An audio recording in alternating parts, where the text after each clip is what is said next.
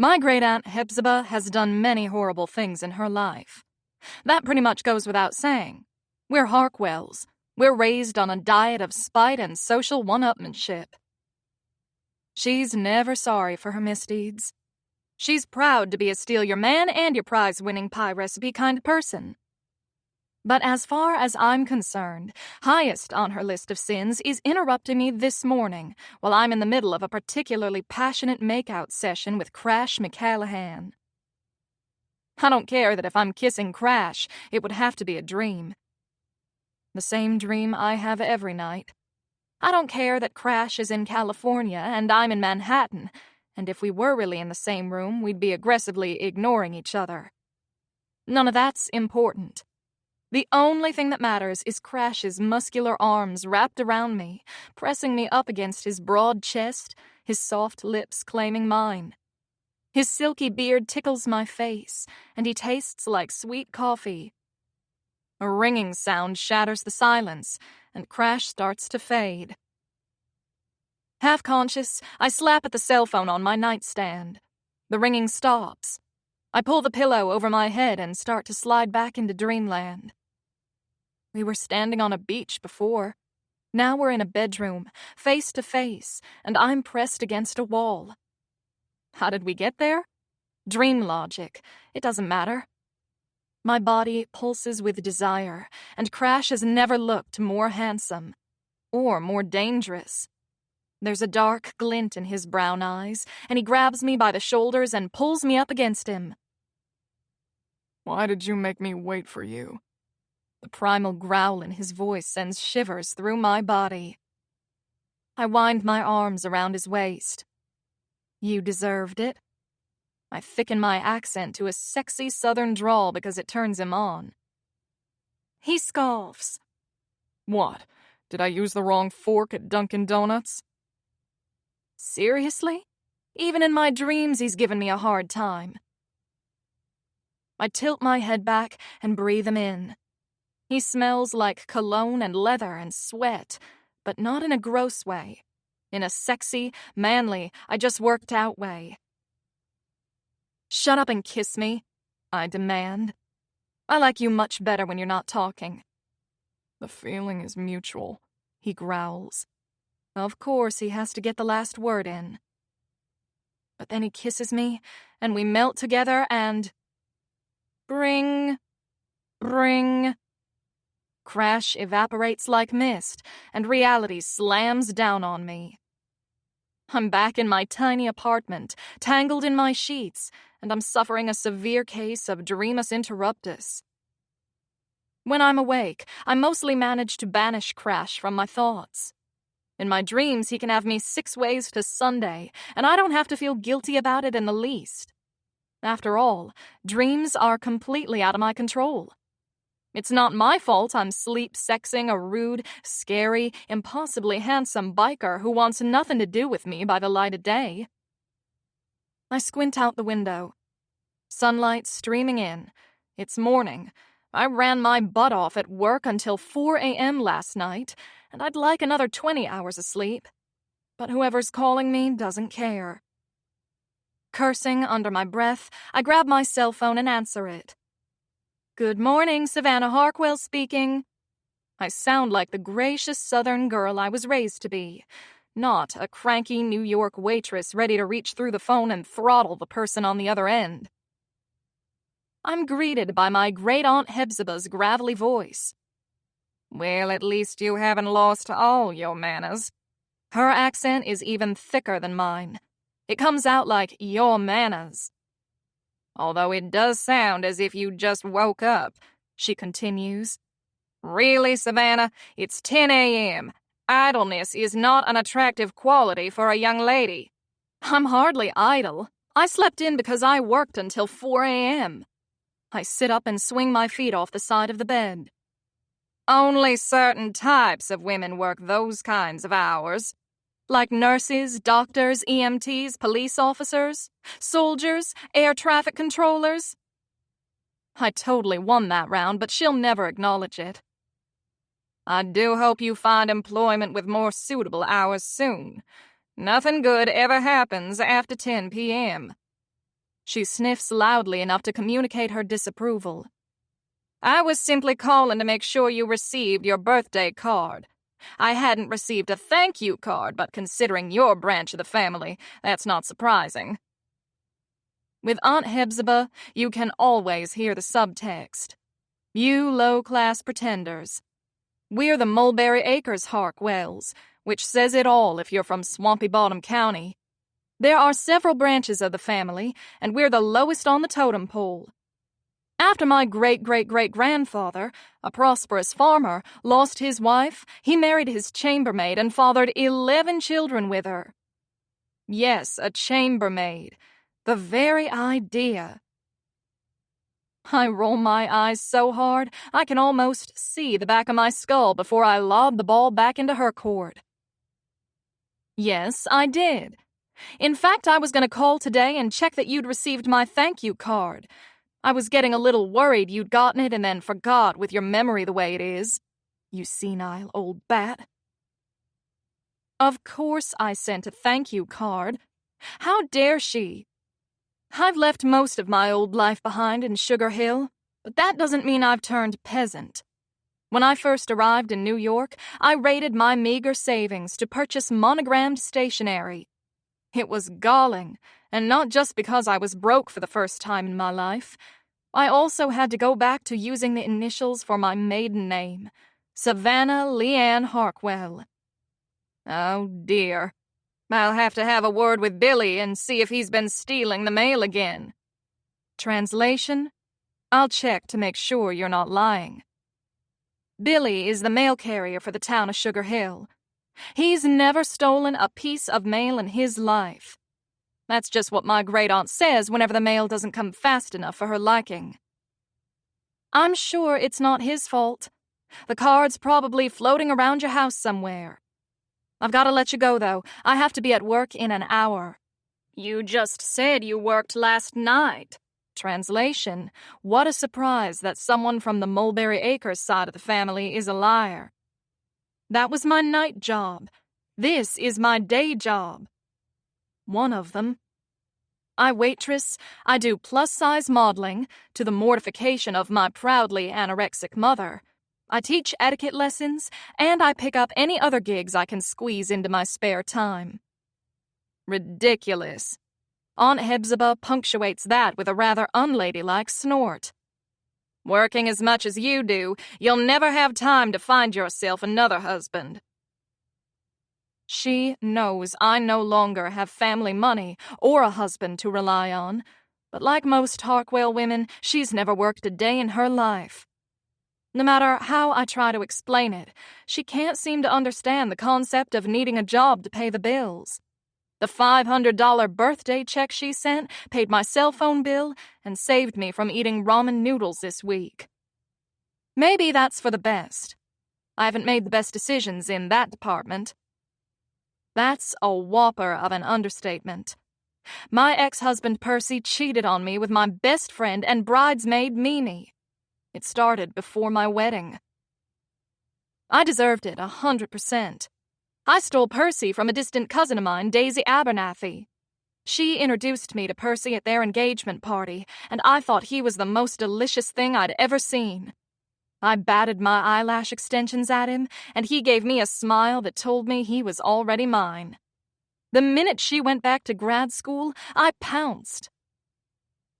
I did it with my mother's encouragement, but that's no excuse. I've always known my mother gives the worst advice. As soon as Percy and I tied the knot, I learned a stupid obvious lesson. If you steal another woman's man, what do you end up with? That's right, a cheater. One teeny tiny little mistake is no reason to give up. What are you gonna do, stay single? Aunt Hephzibah crows with laughter. The very idea. She's an expert at marriage. She's been widowed 3 times. Work for a living? She laughs even harder. Ha ha, how ridiculous, I say dryly without really answering her. I really must let you go, I'm afraid, or I'll be late. Thank you so much for the birthday card and check. I'll see you in hell, but thanks for the money at least. I hang up before she can continue haranguing me about my poor life choices. I slide out of bed, yawn and stretch. I need to shower and get ready. I have a photo shoot 20 blocks from here, so I have to hustle. It's not just that I desperately need the money. If I'm late, I'm being disrespectful of someone else's time. The old Savannah wouldn't have cared. My mother always told me that making people wait for you is a power move.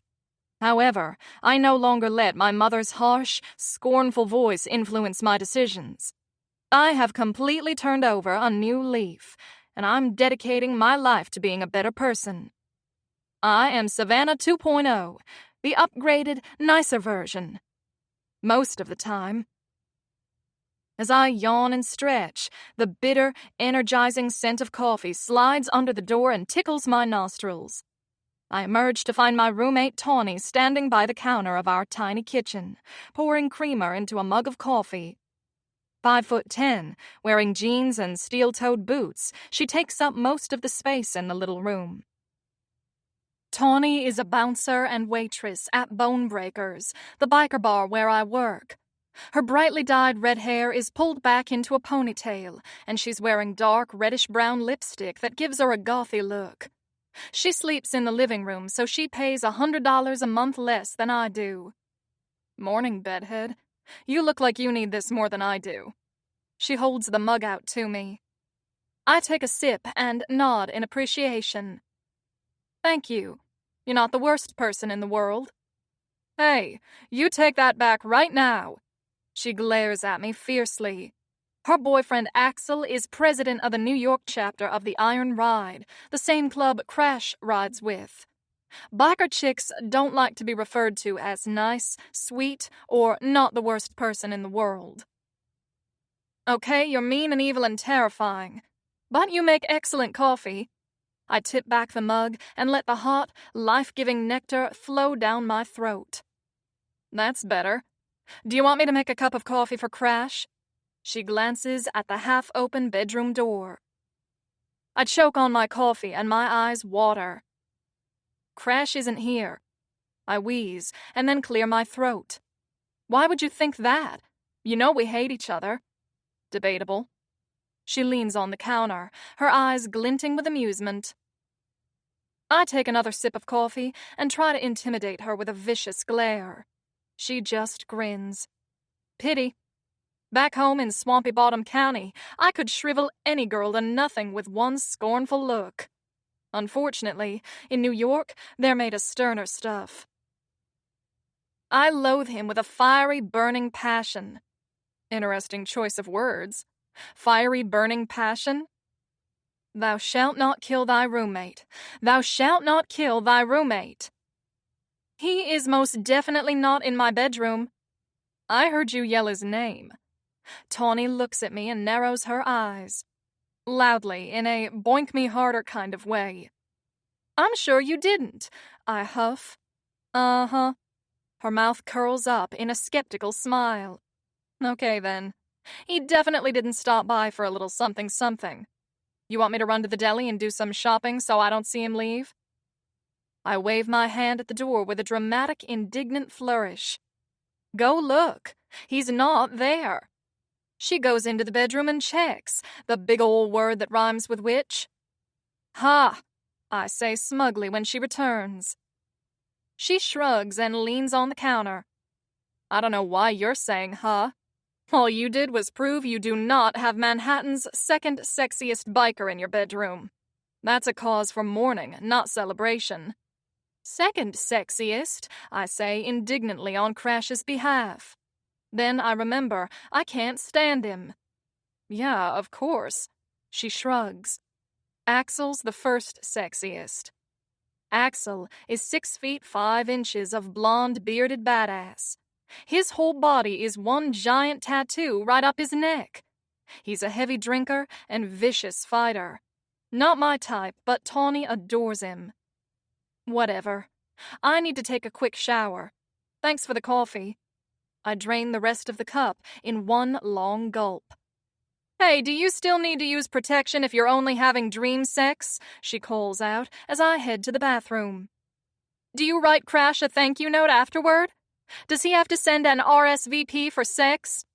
Look how hard I'm laughing. I twist around so she can see my unamused expression. There was no sex of any kind, dream or otherwise, and excuse me for having been raised with some culture. My accent is still so strong that it comes out culture, which is one of the reasons the staff at Bonebreakers ribs me all the time. That, and apparently, I dress too southern. All the other waitresses wear shredded t-shirts with rude slogans and shorts so tight you can see their religion. I wear tastefully coordinated pastel blouses, slacks, and low, comfortable heels. And yes, I accessorize with a charm bracelet and sometimes even a simple string of pearls. I give myself a quick once-over in the full-length mirror on the door before I get dressed. My reflection these days always startles me. I've changed so much in such a short time. My hair, which used to be almost platinum blonde, so light it glowed, has grown out to its natural dark blonde color. When the roots got too long, I just gave up and had it dyed. I have my mother's snub nose, full lips, and clear porcelain skin, but my face has filled out due to all the weight I've gained. I no longer exercise until I vomit, nor do I starve myself or overdose on laxatives. Over the last 6 months, I've gone from lean, mean, and bony to full-figured and curvy. Eating when I'm hungry has completely changed my life. It's incredible how much less angry and bitchy I feel when I'm not lightheaded from starvation. I quickly pull on jeans, boots, a chunky pink sweater, and a puffy gray jacket. I top it off with a pink and gray plaid scarf and grab a muffin from the fridge, taking a few bites as I hurry down the stairs. Then I wrap it in a tissue and tuck it into my purse as I emerge into bright, icy daylight. My breath frosts in little puffs in the January air. I do miss the winter in my hometown. When it snows there, it frosts the rooftops and dusts the trees and stays white and sparkly until it melts. Here, the snow is beautiful while it's fallen, but within hours, it's beaten down to a hard, grimy crust. As I walk, something that Tawny said back in the apartment is nibbling on the edges of my consciousness, but I can't figure out what it is. I turn it over in my head for the next 10 blocks, and finally give up. Chapter 2. Savannah. I walk fast, as I've learned to do since I moved here. People in Manhattan don't appreciate a nice mosey. They'll run you right down in the middle of the sidewalk. An old woman pauses on the curb, her arms loaded with bags of packages. I hurry over to her as she's about to cross the street. "Hello, ma'am. May I help you? Would you like me to carry some of those packages?" My cousin Daisy and her mother would be proud. I'd asked Daisy for ideas on how to be a better person, and this was one of the things she suggested. I need more things to write in my book of good deeds. It's just a dollar store notebook, but I'm very proud of it. When I'm feeling low, I take a look at the list of nice things I've done, and it reminds me that I am actually a very good person, even if a lot of people don't appreciate it. The old lady clutches her bag to her chest and starts screaming, "Mugger! Help! Help!" I take a step back, alarmed. "Ma'am, I'm not—" Okay, never mind. It's a good thing we're in the city and everyone's ignoring her screams. I turn and hurry off. A block away, I stop and quickly call up Tawny to find out what I did wrong. She's my cultural guide in how to live as a New Yorker. "You did what?" she squawks when I finish. "It was my cousin Daisy's idea," I protest. "You know, for my daily good deed, since the homeless shelter doesn't need me anymore." "I thought you found a new homeless shelter." I start walking toward the studio again. "I did. They're cutting back on their number of volunteer hours so they can give more hours to their paid staff." "Your cousin told you to ask a stranger for their packages? In Manhattan? Does she hate you?" "She didn't specifically tell me to do that. She just said volunteer to help an older person. And I don't think she hates me." I almost trip over a street musician's open guitar case, and he lets out a stream of curses. I remember what my teacher used to say. Smile, it's contagious. I flash an enormous smile at him, positively beaming. Bless your heart. Up yours. He turns his back on me. I hang up on Tawny and pick up my pace. Now I'm worried. Does Daisy hate me? She said she forgave me, and Daisy's always been a woman of her word. I'm almost at the studio when I'm startled by a strange squeaking sound behind a bag of garbage resting against a lamppost. The bag rustles violently. Is it the world's largest rat? There's another, even louder squeak. I quickly step back. Something crawls out from behind the garbage bag and moves toward me. It's too big and scraggly to be a rat. I think it's a horrible-looking dog in desperate need of a bath. It shivers and limps toward me, its tiny feet scrabbling on the slick, dirty snow. Ugh, I hate dogs, and this thing looks like a furry bag of diseases. However, I am dedicated to becoming a better person. The Savannah I'm trying to become would not leave a tiny creature shivering in the cold. Probably. Also, I can use this as my daily good deed, since that old lady with the packages was no help at all. I take off my scarf, gingerly wrap the dog in it, and pick it up and stick it in my purse, where it finds the rest of the muffin and attacks it. Hey, that was my lunch, and you better not make me late. My tone is severe, but the itsy hellhound is too busy snaffling the muffin to pay any attention. I look on my phone to find the nearest animal shelter, and then head there, grumbling under my breath the entire way. This had better earn me lots of karma points. I wish I could see the points, so I could count how many I've accumulated by being less awful. Actually, I'd like to get them in the form of cash. I think that not being a platinum-plated bitch for an entire day is worth at least $50.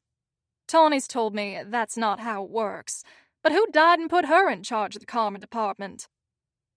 There's nobody waiting in the front office of the shelter, which gives me hope I might still make it to my photo shoot on time. That hope is squashed flat when the surly man at the shelter's front desk shakes his head. We're currently full. Not accepting any animal surrenders. I shoot a resentful look at my purse rat. I do not have time for this. I can't keep it, I protest. He shrugs indifferently and swivels his chair around, turning his back to me.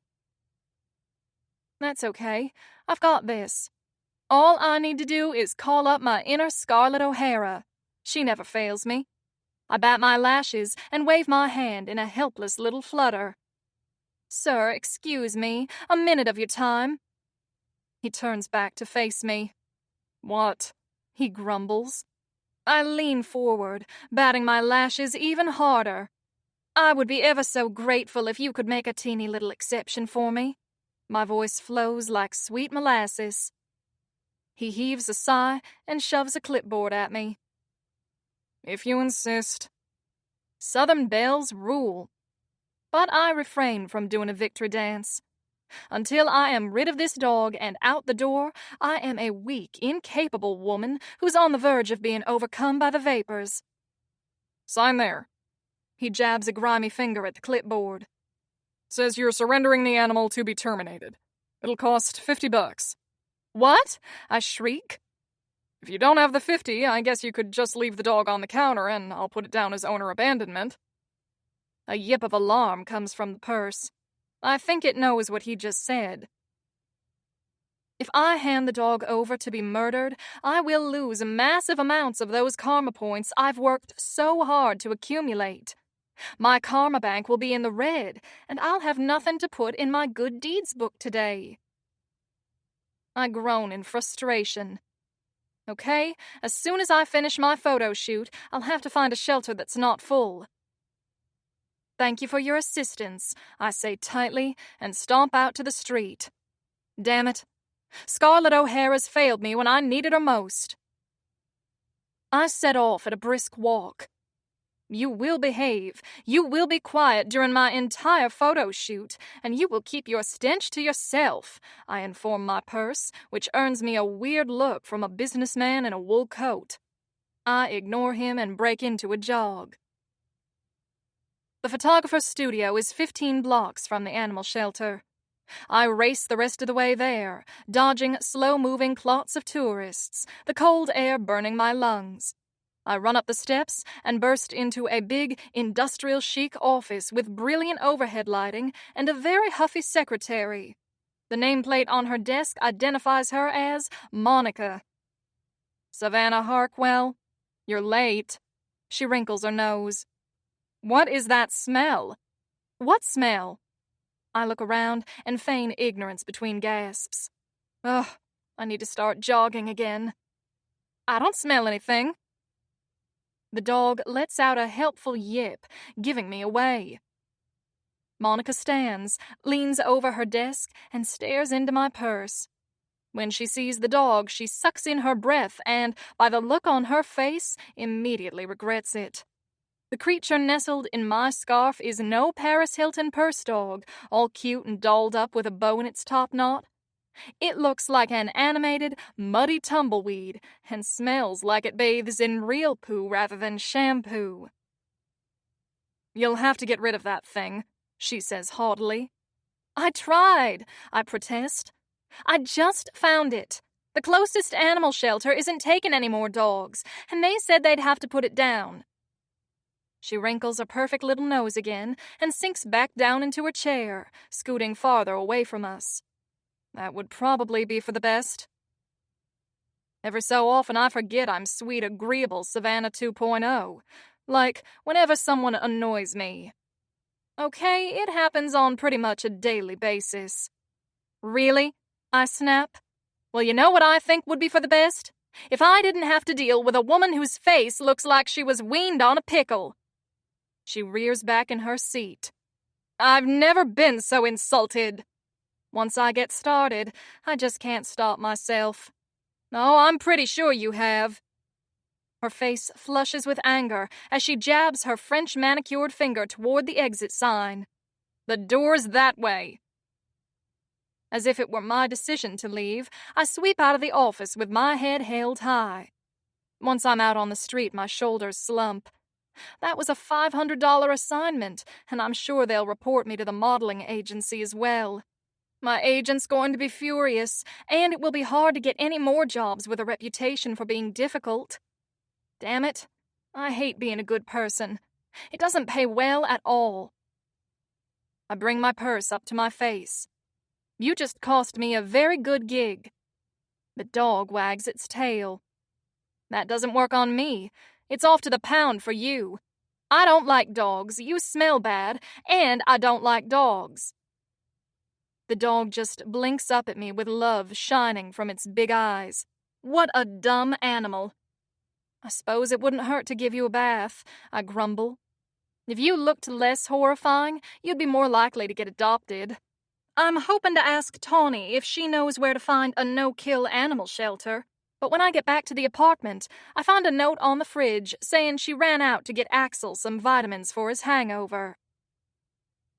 I spend the next hour bathing and detangling the dog. I sacrifice a hairbrush, which I will burn at the first opportunity, and I fetch scissors and snip away hair mats. Finally, a girl dog with bug eyes and enormous ears emerges.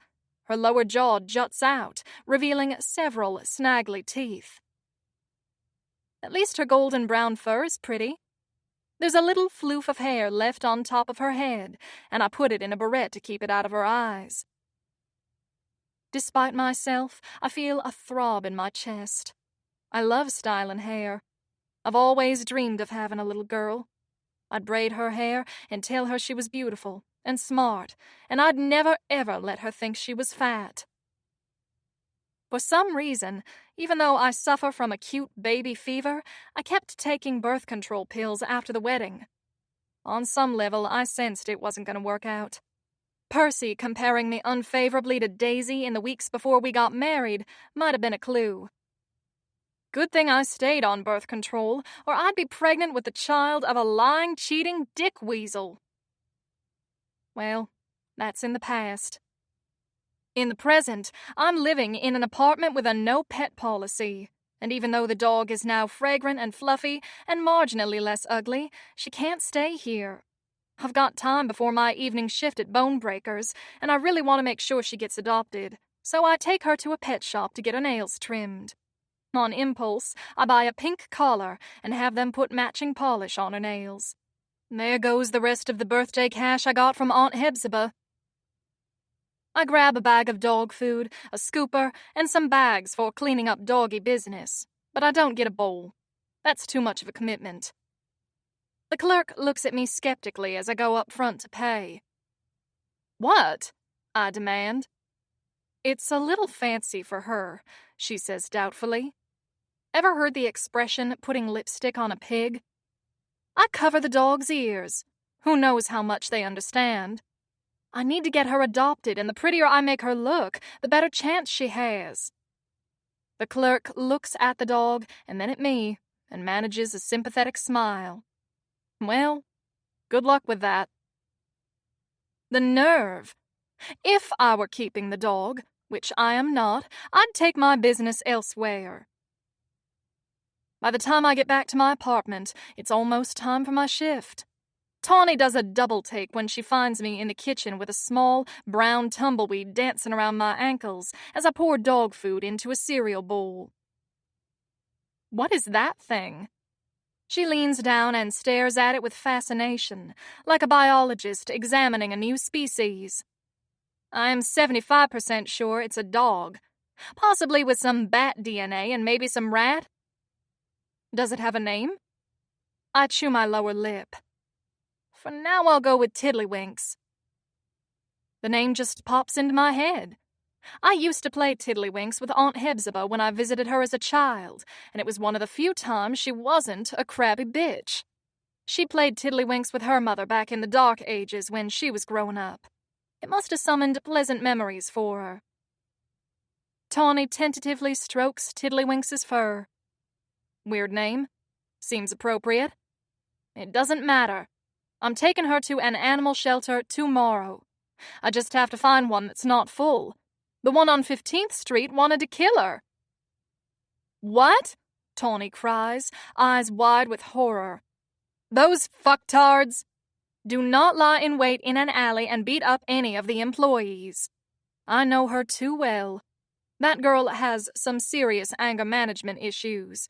She's got scars on her knuckles to prove it." She avoids my eyes. I probably won't. Well, if you need bail money, I'm flat broke, so you'd have to hit up your boyfriend. I have to work. Could you dog sit, just for tonight? I swear she'll be out of here tomorrow. Tawny shakes her head.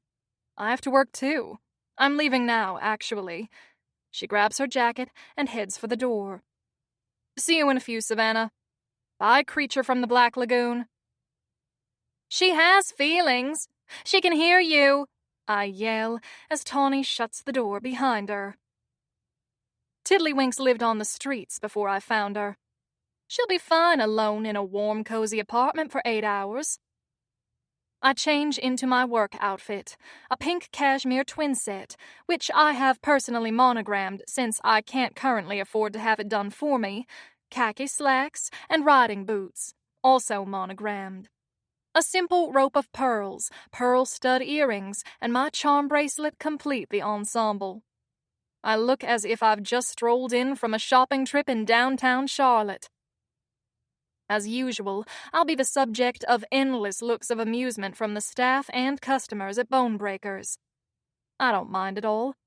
The way I see it, I am a shining beacon of fashion enlightenment. I can educate them by example. Dressing nicely is just another way I can make the world a prettier and therefore better place. None of them ever thank me, of course, but I think they secretly appreciate it. Tiddlywinks looks very content when I settle her into a wadded-up blanket on top of a pillow in the kitchen. I leave her a bowl of clean water and pat her head. The minute I step out the door, she starts shrieking. My first thought is that a giant rat must have been lurking in the kitchen, and the moment after I left, it pounced. She'd be no match for a rat. I rush back inside. Tiddlywinks sits there calmly in her blanket nest. She cocks her head to the side and stares at me as if to say, "What's your problem?" I leave again. The moment I'm out in the hallway, the weird, horrible shrieking noise starts up again. Damn it, she'll out us to the landlord. I hurry back inside, wrap her in my scarf, and zip her into my jacket before heading out the door. You are definitely 1,000,000% going to a shelter tomorrow, you little psycho. Chapter 3. Savannah. Stepping out the door is like plunging into a walk-in freezer. Tiddlywinks is wrapped in a scarf to keep her from turning into a popsicle. I hurry to Bonebreakers, thankful that it's only 2 blocks away. Pulling open the door, I step into a solid wall of heat and noise. A strange, electric sensation sizzles along my nerves as I shut the door behind me, and the hair on the back of my neck stands up. It doesn't feel like a warning signal, like last summer when my heart started racing and then a rattler slithered out of the bushes. It's more like arousal? That doesn't make any sense. I elbow my way through a rowdy crowd of bikers, biker wenches, prospects who are being evaluated to see if they're badass enough to join the iron ride, and hangers-on. Once I get to the office and punch in, I unzip my jacket and hang it up in the locker, cradling Tiddlywinks in my arms the whole time. I need to get out on the floor, but how am I going to work? I can't exactly put her on my tray. With that crowd out there, someone might mistake her for a snack. Tawny and Kendra, the bar manager, bustle through the door as I'm debating what to do next. "What is that?" Kendra demands. "It's uglier than the ass end of a skunk." She leans closer to stare, just like Tawny did earlier. "My God, don't feed it after midnight." "She can hear you," I say indignantly. "She claims it's a dog," Tawny informs Kendra. "I have my doubts. Her name is Tiddlywinks. I'm just taking care of her until I can get someone to adopt her. Tomorrow, I swear on my life." I give Kendra a pleading look. "I tried to leave her home, but she screamed so loud she was fixing to wake the dead, and I'm afraid my landlord would hear her. Can I possibly leave her in the office, just for tonight?" Kendra makes a face. "Okay, but you have to clean up after her if she has any accidents." "I'll go get a box and some towels," Tawny says. "I just came back here to tell you that you have the section by the door. Oh my goodness, I simply adore you." She winks at me. "Thanks, but you're not my type. And it's not just because you're a girl." Did you seriously fucking just say, "oh my goodness"? I grab my ugly polyester waitress apron and tie it around my waist. I do wish they'd let us color coordinate them to our outfits, but management has held firm on that. "Kiss my big fat behind. How's that?" Tawny shakes her head pityingly. "Behind? Really? Say ass. Say it, Savannah. I know you can." I sniff disapprovingly. Aspects of that request simply don't work for me at the present time. You'll never be a biker, babe. That's not a bad thing. It's just reality. Now get your aspect out on the floor. We're slammed.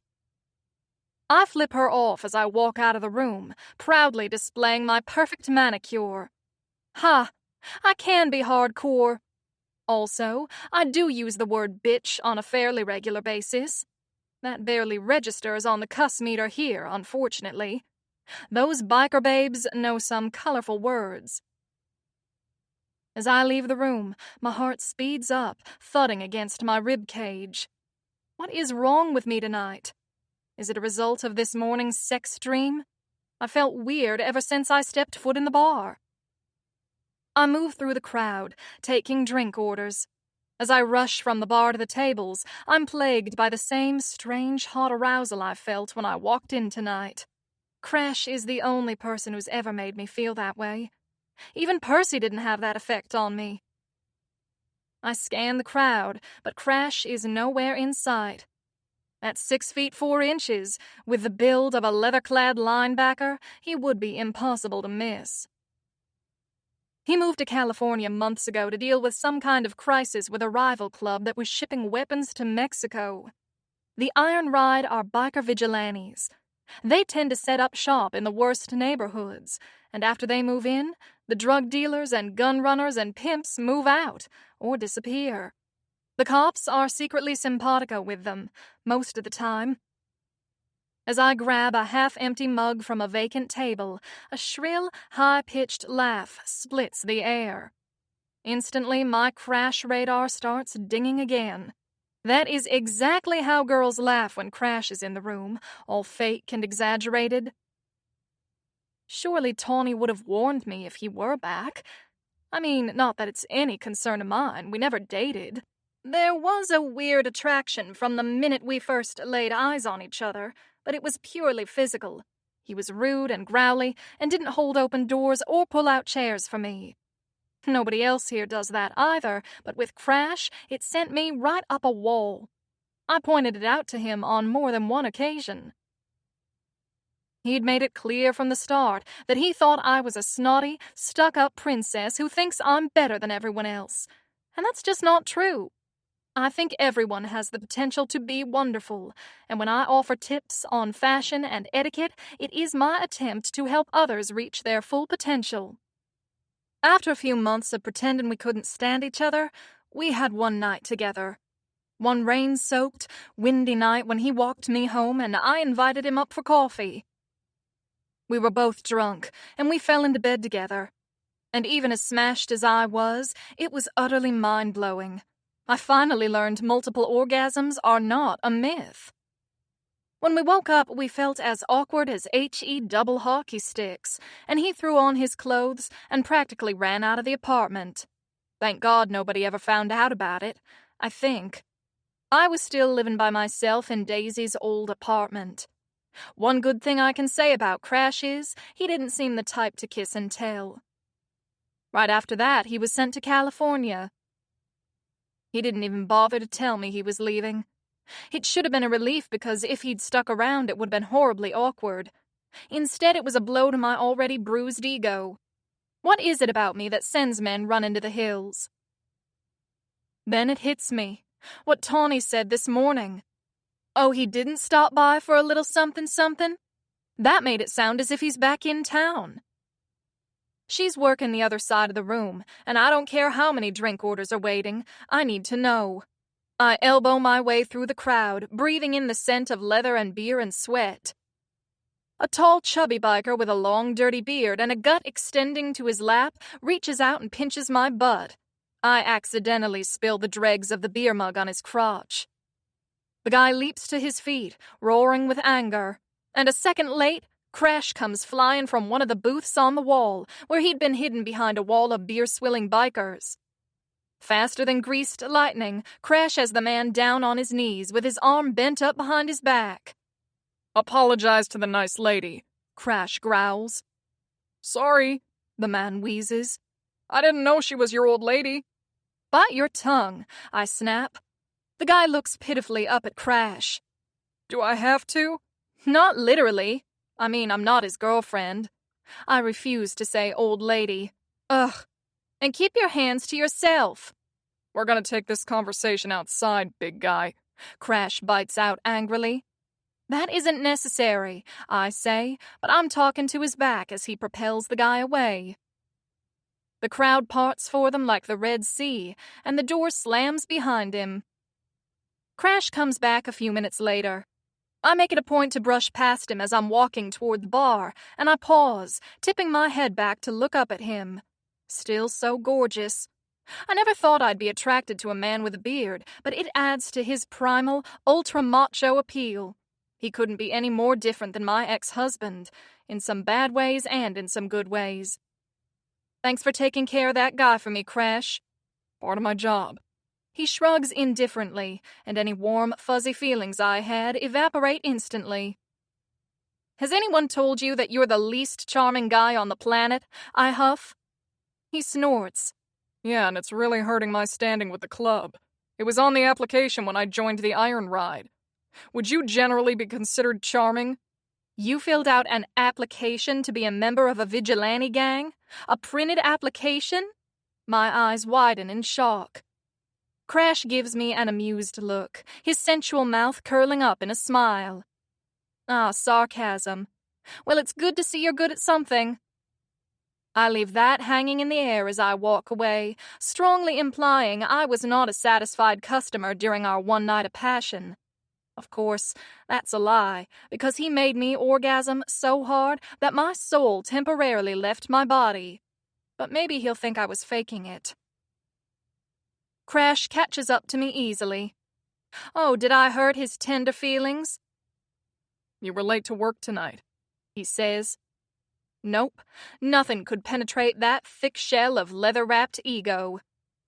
5 minutes, for the first time ever, I reply indignantly. By the way, hi, nice to see you again, low-budget Grizzly Adams. Nice to see you too, Scarlet O'Hare Products. He is the rudest, most aggravating excuse for a human I've ever met. And for a Harkwell, that's saying a lot.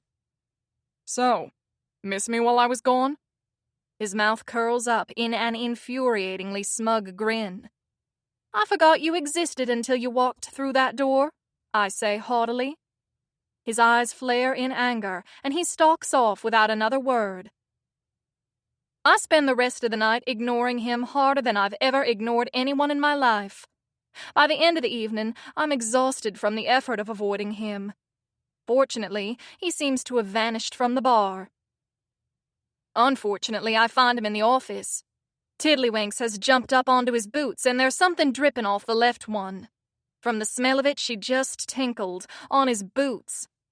Oh, you meant my dog, I say brightly. I scoop her up and kiss her head. Who's a good girl? Who's the most gorgeous girl in the world? She wags her tail so hard, she looks like she's having a seizure. Good thing dogs don't know when humans are lying. Gorgeous is a bit of a reach. This thing is yours? His voice cracks in outrage. Of course. This thing can hear you, thank you very much. Of course she can. Her ears are bigger than her head. Rude. Her name is Tiddlywinks. If you have a problem with her, you have a problem with me. He narrows his eyes. You already know I have a problem with you. Blah, blah. I'm a stuck-up princess who's too delicate to work in a biker bar, and I don't belong here. I roll my eyes. You know what? You're the one with the problem, not me. Everyone else here likes me, and I can handle myself just fine. Can you really? He moves closer, and the scent of him makes my knees weak. His eyes snap with anger, but it doesn't scare me in the least. I most certainly can. I beat up a mugger last week, I say proudly. It was my most New York moment yet, and I handled it like a champ. He even had a gun. I broke his nose. He goes from annoyed to furious. You took on an armed mugger by yourself? Why didn't anyone tell me about this? Relax, crabby Hagrid. I didn't bother telling anyone here because it didn't happen in your territory. I am capable of taking care of myself, you know. You may not like all the extra padding. I pat my hip. But it comes with certain advantages. I'm harder to push around than I used to be. I headbutted the mugger and then body slammed him and knocked him on his behind. He shakes his head, his thick brows shooting up. Who said I have a problem with extra padding? The fact he practically ran from my bedroom after one night with me was a pretty good clue, but I don't feel like rehashing it. Tiddlywinks and I are going home now, thanks. It's been a long day and we're tired. Tarred? Tired. I'll buy you a Southern dictionary for Christmas. That and some manners. Lovely seeing you again. He follows me out of the office. You might want to clean that pee off your boots, I say, picking up my pace. They've had worse on 'em. He easily matches my stride. You should have told Axel about the mugging. Anyone who attacks one of our employees is attacking all of us. Of course, the only thing he's worried about is the club's reputation. I already said it wasn't in your territory. Nobody would dare look at me cross-eyed in this neighborhood. They better not. I'm walking you and the hairball home tonight, and I don't want to hear any arguments. I wish I could say he softened up as we walked home and insisted on holding the door open for me when we got there and then swept me into his arms for a hungry, passionate kiss. None of that happened. We walked 2 blocks in silence, both of us glaring at the snow-spattered sidewalk, and then he stood and watched as I stomped into my building and slammed the door behind me.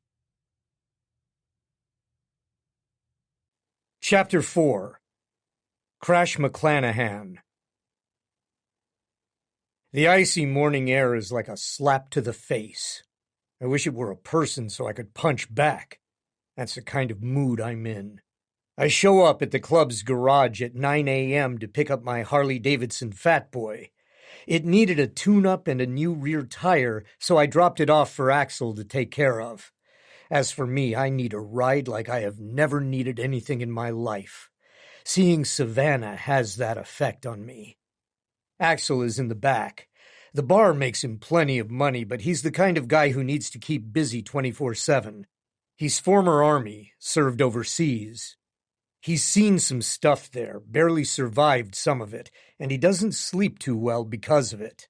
I actually could have taken care of the bike myself, but I asked Axel to do it because he's seemed like he needed some kind of distraction recently. I don't know why. His energy just feels a little off. He sets his tools down when he sees me and waves. We haven't had much time to chat. I only got back a couple of days ago, and the minute I walked into my apartment, Sprocket, the chapter's sergeant-at-arms, called me in to deal with some crack dealers who were trying to edge into our territory. As an enforcer for the Iron Ride, that's what I do. I go wherever someone's causing trouble in our territory, fix it, usually violently, and then leave. My home base has been New York for a few years, but nowhere is truly home. I've barely had time to say hello since I got here. Crash, you look like your name. Axel's voice is a gravelly rumble coming deep from inside his chest. He sounds rougher than I remembered. He takes a swig from a tall brown can. You look like 10 miles of bad road. And you look like warmed-over shit. Is that a Guinness you're having for breakfast? Well, I guess it's beer o'clock somewhere. With the pleasantries out of the way, we hug each other and pound each other's backs hard. Axel is one of my closest friends. We met 6 years ago when we were overseas in Afghanistan. He was my sergeant, and I would have followed him anywhere. I chose not to re-enlist, but he stayed until a mission went bad and half his squadron was wiped out. He came back with scars all up the right side of his torso and a darkness that comes out at unexpected moments. We haven't talked much about California, he said. I'm burning with nervous energy and not in the mood to talk. All I want to do is hop on the bike and see Manhattan in my rearview mirror. We haven't braided each other's hair or done each other's nails yet either. You want me to make an appointment at the salon? Someone's in a pissy mood this morning. There's a warning snap to his tone. It's not a good idea to push Axel too far. Sorry, I shrug. I mean, you already got the message. Do you need more? Right before I came back, the California sergeant-at-arms told Axel what had happened out there in a coded phone conversation. I spent a considerable amount of time on recon. When we were satisfied, a few of the boys and I paid a visit to the local gang members who were selling ghost guns, handmade, no serial number, untraceable. We had a talk with them. Fists and boots were involved. After our friendly conversation, the gang members felt like it would be a good idea to videotape confessions and email them to the police. The next day, they somehow appeared in a parking lot a block from the police station, trussed up like naked, hairy-ass turkeys. They were also minus some teeth and in need of immediate hospitalization due to multiple fractures. I smile at the memory. Good times, good times. You were getting in a lot of fights out there, he says mildly, not defending club honor or territory, starting fights for no reason. That's not our thing. Is that why you called me back here? Seemed like you needed a change of scenery. He looks at me searchingly. You have anything you want to tell me? Anything on your mind? Sure. I can't stop thinking about a certain unfucking believably aggravating blonde whose favorite hobby is pointing out that I'm no Rhett Butler. Like that was a big secret. But I'd drive my bike off a cliff before I tell him that. Speaking of the debutante, though, Savannah said someone tried to mug her. He had a gun, but she managed to fight him off. He looks at me sharply. When? Where? A few days ago, and not in our territory, or I would have brought it to you last night. Still. I trail off. I have nothing to follow that up with. Axel arches an eyebrow. Still what? I just shrug. Axel takes a long swig of his beer and then crushes the can and tosses it into the trash. Why are you even telling me about it? She's a grown-ass woman, and last time I checked, you hadn't claimed her as your old lady. We police our territory, not all of Manhattan. And you guys need to work out whatever's going on between the two of you. Oh, wait. There's nothing going on between the two of you. How dare he be fucking right about everything? I scowl at him. Tell the voices in your head they need to come up with some new material. Take your shitty attitude for a ride and come back when you pull your head out of your ass. He salutes me and strolls off. I grab my keys from off a hook on the wall and swing my leg over the seat. I can't wait to get out of the city. On foot, I love Manhattan. On the bike, not so much. I take Interstate 87 out of the city, winding through traffic until the cars start to fall away and there are more trees than houses. I'm aiming for the Catskill Loop, one of my favorite rides. I'm going to spend the next few days at a little motel that I like, riding during the day, crashing early, and hope to return with a clearer head. Usually getting on the bike is a glorious escape. My tensions are blown away by the rush of the cool, clean air. The bike and I are one, and it moves with my body as I lean into the curves. Today, though, images of Savannah flash in front of me as I ride, distracting me from the snow-dusted scenery. I haven't seen her in months, but she was never far from my mind. She hasn't dated anyone since I've been gone. I checked with Axel while I was away. She looked as gorgeous as ever last night, still dressing like a southern girl in her pastels and pearls. It's crazy, but I kind of like that about her. She's just herself, and she won't apologize or change for anyone. I've got to admit, even though she drives me nuts, I also admire her courage. When I get pissed off, everyone else heads for the hills. My temper's too ugly for most, I guess. Sure was for my father's side of the family when I was an angry, resentful teenager grieving the death of my mother. I barely lasted 3 months at my father's house before he packed me off to military school. Savannah's never scared of my asshole side, though. When I get growly, she just leans in, eyes alight, spitting sparks. She may be soft and sweet on the outside, but she's one of those steel magnolias for sure. And did she say something about me not liking her padding? Is she crazy? Dumb question. Sure she is. I wouldn't like a woman who didn't have some crazy in her. But why would she say I didn't like her soft, luscious curves? She saw how I responded to her the night we were together. I couldn't get enough of her, and I know the feeling was mutual. It was all physical for her, though. I know only too well how her kind of people, the wealthy, the cultured, the high and mighty, look at my kind of people. Had it ground in my face as a kid and as a teenager. Come in the back door. Stay on your side of town. Don't cross the tracks unless you want your ass whooped. It killed my mother in the end, being treated like something dirty and worthless.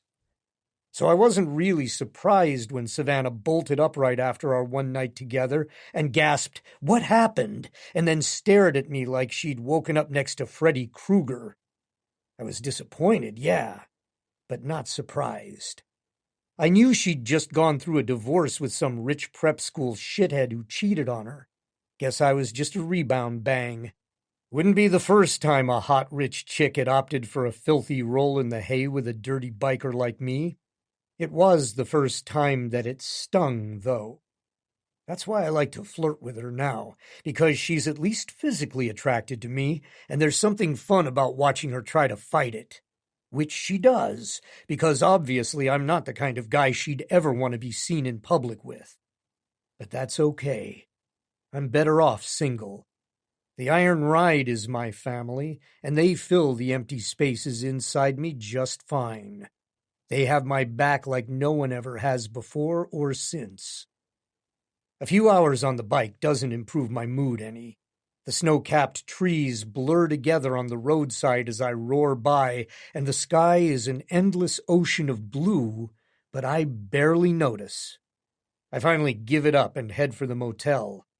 I'm hanging out in the dive bar next to the motel when my phone rings with a California number that I recognize all too well. I consider ignoring it, but my stepmother Barbara's been trying to call me for days. I have to give her some credit. She was nice to me when she and my dad took me in, and I was a total shit to her. She still mails me Christmas cards every year. I answer it, and my father's on the other end. "What?" I say, annoyed. Using my stepmother's phone to get me to answer was a dick move. "Good to talk to you too, son." It's never good for us to talk to each other. We could go the rest of our lives never saying a word to each other, and we'd both be better off for it. What do you need? What do I need? From you? Emerson Barrington III is mortally offended by the suggestion that he would need anything from me. You've had your wife trying to call me for days. You want something. What? I hear deep, angry breathing on the other end of the line. I can practically see him struggling to control his temper. Finally, he speaks. "The senator in my district just stepped down because of health problems. I'm running for his seat. He's been a mayor for the past 12 years, and his father was a senator, so that's not a big surprise. It was, however, a surprise to everyone when Emerson Barrington III knocked up my mother, the diner waitress. Such a surprise that they didn't acknowledge me until the day my mother finally succeeded in drinking herself to death.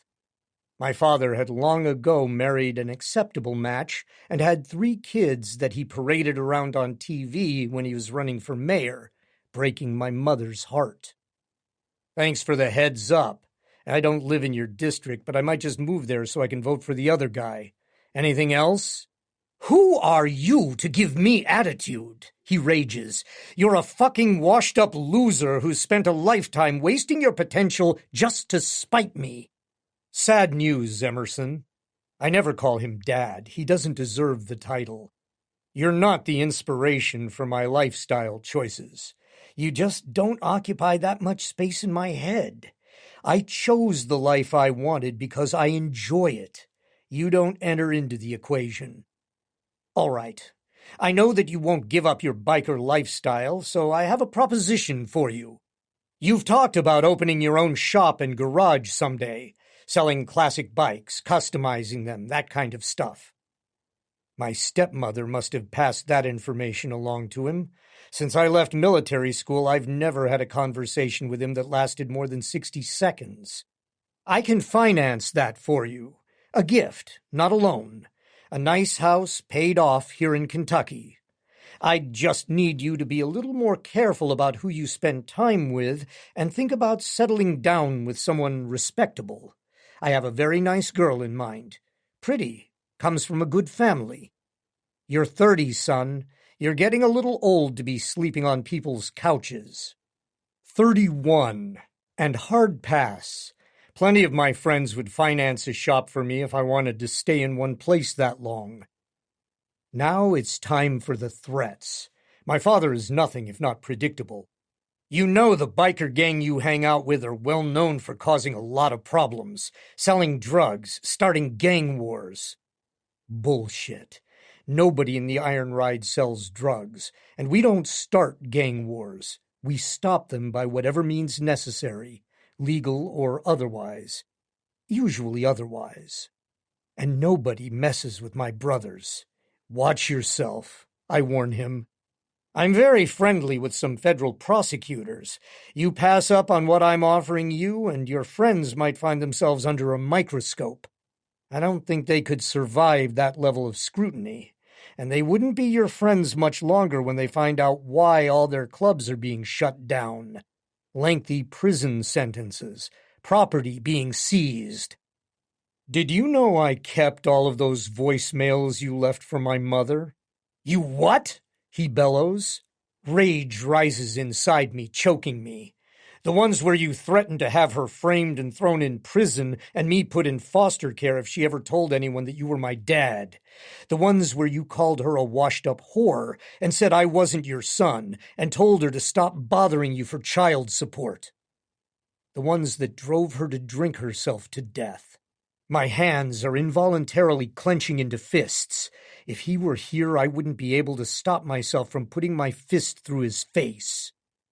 Well, those were obviously faked. But he sounds a lot less certain. That'll be up to the national media to decide, won't it? If I ever sense a hint of unusual law enforcement interest in the Iron Ride, I'm going to have a new full-time job on the media circuit, exposing you for exactly what you are. You fucking ungrateful little weasel! I'm offering you the opportunity of a lifetime, and you dare to threaten me? Emerson, get this through your thick, stupid skull. I am irrelevant when it comes to your run for Senate. You've got your picture-perfect TV family. If anyone finds out I exist, tell the truth for once in your life. Say we're estranged. Leave it at that.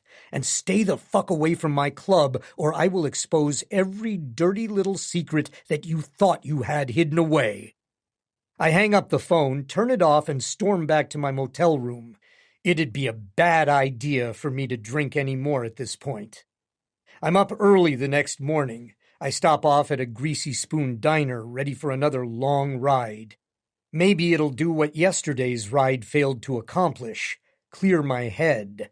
Calm the rage that's boiling inside me. The waiter is flicking through the channels on a wall-mounted TV when I see something that makes me drop my fork. Savannah is standing in front of crime scene tape talking to a reporter. What the fuck? That's only a couple of blocks from Savannah's apartment. It's in our territory. I pull my phone from my pocket. Damn it, I forgot to turn it back on this morning, which happens when I'm in a lousy mood. When I look up, the waiter has changed the channel. He's standing with his back to me, refilling the coffee. Put it back on the news, I order him, turning on my phone. He turns around. Why don't you go take a... And then he sees who he's talking to, looks at my cut with all of its patches, and goes pale. Free meal on the house. His voice rises up to a squeak. He quickly changes the channel.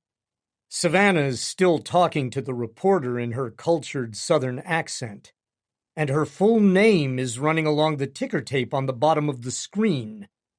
A man was shot to death yesterday evening just outside our territory. Savannah saw it. She was out walking her dog when it happened. The shooters saw that she was watching, turned and pointed the gun at her. He fired a shot after her as she ran for her life. She dodged into a business and locked the door behind her. Fuck! I snarl, and at the same time my phone lights up with half a dozen messages. I'm so angry right now that if Savannah was with me, I don't think I'd be able to stop myself from throwing her over my knee and spanking her, and not in a sexy way. She's standing there giving her full name and showing her face to the world. She witnessed a murder, and now the killer knows her name, exactly what she looks like, and that she's a Hell's Kitchen resident and waitress at a local bar. All information the reporter helpfully announces. Jesus! Is the reporter actively trying to get her killed? Why doesn't the guy just draw a fucking map to Savannah's apartment while he's at it? Hand out copies of the door key. I throw a 20 on the counter, even as the waiter tries to tell me it's on the house. He's talking to a slamming door as I run for my bike. I make a quick call to Axel, who curses me out for waking him up, but tells me that Savannah is fine.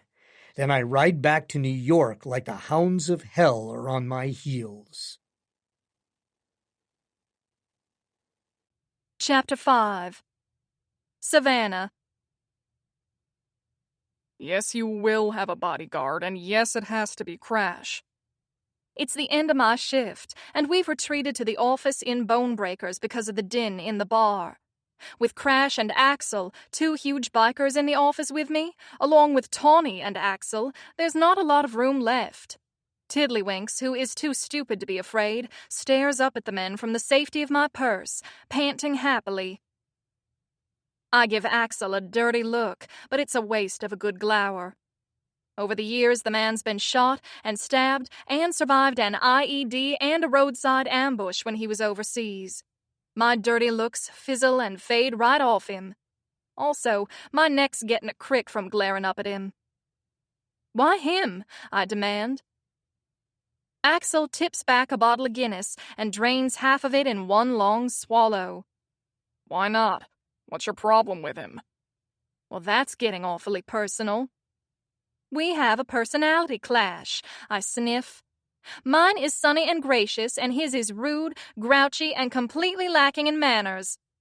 I'm sorry, but did you not notice all the motorcycles lined up outside when you applied for the waitress job? Axel scoffs. Daisy didn't give you a clue what you were getting into? Daisy worked here when I first came to New York. She and I went out for a drink one night, and the rest is history. Axel continues to stare me down. What kind of guy were you expecting? Someone from the pages of Gentleman's Quarterly? That's exactly what she was expecting. Crash's eyes bore into me.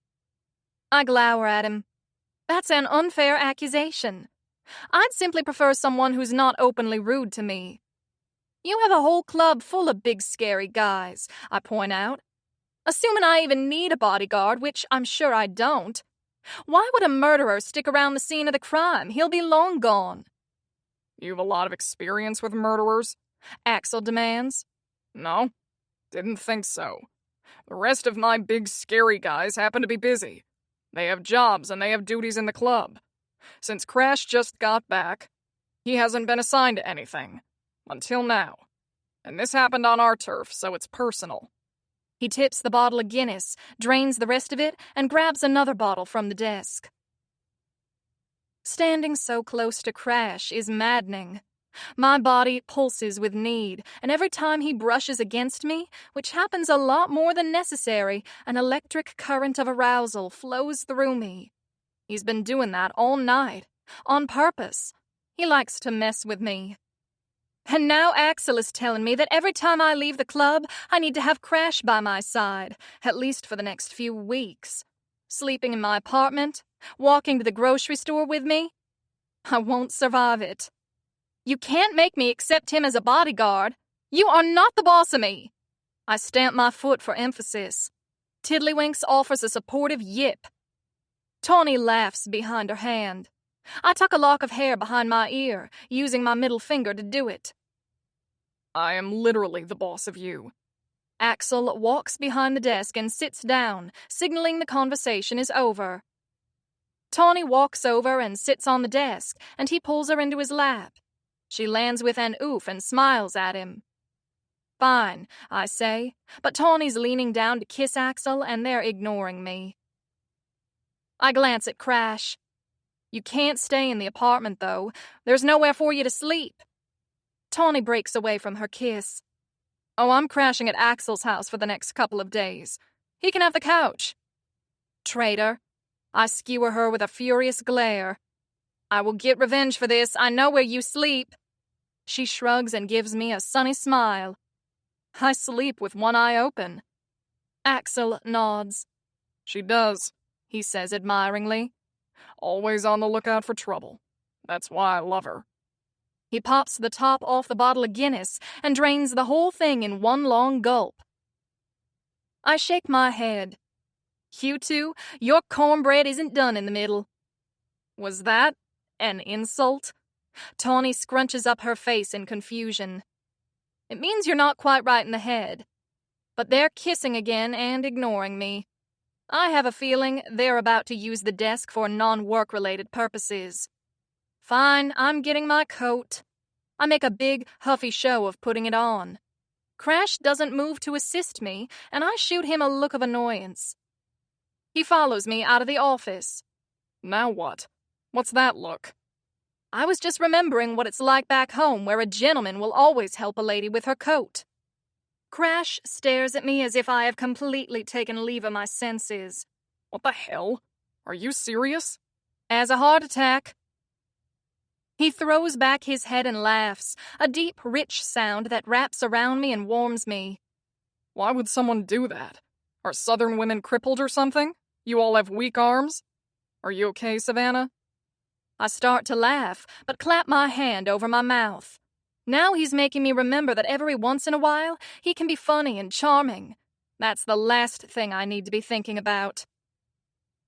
Crash walks on the outside of the sidewalk, closest to the street, putting himself between me and harm's way.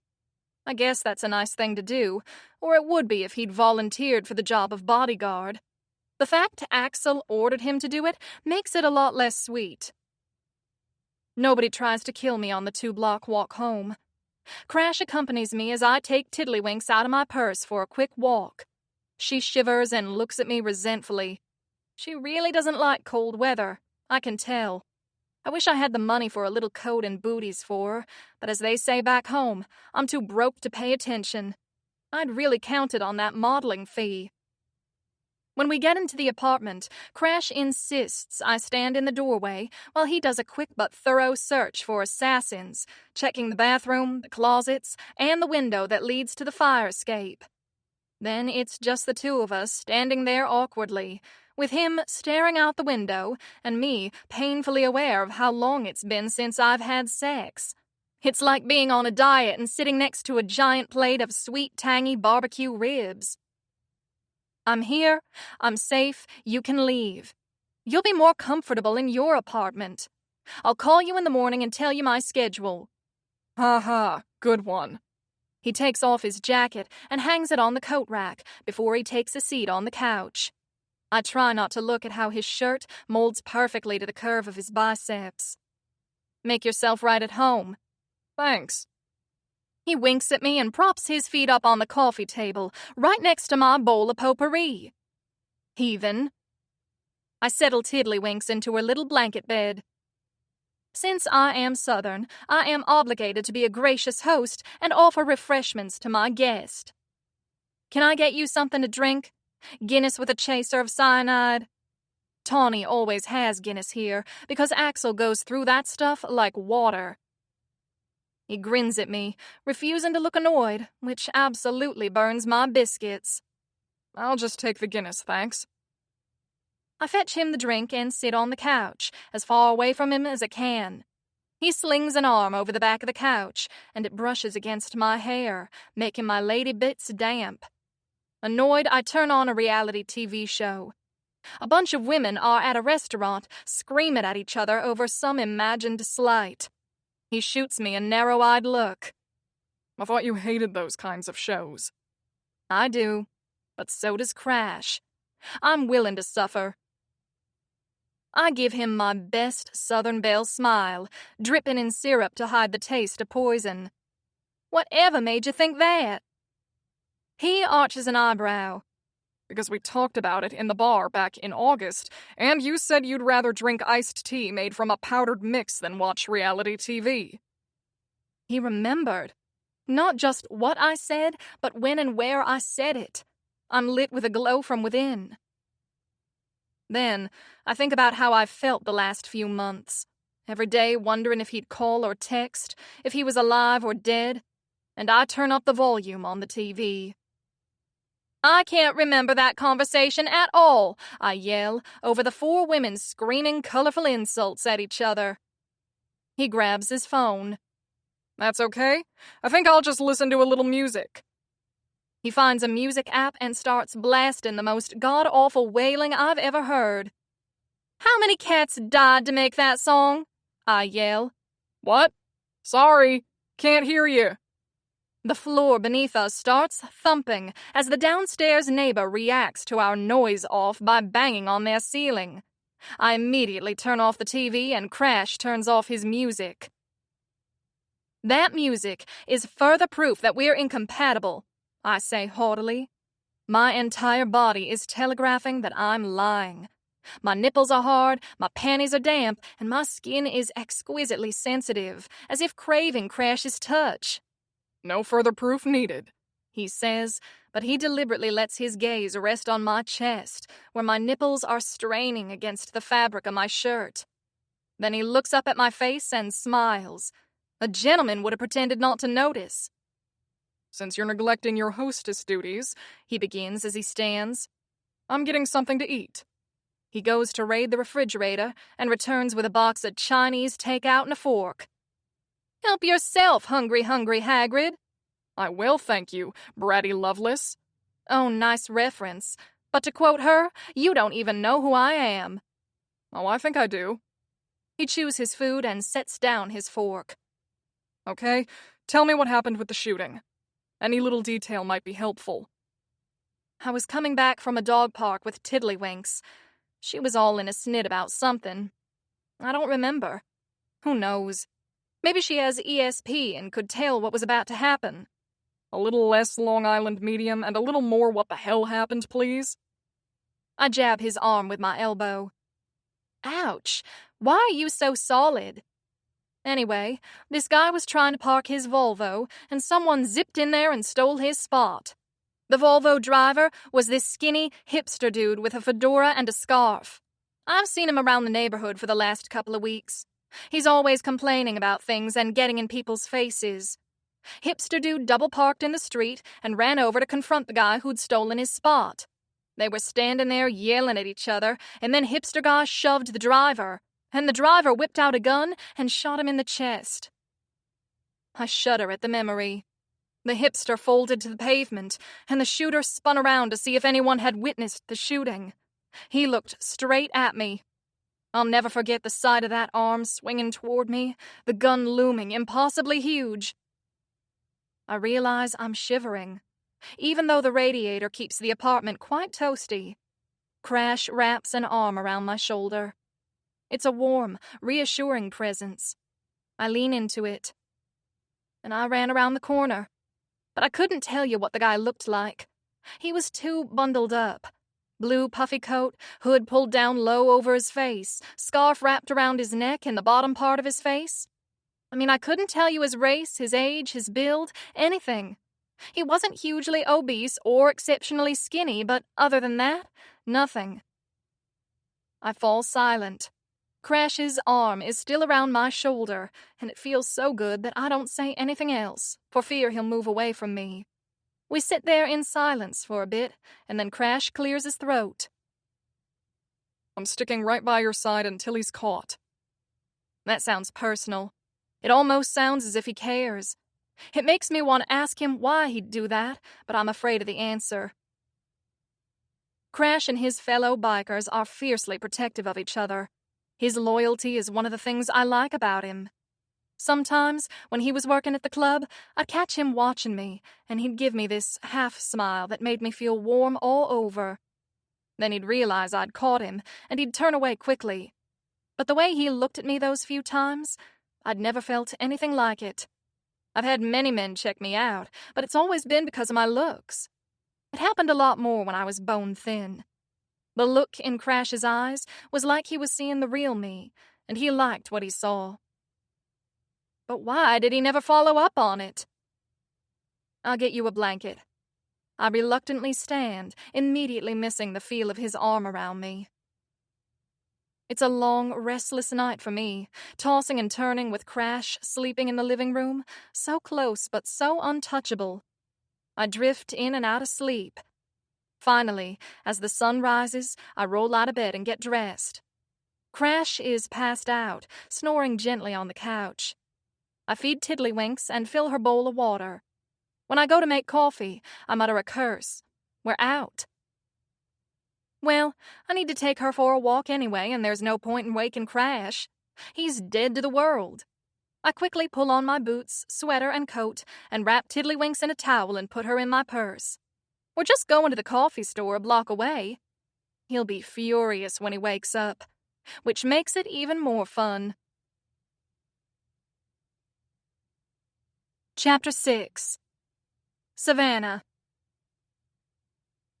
I rush back through the door 15 minutes later without coffee. I don't need caffeine. My heart is racing 1,000,000 miles a minute. Crash is sitting on the couch, holding my cell phone in his hand. I expect him to start yelling at me for leaving the apartment unescorted, but he gives me a look of amusement instead. Oh, there you are. I was just about to go look for you. Then he speaks into the phone. She's back. So where were we? May Abernathy was wearing what kind of dress when this happened? I rush toward the couch and try to grab the phone. He holds it up high, out of my reach. Who are you talking to? I jump, but he's too tall. Crash grins at me. Your Aunt Hephzibah.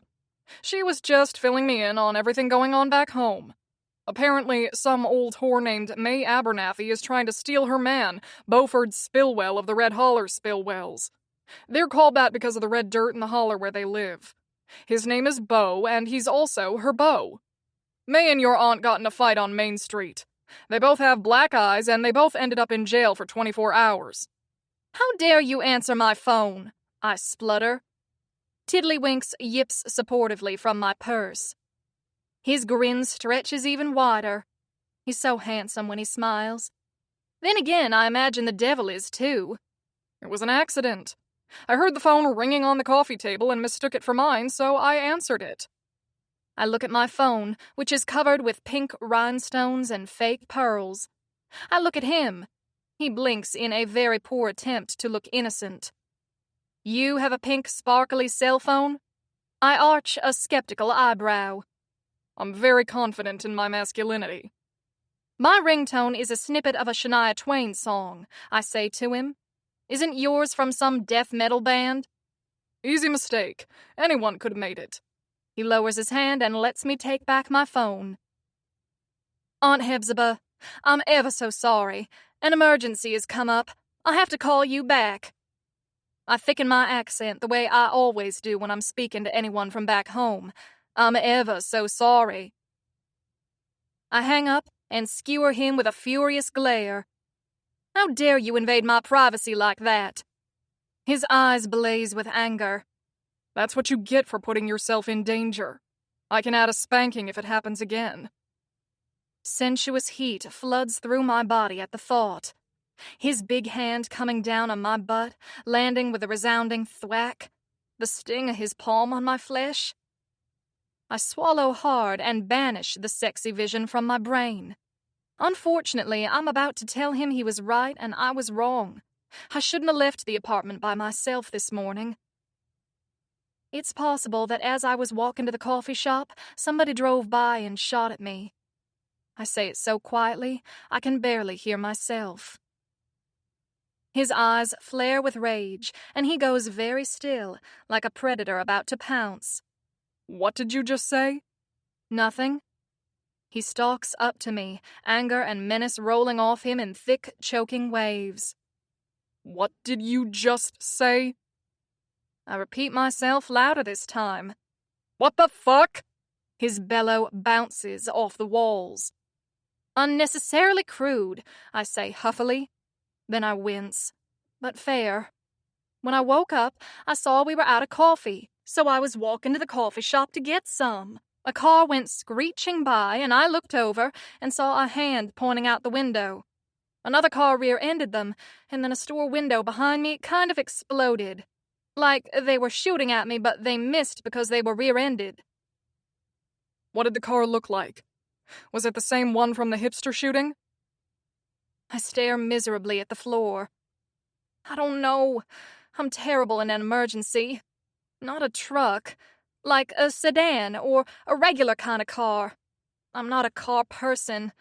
Blue, and I think it had 4 doors. Oh, and it was going north. I look at him hopefully. That's fine. The direction it was going in is very helpful.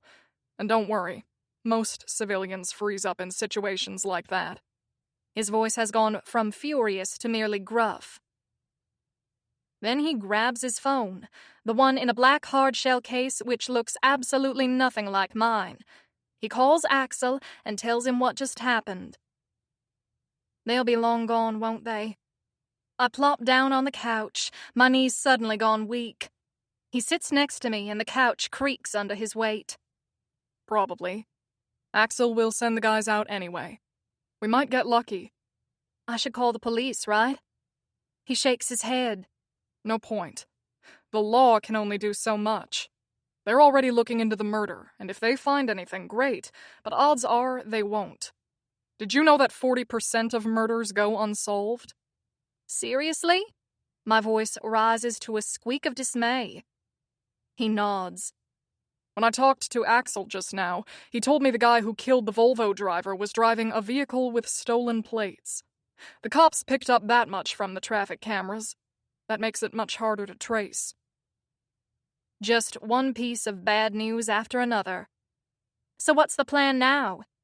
We're going to hit up our cop sources again tonight. Since the bullet went through a store's window, there'll be a police report about today's shooting. We'll find out who the license plate traces back to, and also try to follow where the car went, using city traffic cameras. And if we find out who the shooter is, we'll take care of it. I chew my lip and stare at the floor. He's talking about vigilante justice. It's not a completely foreign concept. I'm a small-town girl from the South, and plenty of men in my family have taken the law into their own hands. Young lady got knocked up and then the cad tries to leave town. Oh, no, he didn't. Some meth head breaks into the house looking for the family silver. He'll be lucky if he survives to go to prison. I'm still torn about what Crash is suggesting, though. Does the man who is trying to kill me deserve to disappear? It's hard to argue in the killer's favor. He's a terrible person. He murdered a mildly annoying fedora wearer over a parking spot, and now he's trying to hunt and kill me, an innocent bystander, just to eliminate a witness. And still, I hesitate. Flawed as it can be, I'd rather let the legal system handle this and hope for the best. Hope the man gets caught. Hope he gets convicted. Hope he gets a lengthy sentence. Don't overthink it, Crash says. A man like that is going to cause a lot of harm in his life if he's not stopped. That puts me in even more of a moral quandary, because I know he's right. He'll keep hurting people until he's stopped. If the Iron Ride find out who he is, they will take care of the problem in a permanent and fatal fashion. The legal system may not be able to accomplish that. Not that there's much I could do to stop Crash when he's determined to do something anyway. My phone's ringtone makes me jump. You hung up on me, Aunt Hephzibah scolds when I answer. Your gentleman friend was telling me you witnessed a shooting the other night, and he's concerned about your safety. Gentleman friend? That may be the funniest thing I've ever heard. I shoot him a dirty look and put my hand over the phone. You told her about the shooting? I whisper. He meets my glare steadily, his whiskey-colored gaze boring into mine. I thought you might take it more seriously if your family got involved. This is a perfect time for you to come back home, Aunt Hephzibah continues. I need someone as a character witness in my upcoming court appearance. That bitch May Abernathy is refusing to drop the charges. Oh, good gravy. I'd rather wrestle a greased pig than get caught between those two old biddies. I can't leave work. I need to pay the rent. Oh, how you do carry on. I'm sure it's not as bad as all that, but I'll pay the bills while you're here, seeing as you'll be helping me going to court and all. Why do you need me to testify? We've got more family up there than you can shake a stick at. Because I need you to bat those baby blues at the judge. Your side of the family is especially good at faking being sweet and believable. That and lying. This is true, I'm afraid. Well, it used to be. I'm sure it would come right back, like riding a bicycle. But I'm not giving up yet. I'm also taking care of a small dog I found, and I don't have anyone to watch her. Well, I've got a big yard. As soon as I hang up, I'm going to call and book you a ticket for this afternoon. Please be at the airport on time. I know punctuality isn't your side of the family's strong point. This really isn't the best time, I protest. The truth is, no time would be ideal. I don't want to be back in Swampy Bottom County. I'm not ready yet for a lot of reasons. My mother, for one. She actually took Percy's side when he cheated on me, and she told me women in our family don't divorce. That is a fact. We may make our husbands wish they were dead, and a few men in our family may have expired under suspicious circumstances, but we don't divorce. When I wouldn't take Percy back, she threw me out and cut me off. My father sheepishly followed along with it like he always does. That really hurt. I thought he'd stick up for me. I was always way closer to Daddy than I was to Mama.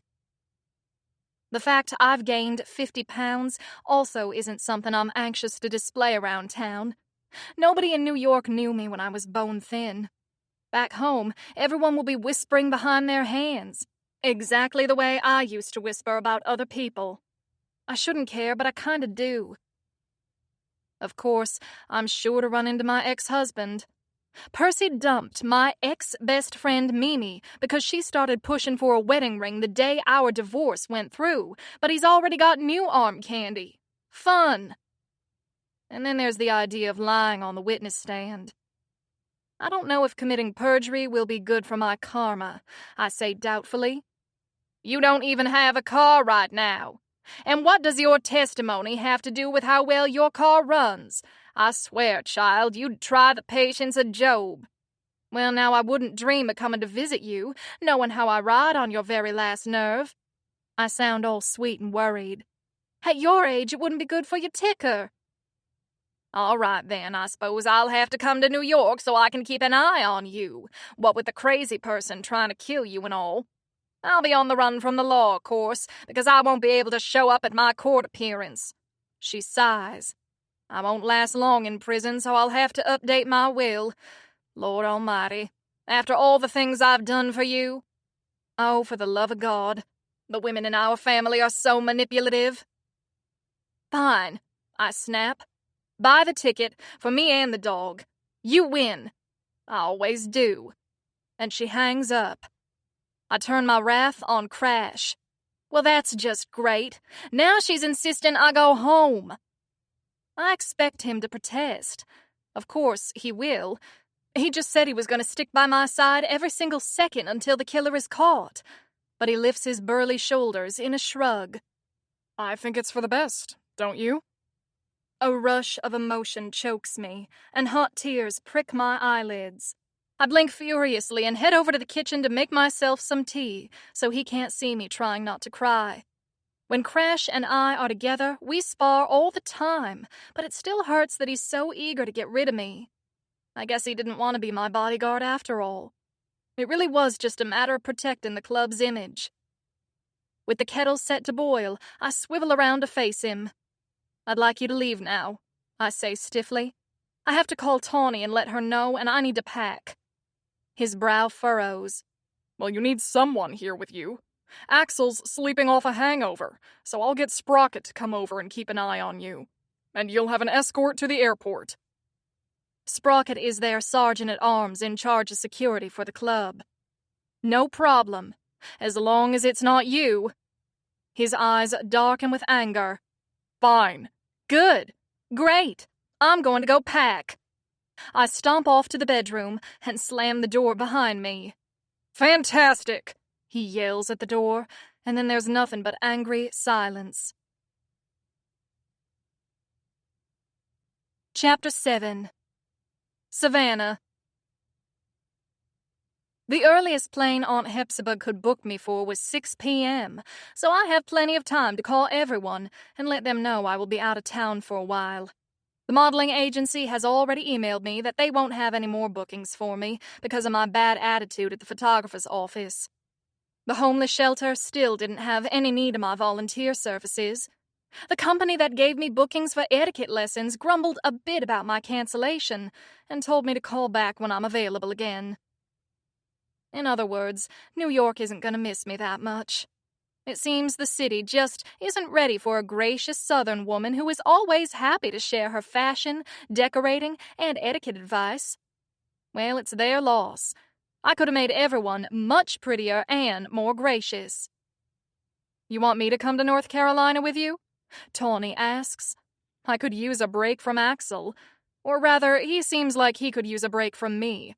He's acting weird these days. Weird how? You two seemed fine last night. It comes and goes.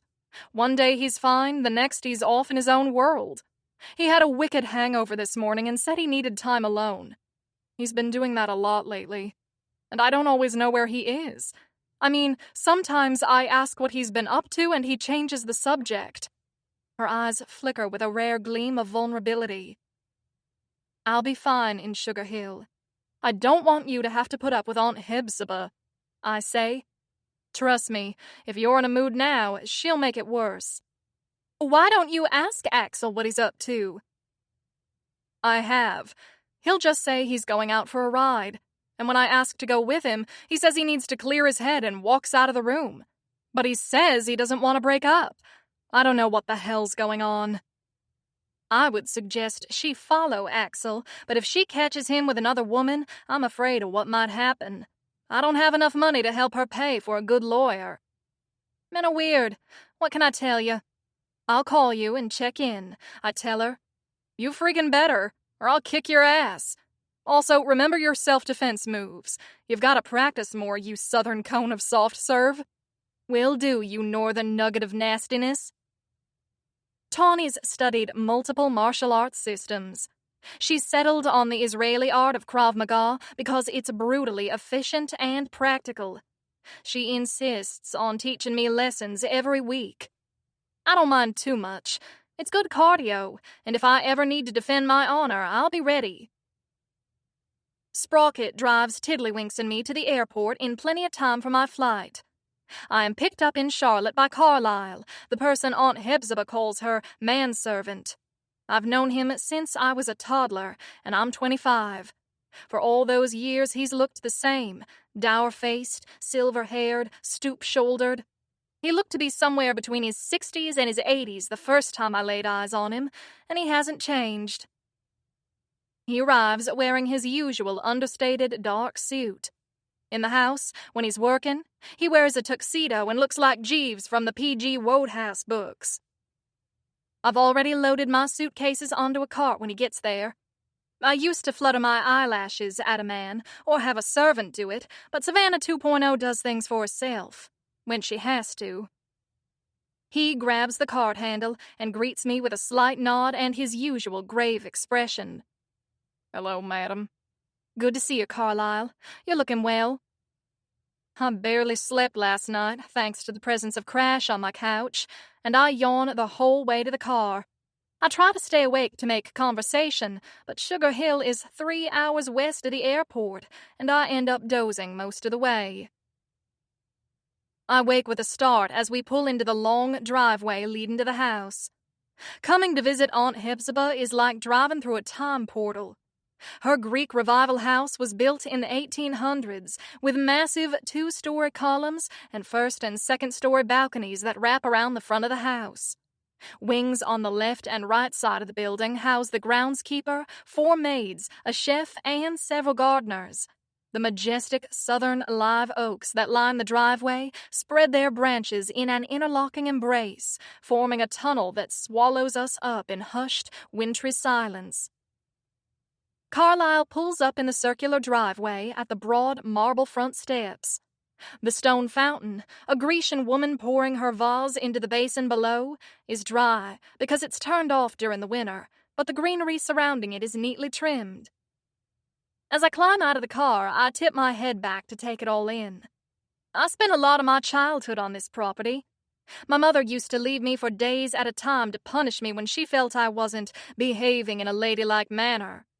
Aunt Hephzibah would stand on the front porch and chastise me until my mother left, and then she'd roll her eyes and say, "Well, the witch just departed on a broomstick. Despite your terrible behavior, I would consider a game of tiddlywinks in the solarium, accompanied by sandwiches and lemonade. If you think you can refrain from cheating this time, Don't take it personally. The Mulberry Acres side of the family generally isn't known for their morals. And people who've never met my family wonder why I grew up to be a mean, snarky bitch. Even though it's close to midnight, the air is a balmy 50 degrees, and Tiddlywinks perks up as we walk up the marble front steps. Just wait until tomorrow, I tell her. It's supposed to be 70 degrees. You'll think you've died and gone to heaven. Are you talking to your purse, madam? Carlyle inquires as he lugs 2 of my suitcases, 1 in each hand. Basically, yes. His expression doesn't change. It rarely does. Very well, madam. Do you want me to grab a couple of suitcases? I don't really want to carry them, but Savannah 2.0 is obligated to ask. I wouldn't dream of it, madam. Tiddlywinks yips at me as we enter the foyer. I open the purse and show her to Carlyle. How very interesting. It's a dog, I say, exasperated.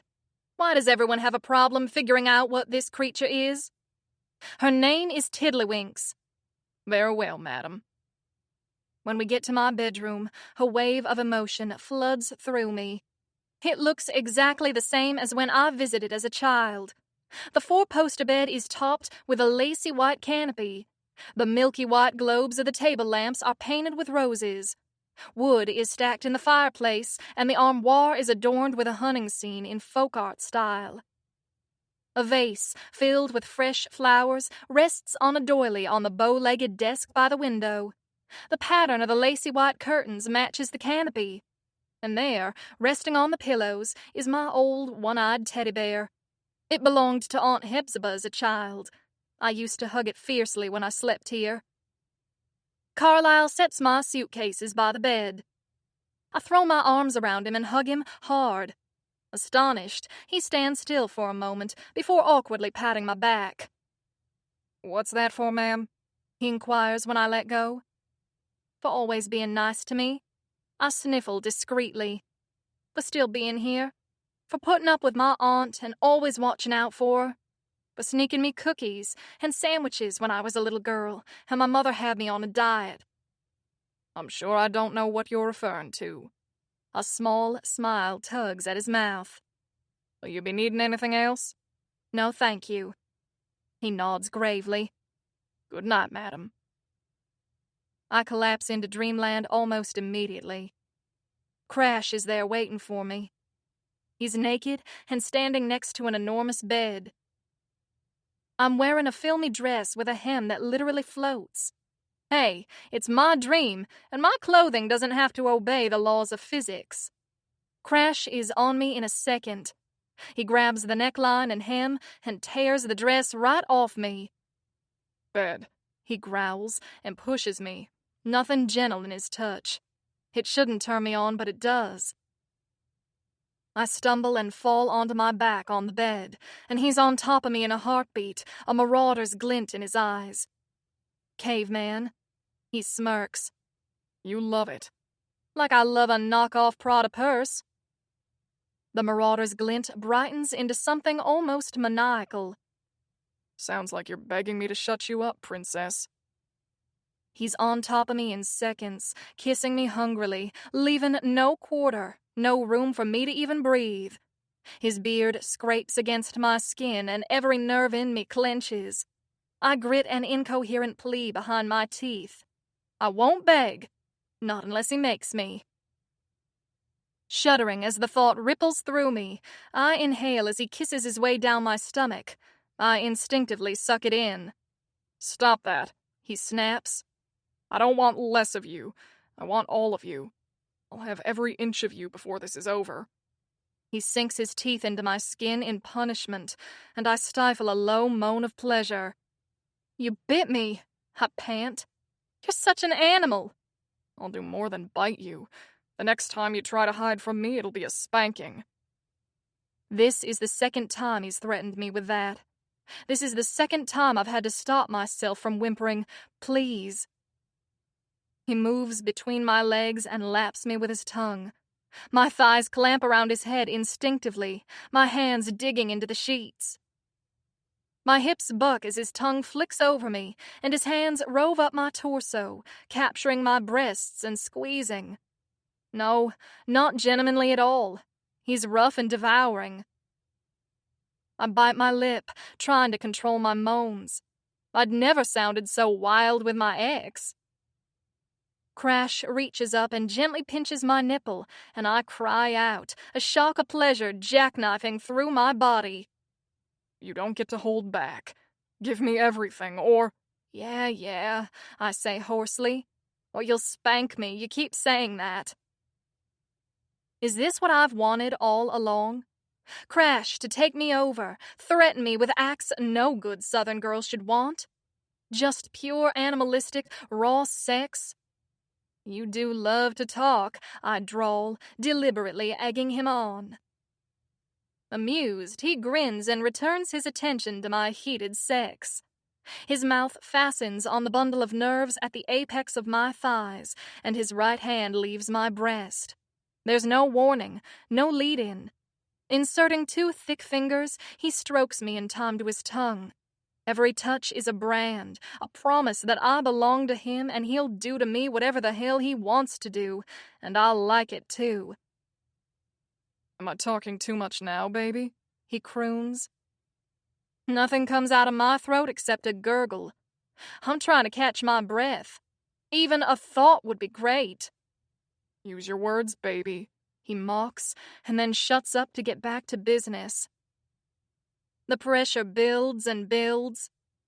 I scream, my back arching, uncontrollable trembles jiggling through my thighs.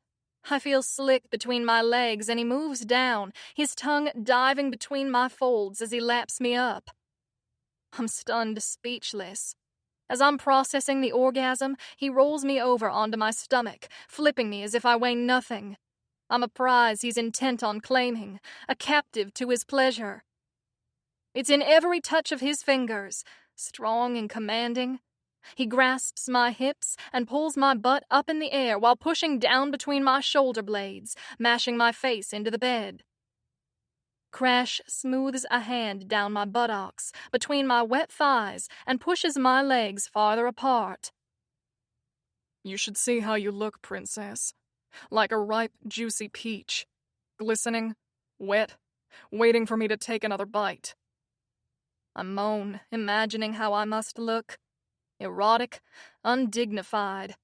I may be a lady in the streets, but Crash is proving I'm wild in the sheets. Because all I want is for him to grab me by the hair and take me, like an animal, a conqueror.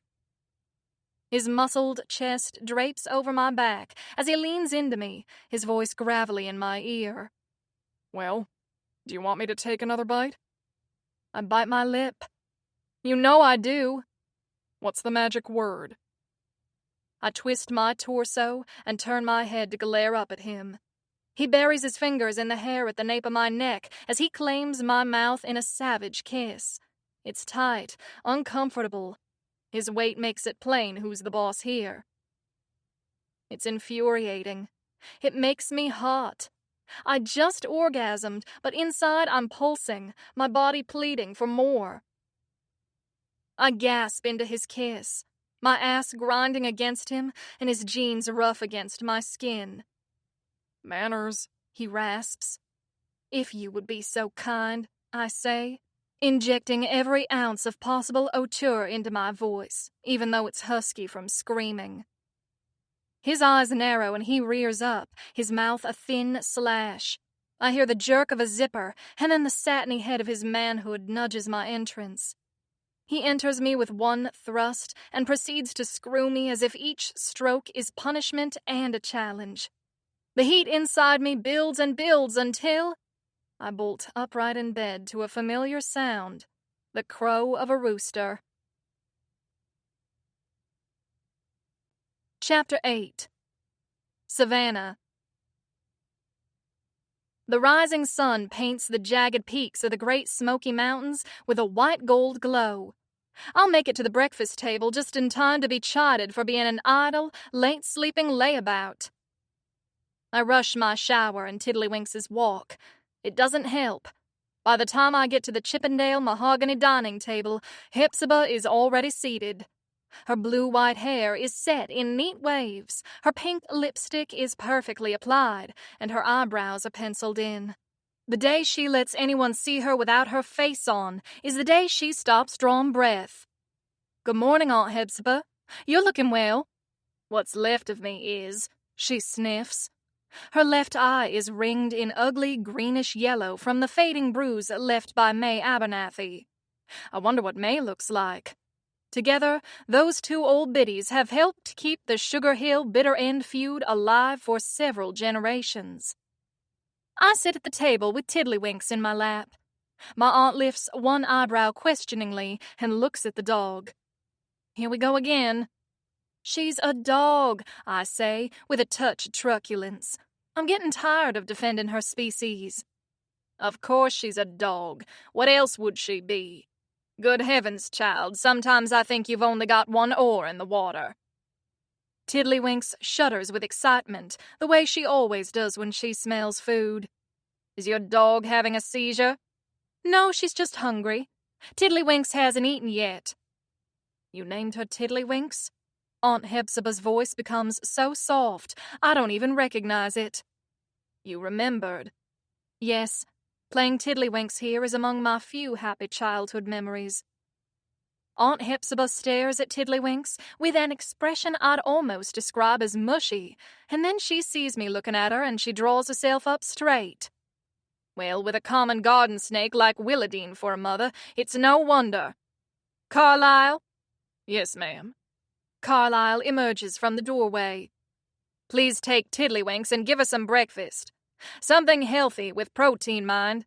And send someone into town this morning to get a bag of the better variety of dog food. I'm sure Savannah's been feeding her the cheapest down-market brand. You know how that branch of the family is. They'll squeeze a quarter so tight the eagle cries." She looks at me narrow-eyed as Carlyle removes Tiddlywinks from my lap. "And don't you roll your eyes at me, child." "I would never do such a thing," I say innocently, spearing several bacon slices from the platter in the middle of the table. I add a pile of fluffy scrambled eggs and a biscuit, and then ladle gravy over the biscuit. God, I love not starving myself. I love it so much. "You Mulberry Acres Harkwells never were any good at lying." I chew and swallow a bite of biscuit before answering. "You said you wanted me to testify for you because you said we're excellent at lying. Which is it?" I demand. Aunt Hepzibah's summary of a person's character flaws changes depending on the needs of the moment. And she conveniently goes deaf when anybody contradicts her. She really should see a doctor about that. "Pass the butter, will you, dear?" I hand her the sterling silver dish. "Why not, since it wouldn't melt in your mouth?" I mutter. She shoots me a sharp look. "What was that now?" "I was just wondering when you'll need me to testify in court." She flaps a wrinkled hand laden with chunky rings, and her bracelets jangle. "Oh, no need to bother about that now. It's not for some time." "All right, well, I should talk to your lawyer first. Maybe take a few acting lessons so I can cry on the witness stand and beg them not to send you to the big house." After breakfast, I push back my chair to stand up. She looks me up and down. "You're not going to leave the house in that outfit, are you?" I glance down at my floral rayon wrap dress. It is a little snug, but since I've gained a lot of weight and lost a lot of money, I'm wardrobe challenged. I managed to put together a nice wardrobe by shopping at consignment stores. Daisy taught me how. Unfortunately, it's almost all wintry and more of a New York style. Goodness, Aunt Hepzibah, who needs my mother when I've got you to offer fashion advice?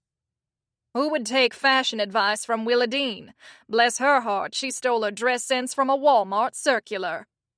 Oh, I wish my mother was here for that one. She'd be fuming. She makes it her life's mission to be skinnier and better dressed than every other woman in Sugar Hill. Aunt Hepzibah heaves a sigh, gets up from the table, and fetches her enormous pocketbook from its resting spot on the credenza. She hands me a Visa card. "That's prepaid. Don't lose it.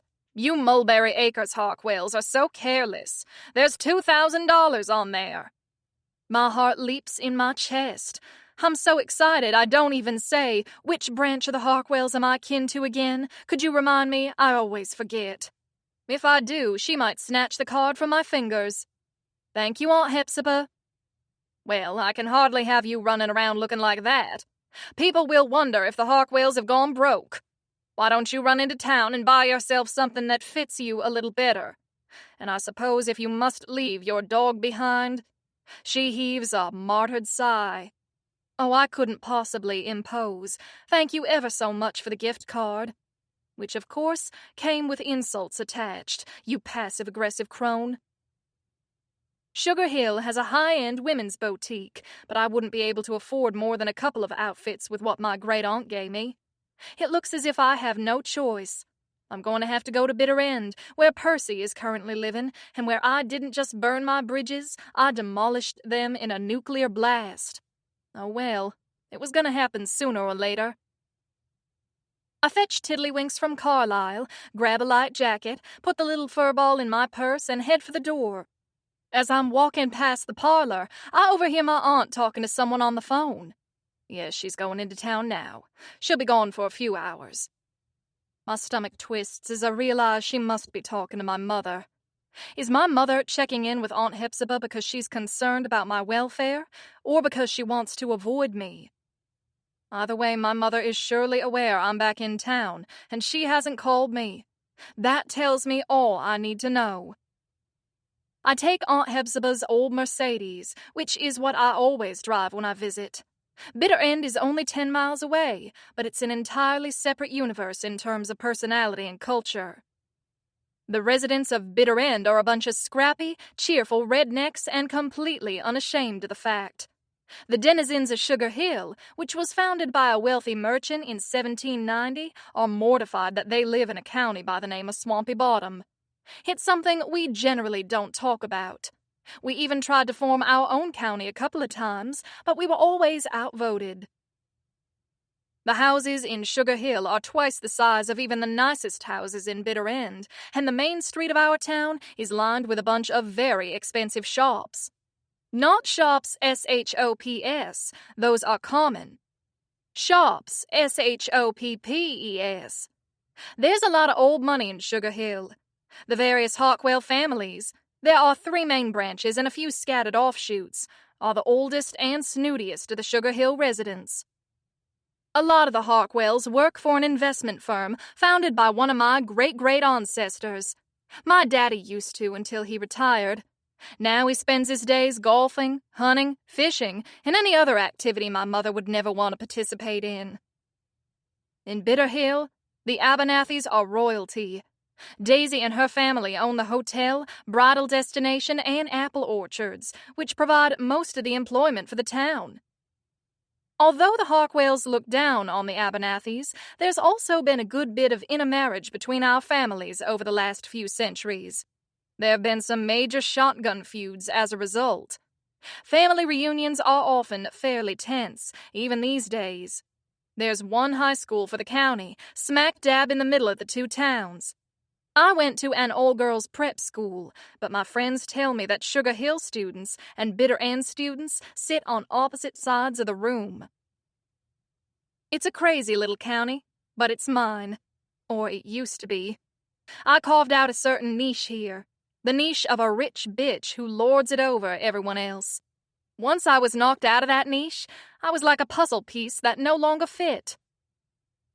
Meandering on little country roads, it takes me a half hour to get to Main Street in Bitter End. I'm surprised at how hard it is to find a parking space. I finally park in a brand new commercial lot at the end of the street. Here it is, January, which should be off-season, and it's packed. The once faded downtown has been revamped. There are new antique-style triple-globe streetlights hung with festive sprays of greenery, and every single storefront is occupied. Groups of strangers crowd the sidewalks, and judging by the way they dress, a lot of them are from out of state and even out of the country. That's all thanks to Daisy and her husband. Daisy's husband, Chase Lancaster, is mega rich, even by Sugar Hill standards. He's New York City rich, and his specialty is branding and marketing. He and Daisy have rebranded the whole town, including a lot of the stores on Main Street. The former Silver Spoon Diner is now Bitter Bites, and it's next to a brewery called, of course, the Bitter Brew. I'm glad there are so many tourists here now, because I'm trying to slink down the street without being recognized. Unfortunately, in Bitter End, that's impossible.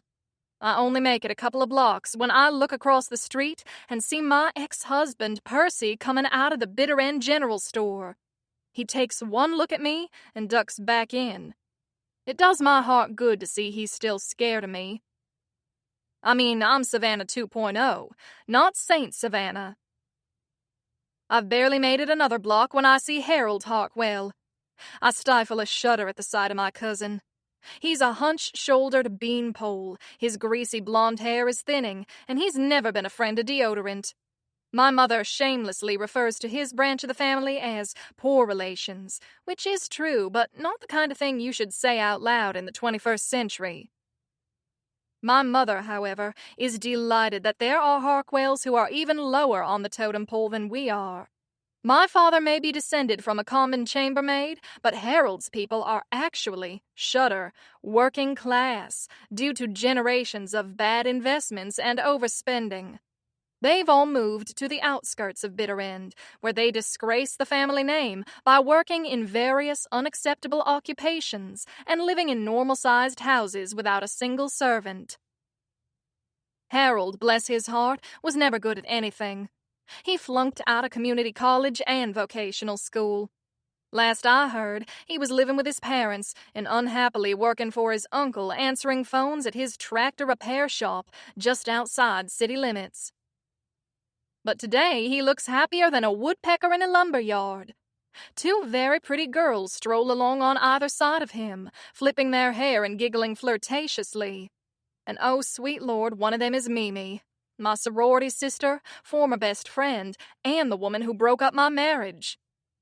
Which reminds me, I forgot to send her a thank you note for that. I'll do it as soon as I get home. The other one is Tiffany Lee. She went to the same finishing school as me. Her dating requirements, as I recall, were quarterback or better. What happened since then? All the eligible single men in Swampy Bottom County up and died? I look over at Harold. Curiosity wars with revulsion. Curiosity, of course, wins, and I stroll over. "Hello, Harold," I say. Tiffany Lee and Mimi instantly move closer to him in the timeless gesture of a female trying to mark her territory. They glare at each other, and then they turn and scowl at me. I am half a second away from asking Harold if he won the lottery, but then I remember I'm kindler, gentler, Savannah, and I refrain. I'm also dying to ask Mimi when she and my ex-husband are tying the knot, since I know he dumped her. I won't do that, though, because I am a really good person. Savannah, He peers at me through thick glasses smeared with thumbprints. you're not in New York. Along with his poor hygiene and unfortunate appearance, he's also an absolute master at witty repartee. Nope, I most certainly am not. I'm right here. Came to visit Aunt Hepzibah. I smile politely without lobbing a single sarcastic bombshell. I reach up and gently pat my hair to see if I've grown a halo yet. Okay, there's nothing there, but that probably only happens once you go to heaven. I have absolutely 1,000,000% earned it. You look different. Harold openly checks me out. We are only distinctly related, but it's still creepy as all get out. Yes, I've gained weight and gone back to my natural hair color. How did you even remember what it was? Mimi crows loudly, and Tiffany Lee instantly brays a supportive laugh. They're temporarily a united front fighting against a common threat.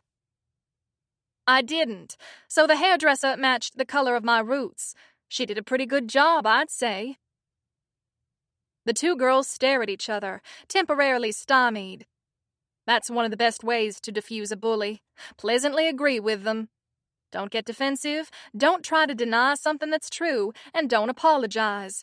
Someone calls you fat? One should always reply, yes, and... Harold stares straight at my chest and chortles loudly. When you gained weight, your boobs got bigger. It looks good on you. Both girls have the good grace to wince, but neither of them turn and run for their lives. I look at them with concern. Has he hypnotized them? Did he invent a mind control ray? I'm going to ignore the boobs comment because that is the kind of generous, forgiving woman I am. Also, that counts as a good deed and is definitely going in my book. You still working for your uncle? I'm fishing for information to see if he's suddenly come into a windfall. I'm trying to be a better person, but I'm also a small-town girl, and trying to deny me gossip is like cutting off my oxygen. And without oxygen, I'd die. How can I make the world a better place if I'm dead? Sure, for now.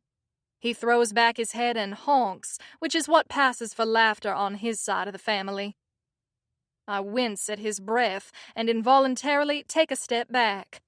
Oh, you have some new prospects? He nods like a bobblehead doll. You could say that. He's going to play coy, and I can't handle more of this conversation. Not when I'm standing downwind. Well, good luck whatever your plans are. I nod my head at the girls. Mimi, Tiffany Lee, you all stay sweet now. As I walk off, I feel a twinge. I really did miss Bitter End. I miss knowing everybody in town, both friend and foe. I also miss knowing everybody's business, like Harold's. There's some juicy gossip, but right now I'm going on my first shopping spree in ages, and I plan to enjoy it. I mosey on over to the Bitter End Boutique, a little brick storefront with a picture window and green awning. It used to be Sassy Fashions, but the owner went along with Chase's rebranding scheme. It's funny. The residents of Bitter End used to be mortified about their town's name, what with all the butt jokes, but that's the genius of Daisy and Chase. Like I've proudly acknowledged my weight and hair color, they've made the town and county's form of shame into a selling point. Now, tourists swarm the shops and the local swamp boat tour business to buy souvenir t-shirts and tote bags that say things like, "Check out my swampy bottom" and "I've reached the bitter end." Yes, the entire county is embracing its identity as a butt joke. But even though it's kind of tacky, it sells like crazy. I'm at the store's front steps when I hear a loud chortle from behind a knot of Japanese tourists. The tourists amble across the street, revealing the source of the laughter. My goodness, that isn't Savannah, is it? I see New York really agreed with you. Ugh, it's Lurene Johnstone, a friend of my mother. Well, a friend of me. My mother doesn't have friends. She has social hostages. Lurene is accompanied by bouffant-haired Bunny and perpetually tipsy Darla. They're all members of the Sugar Hill Country Club. I'm glad to see you aren't starving. Bunny smirks. By the way, how is that husband of yours? I saw him last week at the club with just the sweetest young thing on his arm. Goodness, you're behind the times if you don't know we're divorced, I reply, in a bright, cheerful voice. And how is your husband? I do hope his firm starts getting new clients so he can take you shopping for something new. I glance at her dress. It's better to hand wash if you need your clothes to last longer. That way the colors don't fade quite so much. My manufactured look of faux concern is so on point, I should be on the cover of Southern Bitch magazine. Bunny's smirk tightens into an angry grimace. Lurene jumps back into the fray. Such a shame you had to leave town, Savannah. Of course, nobody could blame you being humiliated the way you were. Are you enjoying your little adventure in New York? She pats her champagne blonde bob. Why, yes, ma'am. Did your husband enjoy his little adventure in Charlotte last weekend? Bless Aunt Hepzibah and her regular infusions of gossip. Lurene's husband is a pompous windbag with an affinity for ladies of the evening. Several of his favorites live in Charlotte. Lurene stiffens and clutches the handle of her Burberry purse so hard her knuckles turn white. My husband was on a hunting trip in Virginia last weekend. In January? Interesting.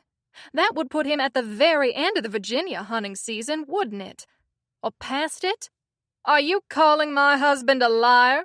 Lureen squawks. Oh, not at all. I smile sweetly. I'm sure he was hunting something. Chapter 9. Savannah. Well, I knew what I'd be facing when I came back here. I take a deep breath and sweep into the store, bracing myself for more hostility. Harper, a full-figured strawberry blonde who runs the store with her mother, waves at me from behind the counter and sets down a can of Cheerwine soda. My tongue puckers at the familiar sight of the can, yearning for the sweet cherry flavor. It's a North Carolina delicacy. I've never had an entire can because I was pretty much put on a diet as soon as I was born, but I used to sneak sips of it now and then. Well, howdy. New in town? I wince. Harper and I went to elementary school together, but she looks at me like she's never seen me before. A suspiciously familiar voice sounds off behind me. Good Lord in heaven, Savannah? I turn around. Naomi, Daisy's cousin, steps out of the back storeroom with a half-dozen dresses draped over her arm. I must say, she's cute as a bug with her big eyes and curly hair, even if she's glaring at me. Naomi's hated me ever since I stole Daisy's fiancé, which is understandable. Naomi, aren't you working at Do or Die? Being the hairstylist in the family tree, she did my hair for my wedding. My mother guilted her mother into forcing Naomi to do it. I work here, too, trying to save up some money to buy a car. She stands there, narrow-eyed, looking me up and down. Go on, make a fat joke. You know you want to. I hold my arms open wide. I deserve it. I don't approve of fat jokes. I do approve of man-stealing hoe bag jokes, which I guess means I approve of you. Wait a minute. Naomi shakes her head in dismay. She's confused herself now. Scowling, she hurries off and hangs the dresses on a rack at the front of the store. Savannah Harkwell? Harper comes out from behind the counter. Well, as I live and breathe, it is you. Is it Harkwell now? Yes, ma'am. Tiddlywink sticks her head out of the bag and makes a noise that sounds like someone stepping on a squeaky toy. Oh, well, isn't that the most precious little thing? She looks at me questioningly. Dog, right? There we go again. Yes, her name is Tiddlywinks. Just checking. I figure they have all kinds of exotic pets up north. I was thinking maybe a marmoset or a three-toed sloth. Naomi comes back.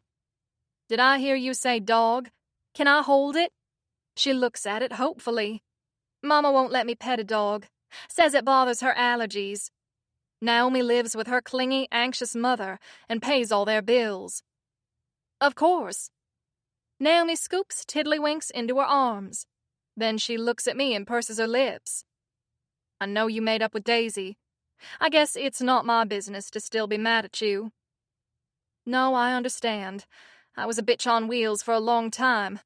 I don't expect people to get over it overnight, but I really do hope to make things right with y'all someday. Naomi scratches Tiddlywinks on the head, and the dog kicks her back leg with joy. I will consider this a new beginning. Naomi reluctantly puts her back in my purse. Harper smiles broadly. Well, what can I do you for? You need to use the restroom? It's right back there. She points the way. No, thank you kindly. Just steer me toward your size 14s, or the large/XLs. Shock flashes over her face. Oh, you came here to shop. She clears her throat and blinks. I'm sorry. I always thought you and your mama's taste ran more toward the boutique in Sugar Hill or the shops in Charlotte. Well, my mama and I have had a falling out, as you may have heard, and my tastes and hers aren't really the same anymore. Neither is my budget. Well, this way to the 14s. She leads me to a rack on the right side of the store. I wonder why she was so sure I wouldn't want to shop here. Have I ever made her feel like her family store wasn't good enough for us? Was I mean to you when I was younger? I don't remember picking on her, but I used to toss casual insults like a litterbug scatters trash, leaving a trail of hurt feelings behind me everywhere I went. I probably have a lot more work to do before I earn that halo. Mean? No, you pretty much just ignored me and my friends, she replies cheerfully. We didn't really move in the same circles. There was no excuse. A pang of guilt stabs me through the chest. At least I didn't say mean things about her.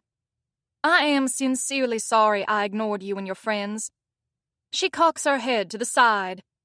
Well, I believe you are, Savannah. Something about being in New York seems to have changed you quite a bit. I smile wryly. Oh, you can say it. Something about being humiliated in front of the entire county by my cheating pig of a husband and then being disinherited by my parents changed me quite a bit. Oh, that Percy. She makes a face. I do not like his latest. Word, Naomi calls out from the back of the store. That girl should just strap a mattress to her back and be done with it. My ears perk up. Gossip.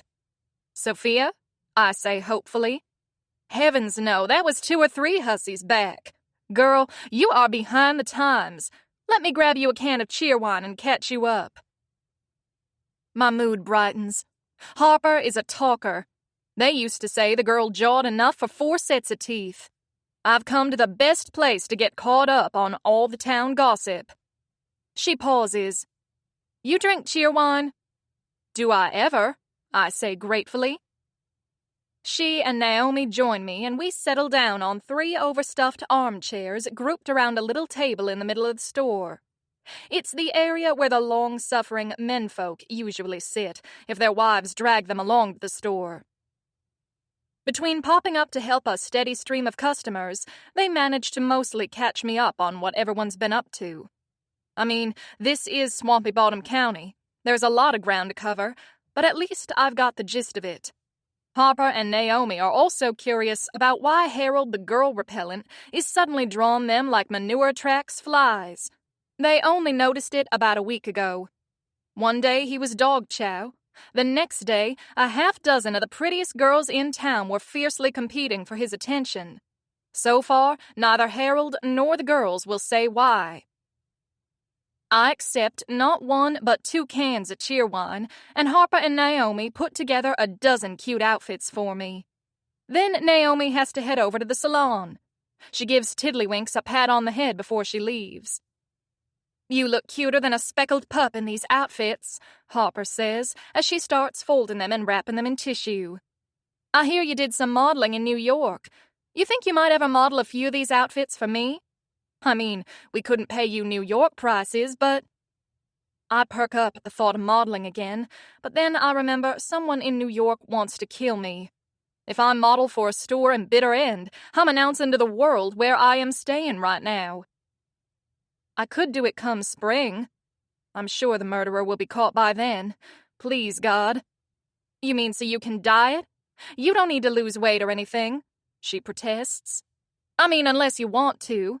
But right now, you're the perfect size for my plus-size clothes. Actually, I've been talking to Sandy Sue, from Sandy Sue Sewing Studio. We were thinking of doing a line of clothing for fuller-figured Southern ladies like ourselves. She pats her generous hip. Maybe calling it Hales Bales. We were going to see if Chase and Daisy would help us promote it. Oh, my Lord, that sounds wonderful. I glance around the store to make sure nobody's eavesdropping. But right now, I'm trying to lie low. Oh, man troubles? Well, in a way, I'm 99% sure the person who wants to kill me is a man. Something like that. I'm sorry to hear that. A fierce look crosses her face. You need somewhere to hide out? My heart swells in my chest. Small-town people are such good folks. She and I barely knew each other when I was growing up, but I can tell from her blazing eyes that she's ready to rack her shotgun and blow a hole through someone for me. Well, for now, I'm fine at Aunt Hepzibah's. She has a security system and several employees living on the property. You can't tell anyone, though, okay? She makes a motion of zipping her lip and throwing away a key. I pay for all my clothes, and just as I do, the seam on my dress tears. My hip has burst through the fabric. Oh, Lord, I'm going to go change into one of my new outfits. I grab one of the bags from the counter and head into the dressing room. I pick a flared cotton skirt with daffodils on it and a complimentary yellow twin set. I'll monogram it tonight. Wearing my new finery, I strut out into the store, twirl around proudly, and stop dead. May Abernathy, Daisy's grandmother and my aunt's mortal enemy, is standing in the middle of the store with her granddaughter Callie. Callie is Daisy's sister, although she and Daisy are about as alike as sweet tea and beer. Callie's always been the responsible one. Daisy's always running around coming up with harebrained schemes about getting herself into the most ridiculous predicaments. May's sporting a shiner like Aunt Hephzibah's. She catches sight of me and arches an eyebrow. Well, well, New York must have run out of street corners, Callie. They've been a lot slower to forget and forgive than Daisy was. You're not wrong, but you could be a little less crude. Callie primly adjusts her hairband. Since this is Savannah, I'd say only 10% less. If you two get in a fight, though, I'm not posting your bail. She stalks off with a flip of her hair. I smile at May in her floral dress, with colors so bright they make my eyes water. Well, hello, May. Goodness, you're so talented. Who knew you could make a dress out of a couch? May snorts. Reasonably good. I give it a 6 out of 10. I reach into my purse and pull my datebook out from underneath Tiddlywinks' tiny bud. All right. When's the court date? Court date? Her face wrinkles in worry, and she glances nervously across the store at Callie. She lowers her voice. What court date? What have you heard? Good old May. The court date for you and Aunt Hephzibah? You're pressing charges for assault? What in the Sam Hill are you talking about? We both agreed not to press charges. She smiles, flashing her brilliant white dentures. It's way more fun to ruin her life outside the courtroom. Aunt Hephzibah lied to get me to leave New York. I don't know if I should be mad or appreciative. Oh, I just assumed. I shrug. May snorts. You used to be a better liar. And you used to ride to kindergarten on a dinosaur and read a Bible autographed by Moses. Now that was some serious weak sauce. May mom's a yawn. You're losing your touch. How is that old whore Hephzibah, by the way? Eye healing up nicely? Better than yours, I lie. Doubt it. Perhaps she'll think twice about making moves on my man. Temporarily setting aside our family feud, why are you even bothering with Beaufort Spillwell? Is he really worth your time? Barely, she acknowledges, patting her white candy floss hair. But if Hephzibah wants him, she can't have him. And when you get to my age, there aren't a lot of eligible single men this side of the grave. Tiddlywinks sticks her head out of the purse just then and lets out one of her weird random yips. Don't say it. Do not ask what she is. She is obviously a dog, and frankly, she has feelings, I say, preparing to be offended on Tiddlywinks' behalf. May thrusts her face closer, squinting. Tiddlywinks shrinks away. Smart girl. Is it your dog? Yes. I found her next to a garbage can in New York. I was going to put her up for adoption, but the animal shelter wanted to murder her. I shudder at the memory. Huh. She looks at me thoughtfully. If you'd adopt something as ugly as that, maybe there is something to this turning over a new leaf thing Daisy keeps yapping about. But I got my eye on you, Missy. Duly noted. I gather up my bags and manage to make it back to the Mercedes without any further drama, although I do get some side-eye looks from people strolling down the street. In Swampy Bottom County, gossip is their soap opera. When I get home with all my loot, Great Aunt Hephzibah is talking on the phone in the parlor. Yes, she just pulled in. Of course she's all right. I roll my eyes. Could my mother just act like a normal human being and call me herself? Do tell my mother I say hey, I call out as I head to my room to put away my new clothes. As usual, I have no idea what you're talking about, my aunt yells after me. Chapter 10. Crash. Savannah's been gone for 3 days. We've made exactly 0 progress in finding out who the shooter is. Our cop sources haven't turned up jack and the case is going cold. New York City averages around 250 to 300 murders a year, and unless it's a high-profile case, it's going to fall off the radar pretty quickly. I'm sitting on a bar stool at Bone Breakers, 6 beers in and not in the mood for company. It shows on my face. I've got my leave me the fuck alone expression screwed on tight. That doesn't stop Tawny from tapping me on the shoulder. Do you know where Axel is? Not my night to watch him. He called in sick, which is why I'm here when I'd rather be in my apartment or on my bike or anywhere that people are not. Well, you're in a shitty mood. I shrug. Good reason not to talk to me. Tawny's in a mood too. She's been arguing with Axel a lot lately. You're a real fucking douche, you know that? Dick, I don't understand what Savannah even sees in you. That cuts through my bleary haze and gets my attention. She sees a big hairy sack of trash as far as I can tell. But I'm kind of fishing when I say that. Is that what she sees? Tawny shakes her head slowly, looking at me with mingled pity and annoyance. I swear to God, Crash, if you were any dumber, you'd be twins. I squint at her through my beer haze. You what now? Savannah says that. It's one of her southernisms. It means you're really stupid. A sharp lance of pain stabs through me. She says that about me? No, in general. It's an expression. She's never said it about you. She should, though. Across the bar, 2 bikers jump to their feet and start yelling. Glasses crash to the ground and a chair is knocked over. Tawny twirls around, about to shoot across the room and wade in. She's spoiling for a fight. I grab her by the arm. What does Savannah say about me? Tawny hesitates. I'll tell you if you tell me who Axel's sleeping with. Axel? As far as I know, he's sleeping with a crazy redhead named Tawny Roberts and nobody else. Liar! She yanks her arm from my grasp and storms off before I can question her any further. I keep an eye on her as she wades in between the 2 bikers, ready to run to her rescue if she needs it. But the 2 guys settle down and back off.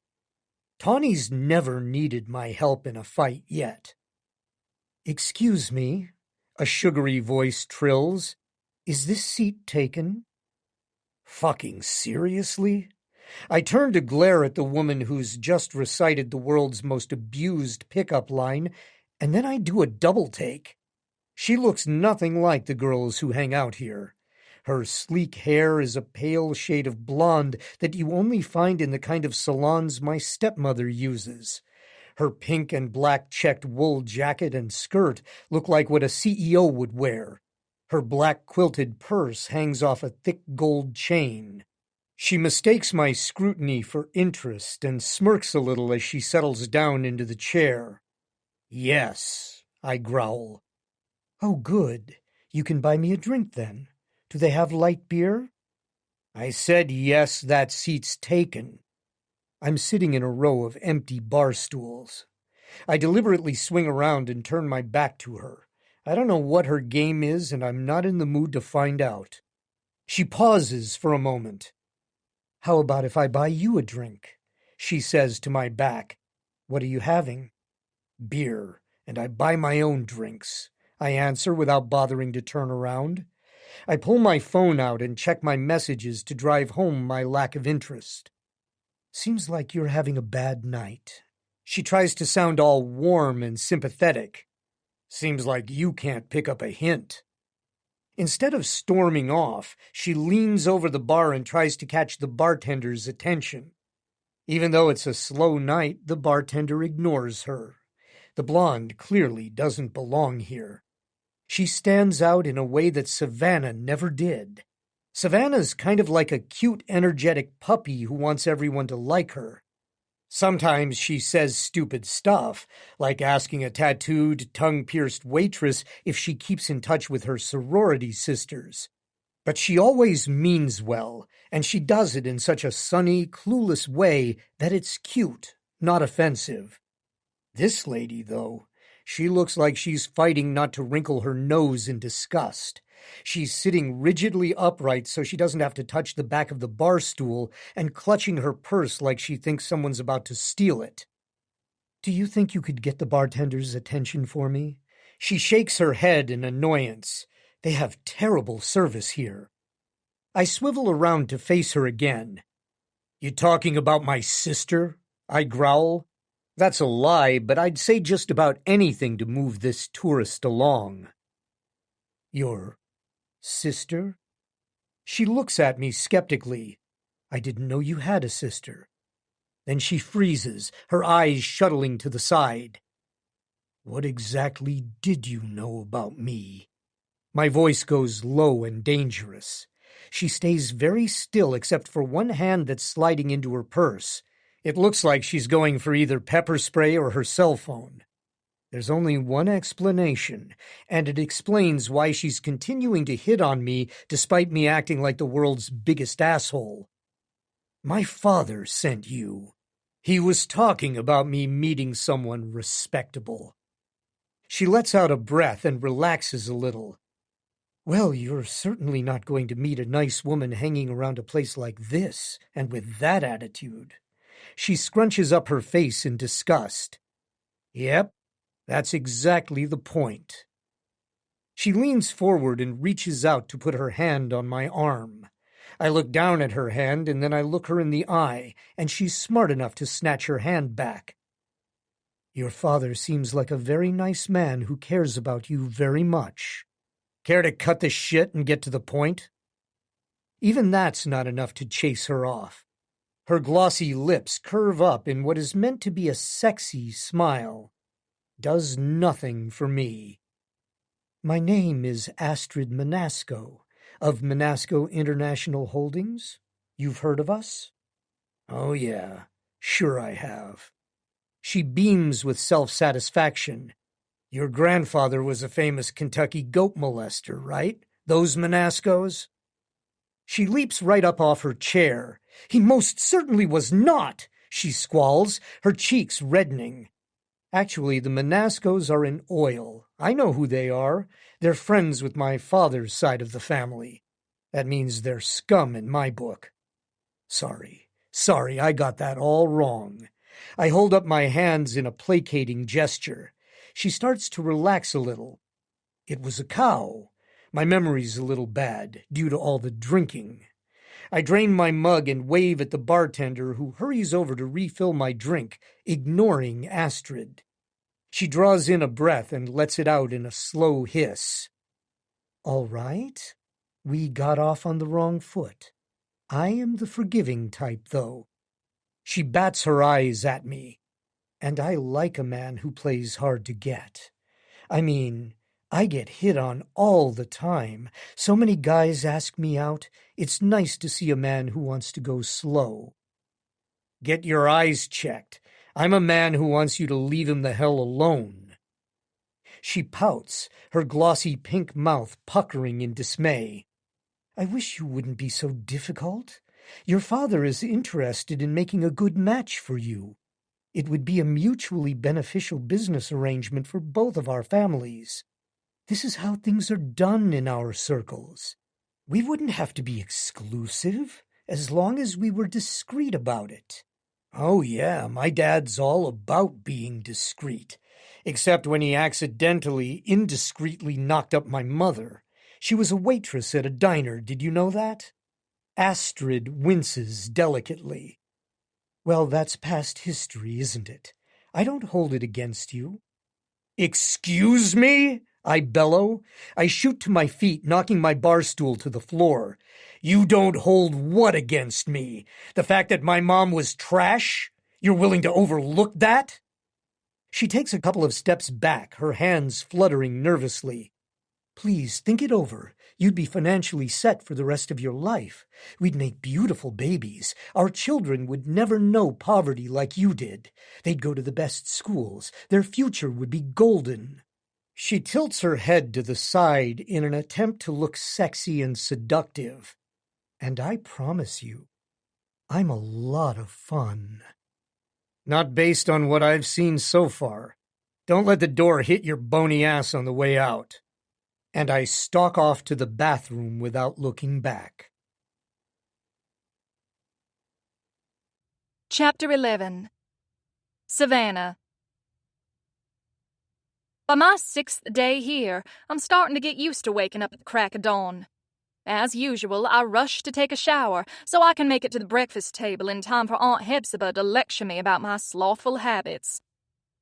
Wearing a lime green dress that flatters my bust wonderfully, I emerge from the bathroom and look for Tiddlywinks. She's not in her little blanket nest. "Tiddlywinks!" I yell. There's no answering yip. My heart pounds in my chest. If she got out somehow, there's no telling what kind of critter she'd run into. I rush into the hall and almost knock Carlyle over. "Have you seen Tiddlywinks? Sorry, good morning.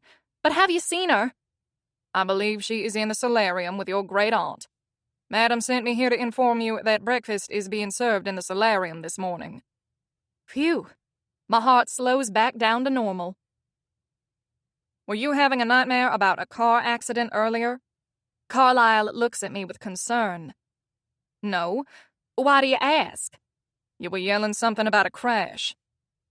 My face flames with heat. Oh my God.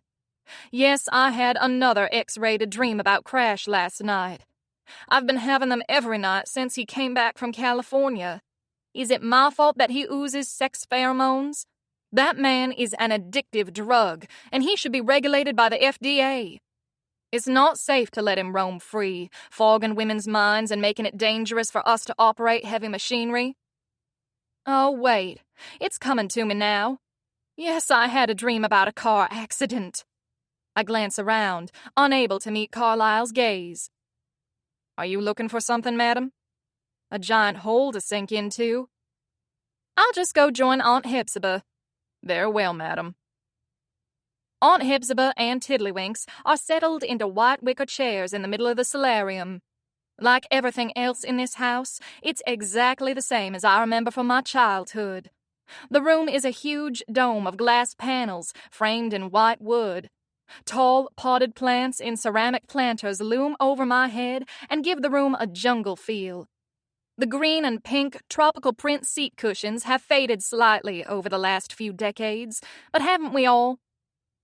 Tiddlywinks dances excitedly on her chair as Aunt Hepzibah feeds her little bits of bacon. "Sit." Tiddlywinks obeys instantly. "There you go." She feeds her a scrap of meat. "I thought I'd lost her," I say, sitting across from her.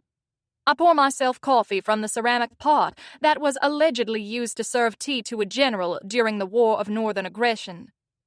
"Did you come get her when I was in the shower?" "I was anxious to start teaching her proper etiquette, since I know your family is severely lacking in that department. I think it might be a genetic defect.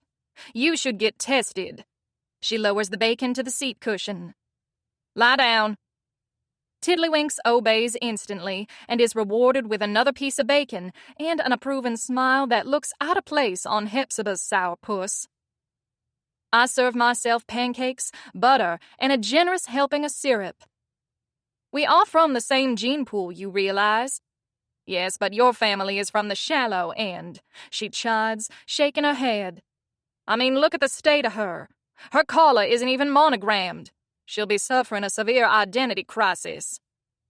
Did some of the bats fly out of this woman's belfry? I just got her, and I barely have money for groceries, and... oh, forget it. She moves on from Tiddlywinks and examines my outfit with a critical eye. "Is that what you're wearing today?" "I suppose it will have to do." "Thank you," I say tartly. "You look lovely, too." She smooths her Lily Pulitzer shift with a wrinkled hand. "Well, of course I do. I don't do my shopping in the rubbish bin." When we're finished with breakfast, she rings a silver bell, and Carlisle comes in with a tray to clear the table. Tiddlywinks is in a food coma and is curled up in a little ball on the seat cushion, snoring delicately. Something came up rather last minute, my aunt says. I'm holding a party for Carlotta's 21st birthday. She's my least favorite great-niece, but her mother asked me if we could hold the party here because their septic system backed up, and their entire house smells like a sewer. Not like it didn't anyway. Hey, I say indignantly, bending down to pick up Tiddlywinks. I thought I was your least favorite great-niece. She narrows her eyes. You were, until her mother insisted on this party. My aunt loves to complain about being forced to host events all the time, but nobody makes her do anything she doesn't want to do. If she wasn't asked to host family celebrations on a regular basis, she'd be mortally offended. The party starts at noon, she adds. You're not obligated to stay for it. In other words, my parents will be there. Otherwise, she'd insist I attend. It's been 7 months. The sting of rejection should have faded by now. My mother's a terrible person, and I shouldn't want her approval, but I've spent my whole life trying to live up to her impossible expectations and judging myself by how close I came. It's a hard habit to break. I should take comfort in the fact that at least my mother's called to check on me. So she wants to make sure I'm not actually dead, but she doesn't want to see me. If she did, she knows how to reach me. And she never does. She didn't call or send a card for Christmas or my birthday. All I can do is take slight comfort in those phone calls. She still sorta cares, and it's probably just as well that I'm not spending time with her. She's hell on my self-esteem. I've been wanting to get out of the house anyway. I shrug. I may run into town and apply for a part-time job at the Bitter End Boutique. Aunt Hephzibah clutches her pearls, literally. You what? How common. You most certainly will not. Well, it could take a few weeks before they catch the guy. Honestly, they may never find him. In the meantime, I need to pay my bills. She waves her hand dismissively. Absolutely not. I won't hear of it. I said I'd take care of your bills. Even though I'm your second least favorite grandniece? Drat. I hate not being in first place. I don't feel special anymore. I may not like anyone from your side of the family, or approve of you, or acknowledge you in public, or understand your fashion choices. She pauses to let all that sink in. But you're still blood. I make a sour face. Thank you. I feel all warm and fuzzy. Tiddlywinks and I are going for a walk. Don't you look at me in that tone of voice, she calls out, as I quickly beat a retreat. After Tiddlywinks does her business, I sit on a rocking chair on the front porch and call the New York police detective in charge of investigating the shooting. I'm hoping for good news, but he has none. It's still an open investigation. We're actively pursuing a lot of leads. My heart sinks. It's been almost a week now. That sounds like the kind of thing someone says when the investigation has stalled and they're just marking time until they can close it. Should I have told him about the attempt on my life near my apartment? Well, it's too late now. He'd want to know why I didn't report it when it happened, and I can't tell him I kept quiet so my biker friends could do their own investigation. I thank him and call Tawny to see if she's got better news. We've got nothing, she says regretfully. Axel says they've talked to their cop buddies. The cops found the car the guy was driving, but it had been stolen, and the license plate was swapped out from a junkyard. Someone torched it, so there was no way for the police to look for fingerprints or stuff like that inside the car. A chill runs through me. That sounds like a very professional shooter. Yeah, it does. I miss your annoying and pointless etiquette lectures. Lessons, but you're probably safer where you are. What if they never find the guy? It's way too early to think like that. They'll keep working on it, she promises. If the police don't have any real leads on the shooter, and the drive-by shooter's car was torched, what else can they do? My heart sinks. I can't stay here freeloading off Aunt Hepzibah forever. We'll drive each other crazy. Aren't you going to ask me? Mischief laces her voice. Like any good Southern girl, I pretend to ignore things I don't want to acknowledge. Ask you what? How Crash is doing? Yes, tell me everything. Is he dating anybody? Has he asked about me? I absolutely, positively could not possibly care less how that Harley-humping, beer-swilling swine is doing. Wow, you seem to feel pretty strongly about that. Tawny laughs. Okay, then. I mean, I wouldn't want him to come to any harm or anything, I add quickly. I just don't have any interest in what he's doing, or who he's sleeping with, or how he spends his days, or whether he's asked about me, or anything like that. Please, tell me more. I believe we're finished with this line of conversation. Cool. I'm working the lunch shift and have to get back on the floor anyway. There's a guy at the bar who needs a punch in the face. What's he doing? Nothing. I'm in a bad mood. Take care of your prissy little self. She hangs up before I get to ask if she's getting along better with Axel. That was selfish of me. I mentally deduct karma points from my ledger and send her a quick text. Are things okay with Axel? Texts aren't as good as phone calls, though. I'll have to try to do an extra good deed today. Well, no more time to chit-chat. I need to clear the premises before my mother shows up. I head inside the house to grab my cardigan and purse so I can go to bitter end. Carlisle approaches me and hands me a cut glass crystal vase of red roses and baby's breath. These arrived for you. My heart leaps into my throat. Crash is thinking of me. I mean, I did tell him I'm not a big fan of roses, and I've always loved sunflowers, but sending any kind of flower at all is a nice gesture. How incredibly sweet. He shouldn't have. He really shouldn't have. And he didn't. I read the card and cringe. You're sure looking hot these days. I'd love to come calling on you. Signed, Harold Harkwell. I experience a full-body dry heave, partly due to the misspellings. Please destroy these, Carlisle. Utterly destroy them. Eliminate them from the face of the earth. Yes, madam. He arches one gray eyebrow in polite inquiry.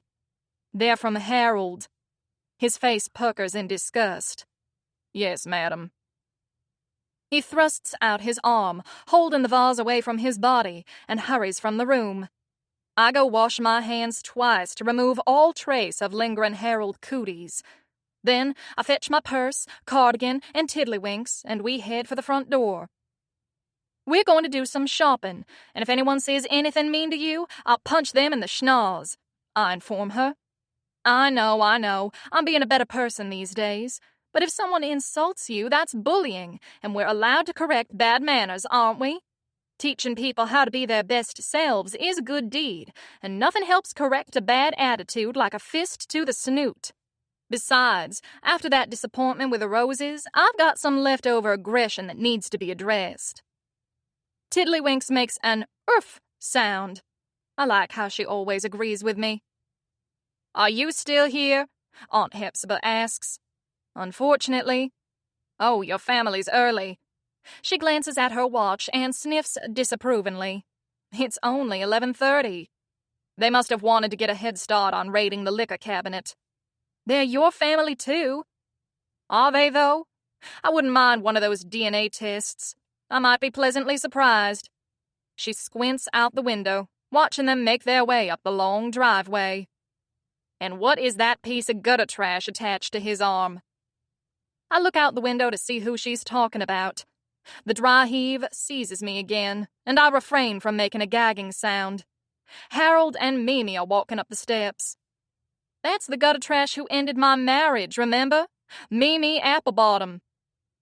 She certainly is, Aunt Hepzibah says, with a disapproving glance at Mimi's too-tight slacks. Mimi used to dress a lot better when she copied everything I did. Why are women suddenly acting as if Harold isn't the nastiest thing since roadkill? They used to smell him coming from 3 blocks away and run so fast they left scorch marks. Oh, he recently found out he's coming into a big inheritance next month. She snorts in contempt. Some firm contacted him and asked for a DNA test, and it looks like that's the only test he's ever passed in his life.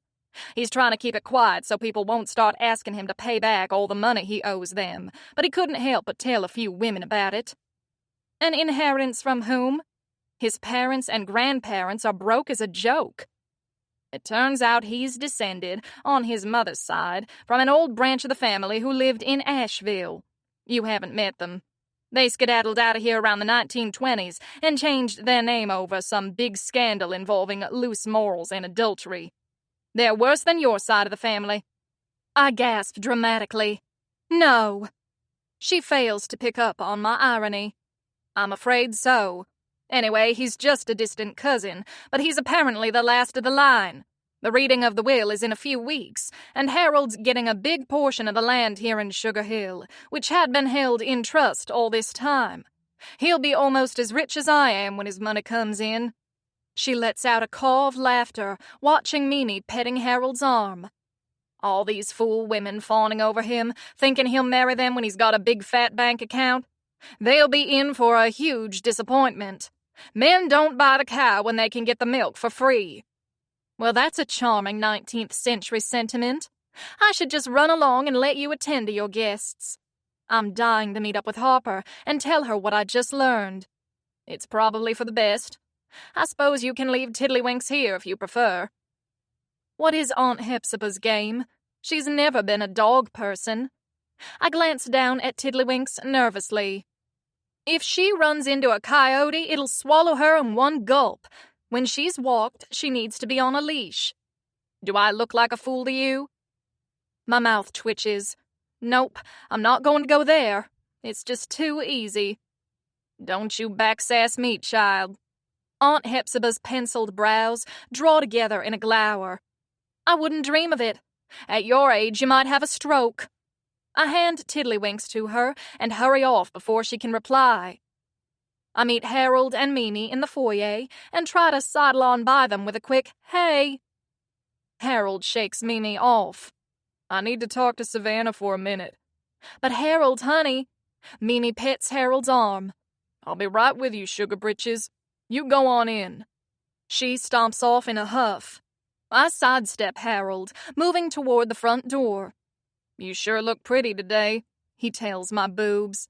Did you get my flowers? I suppress a shudder. Harold, we're related, and my eyes are up here. I point at my face. Like 10 generations back, he protests, still talking to my rack. Not that far. I wish. I think we share a great uncle or something. I'm sorry, it's too close for me. Also, it looks like you and Mimi have something beautiful going on there. I wouldn't dream of getting in the middle of it. Oh, that's nothing serious. I'd drop her like a hot potato for a sexy mamma jamma like you. Flakes of dandruff drift from his scalp, some settling on his shoulders.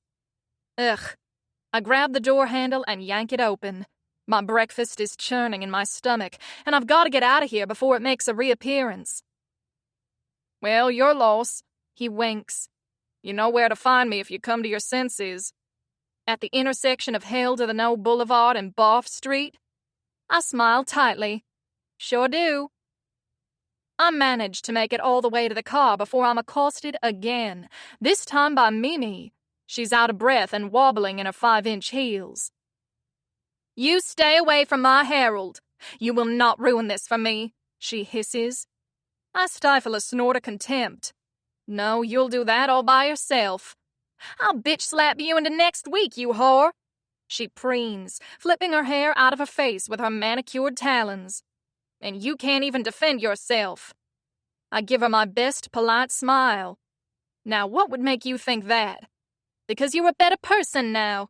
You've turned over a new leaf. You've been telling everyone. That means you can't hit back. Where in the world did you get that idea? I'm dedicated to treating people better, not being a doormat. I treat everyone nicely until they give me a reason not to.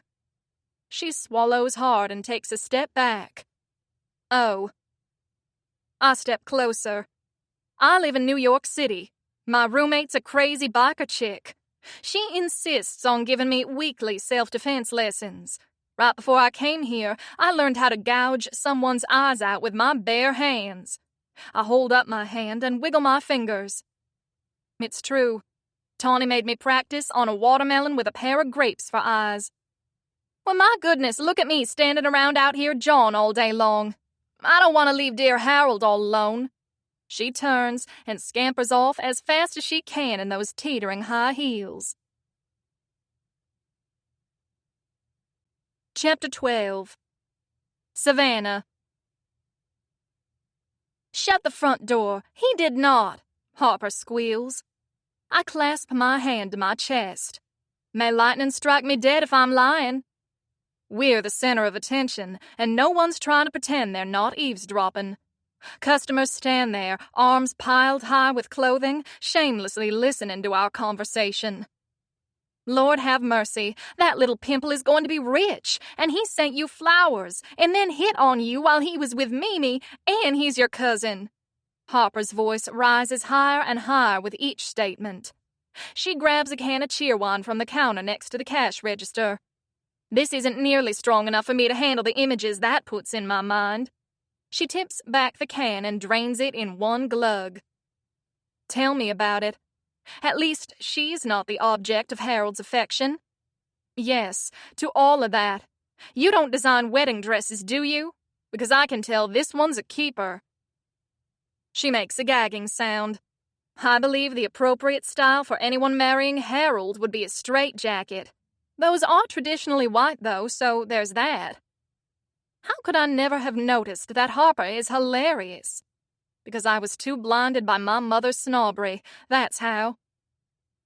Harper swivels around to look at her customers. Bobby Sue Darnell was so eager not to miss anything that she threw open the door to the changing room, and now she's standing there wearing nothing but a skivvies. Bobby Sue, you shut that door, Harper squawks. This is a family establishment, and I can see all your bits. Everyone else, you move along now. This is a private conversation. Ha! That's why she carries on her half of the conversation at a volume that could shatter windows. Bobby Sue ducks back into the changing room and shuts the door, and everyone else scurries off to return to their shopping, murmuring to each other. I leave with a couple of new outfits, a bellyful of cheerwine, and a pretty good feeling. I was afraid of coming home, but it's not as bad as I thought it would be. A few people have made rude comments to me, but I didn't shrivel up and die. And some people have made it very obvious they're checking out my new fuller figure and whispering to each other behind their hands. But when I turn and stare at them, they scurry off. And Daisy has been telling people she has no problem with me. Percy's such a wuss that he's taken off from the car dealership where he works for his daddy. Supposedly, they urgently needed his assistance at another dealership they own near Asheville, but the truth is, he's come down with a severe case of yellow belly. As I stroll by Bitter Bites, I look through the picture window and spot Bo and May making their way toward a booth. Bo catches my eye, and his eyes widen in panic. A minute later, he rushes up to me, huffing and puffing. The man's in his 80s, shaped like a whiskey barrel, and he wears dungarees. Why are all these fussing over him? Hey there, Savannah. You sure are looking mighty fine today. You're afraid I'm going to tell my aunt that you're with May, aren't you? You won't mention this to her, will you? I shake my head in amazement. Bo, you are too mature for this kind of tomfoolery. You're fixing to have a heart attack.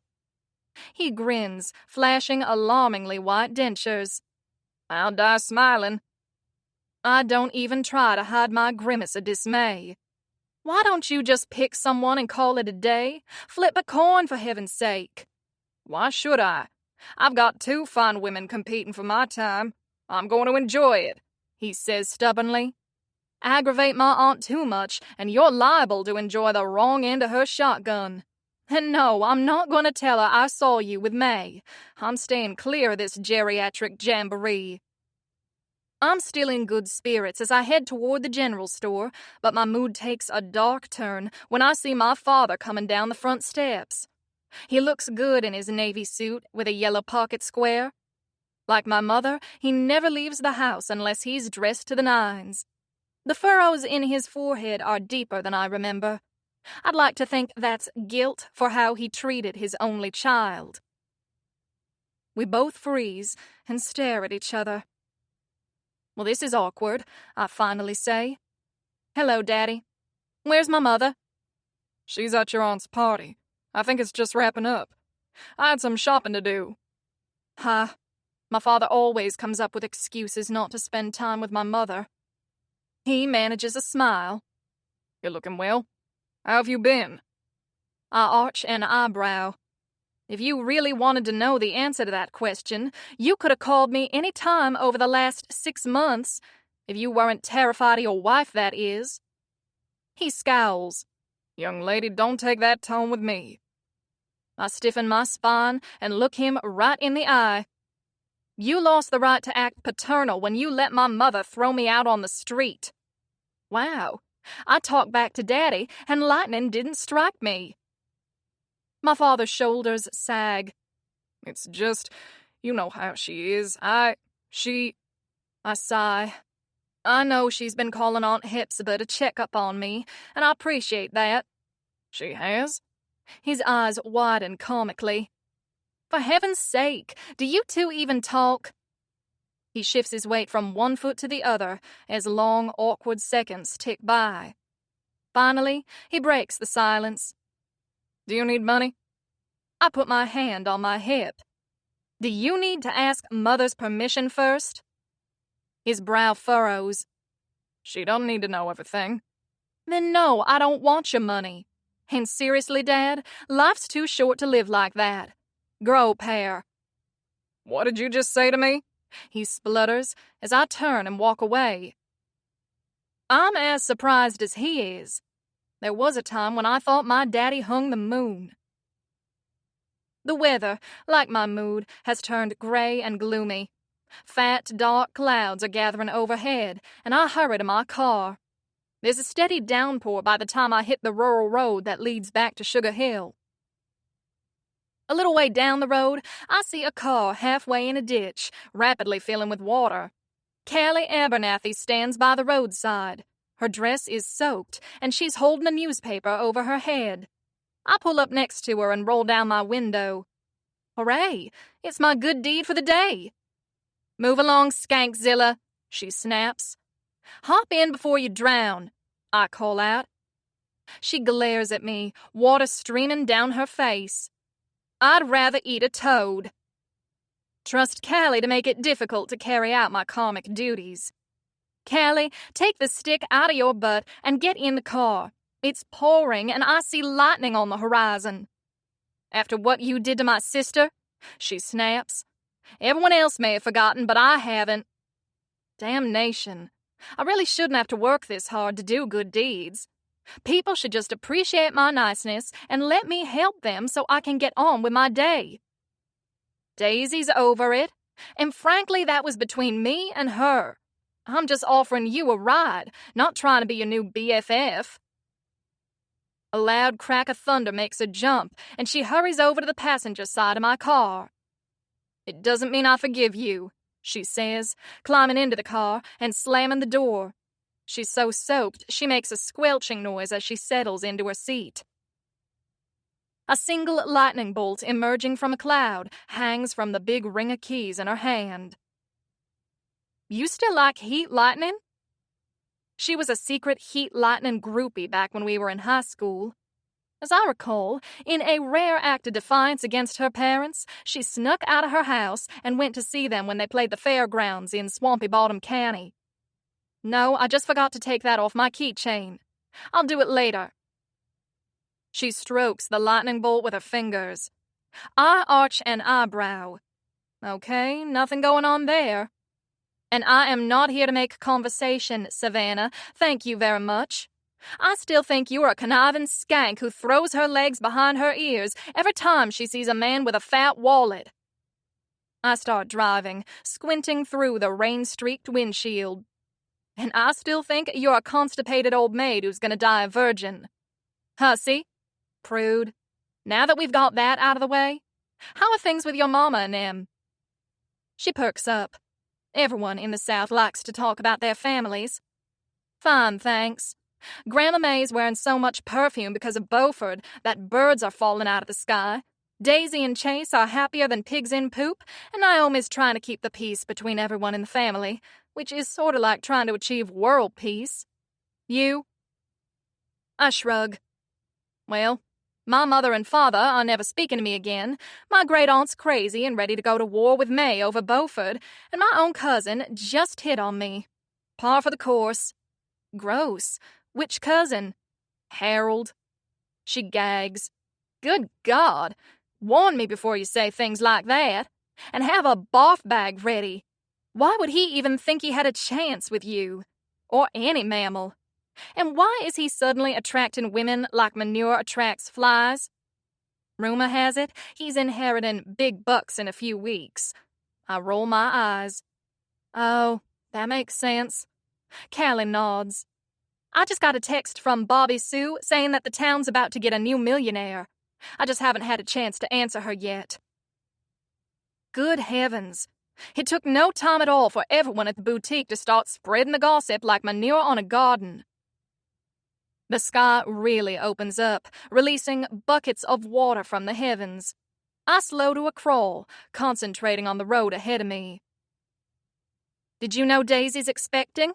Oh, I did not know, but I'm very happy for her. She and Chase are totally crazy about each other, and that baby will be born into a big, warm, loving family.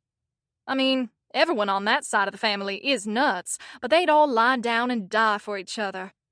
Unlike my family, most of whom wouldn't spit on each other if they were on fire. Yep, she's 3 months along now. We made the announcement last week. The town looks great, by the way. Daisy and Chase have done a fantastic job. Yeah, they have. She stares out the window into gray, rain-drenched nothingness. What's eating you, Callie? I'm fine. Let me guess.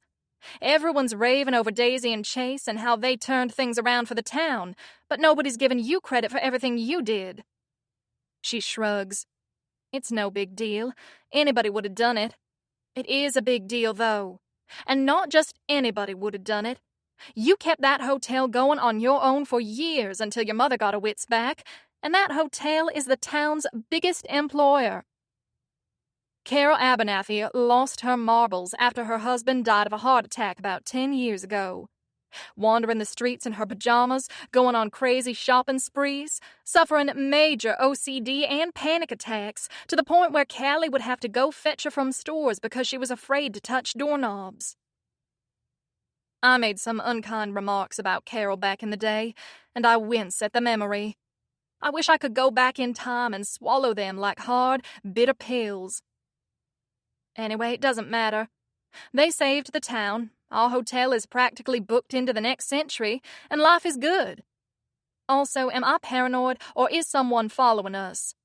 Callie glances in the rearview mirror. I follow her gaze. I've made a couple of turns, and I realize she's right. The same car has stayed behind us the whole time, and it's closing in on us faster than it should in this weather. The car has North Carolina plates, so it couldn't be my New York stalker. Could it? I speed up and make a quick right turn without signaling. The car does the same and accelerates, closing the gap between us. It doesn't matter if it's the New York shooter or not, it's just creepy. I'm calling 911. Take the left turn up ahead, Callie directs. Go to Farmer Waldorf's house. There's always a ton of people there. I know the area well enough to know where she's telling me to go. I accelerate, and we fishtail but stay on the road. We go round the corner really fast, and then zip down a driveway through thick underbrush. Farmer Waldorf's house has a bunch of vehicles parked in front, and to be extra safe, I drive behind a tractor. Hopefully, the driver won't risk following us down there. My heart hammers in my chest as I peer through my rain-drenched window. Callie's still on the phone as the car speeds off. As Callie talks to the emergency dispatcher, I call Aunt Hepzibah to let her know what just happened. To my surprise, she doesn't harangue me. Do you want me to send Carlisle for you? No, we're waiting for the deputy. Minutes later, a patrol car is escorting us back to the sheriff's department in Bitter End. They're in an old brick building on Main Street, a few buildings down from the courthouse. Callie is interviewed by a detective, and I'm interviewed by Sheriff Buckley. Unfortunately, the car that was following us seems to have vanished. I didn't see the license plate number, and neither did Callie. Sheriff Buckley insists we look at pictures of different types of cars before he finally gives up in defeat. I'm not a car person, I say apologetically. You did your best. In the meantime, I wouldn't drive anywhere by yourself until you've got this figured out. I sigh. I won't be staying in the area. You going back to New York? No, I don't know where I'm going. But if I stay here, I'm afraid I'd be putting my great-aunt in danger. Let me know where you end up, he says. Call my office directly and check in with me. I'll stay in touch with the New York folks to see if they find any leads. Thanks. I appreciate that. He hesitates, looking as if he wants to say something.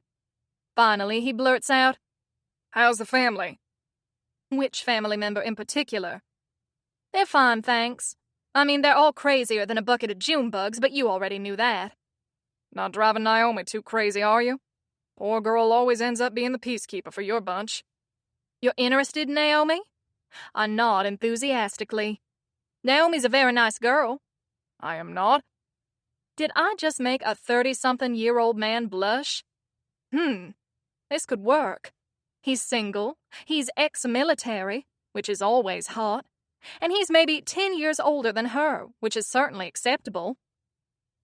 A very nice single girl, I clarify. Hard worker, talented hairdresser. Well, that was stupid. What does he care how well she cuts hair? Next, I'll be telling him she's good at folding sweaters, too. Cute as a button, I add lamely. He clears his throat. I should get back to work now. I'm not letting this go. If I could fix them up, that would earn me about 1 million karma points and a month's worth of pages in my book of good deeds. Can I tell her you asked about her? No, you may not. Run along now. Deputy Willis will follow you home. When I leave his office, Callie is waiting for me. She waves me over and smooths her hair out of her face. So let me get this straight. A guy was gunning for you in New York City, and you led him back here? I grimace and sit next to her. If this has anything to do with that, I am very, very sorry I put you in danger. Damn, Savannah, I'm still holding a grudge for what you did to Daisy. I can only hold so many grudges at one time. I bite down on my lip before I can say what I'm thinking. I'm pretty sure grudges are one of the 4 main food groups for Callie, an essential part of her daily diet. She's a good person underneath it all, but she's a huge perfectionist and expects everyone to live up to her very high standards. She's inherited a lot of her mother's stress-out tendencies. Either everything's absolutely perfect, or it's a complete disaster. I also suspect she's harder on herself than everyone else. In grade school, she got an A- once. She cried so hard she threw up and had to go to the nurse's office. I had no idea he'd followed me here, Callie. I don't even know how he found me. Assuming it really was him. Odds are pretty good, though, aren't they? I nod. I mean, the safe thing is to operate on the assumption it's the same guy. All right, I'm going to head back home now. Deputy Willis said he'd drive behind me to make sure I get home safely. You have someone picking you up? Yes, my car's been towed, but Daisy and Chase are coming to get me, even though I could walk from here. She's just freaked out about us being followed, so she's probably going to mother hen me until this is resolved, which is annoying because mother henning is my job. Just in case this guy isn't the shooter from New York, be careful. He might be some random creepo stalking women on backcountry roads. She chews her lower lip thoughtfully. I wonder if we should try to organize the club again. She, Daisy, and Naomi used to be in this little detective club Daisy started in grade school. Daisy and Naomi were huge Nancy Drew nerds, and Callie felt obligated to tag along so they wouldn't tarnish the family name too badly with their shenanigans. They reformed the detective club last summer and busted Chase Lancaster's father for hiding barrels of toxic waste in the swamp on the Abernathy property. However, Daisy nearly got murdered in the process. It's way too dangerous for them to get involved with this situation. I don't want you anywhere near this case, I say firmly. The shooter's a freaking psycho. Let the cops deal with it. I say my goodbyes and drive back home, with Detective Willis on my tail the whole way. He waits until he sees me walk up the front steps, waves at me, and drives off. You shouldn't keep getting in trouble like this. Tiddlywinks was worried. Aunt Hepzibah chides me. Well, tell her I apologize. But first, we need to talk about what I'm going to do next. We have a lovely dinner waiting for us, and I don't want to upset my cook. Since when, I wonder? But she refuses to talk about anything serious until after we've had dinner. After dinner, she insists on waiting for dessert. Finally, as she's chattering about some nephew who she can't stand, I risk her wrath and interrupt her. Aunt Hepzibah, I can't stay here anymore. I don't know if the person following us was the guy from New York, but I can't take that chance. If it is him, I'm putting you and everyone else here in danger. I could have gotten Callie killed today.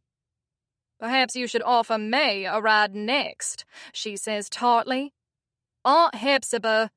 I shake my head disapprovingly. We do not murder our romantic rivals.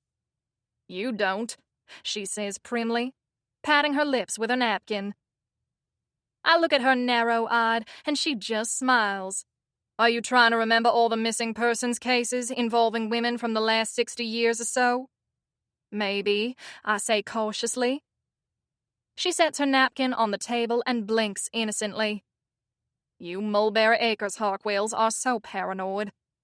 Well, I can't say I'm particularly worried about the Abernathys, but I agree that it's not safe for you here. I've hired a bodyguard, and he's going to take you somewhere safe so you can lie low until this person is caught. A bodyguard? I squawk. No way. That would cost a fortune. I can't let you do that. I'm richer than dirt, and I can't take it with me. She picks up her linen napkin and pats her lips delicately. Anyway, I already paid him. It's non-refundable.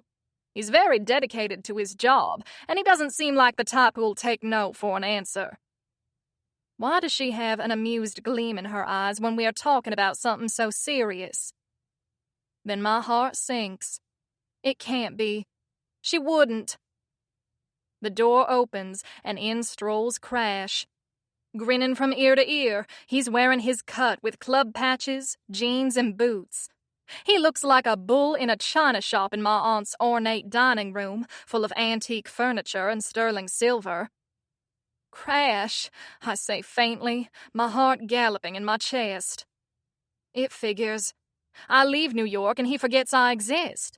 But my aunt pulls out her checkbook and he's by my side faster than a pig on roller skates. Hello again. Meet your new security detail, he says. I'm sleeping in the guest room tonight. We're heading out tomorrow after breakfast. I'm sticking by your side 24/7. I swear to God, if you try to ditch me, I will lock you up in a room and hold you prisoner until the shooter is caught. Aunt Hepzibah, I whine. Are you actually going to let him get away with threatening me like that? Of course I am. She smiles sweetly. It was my idea.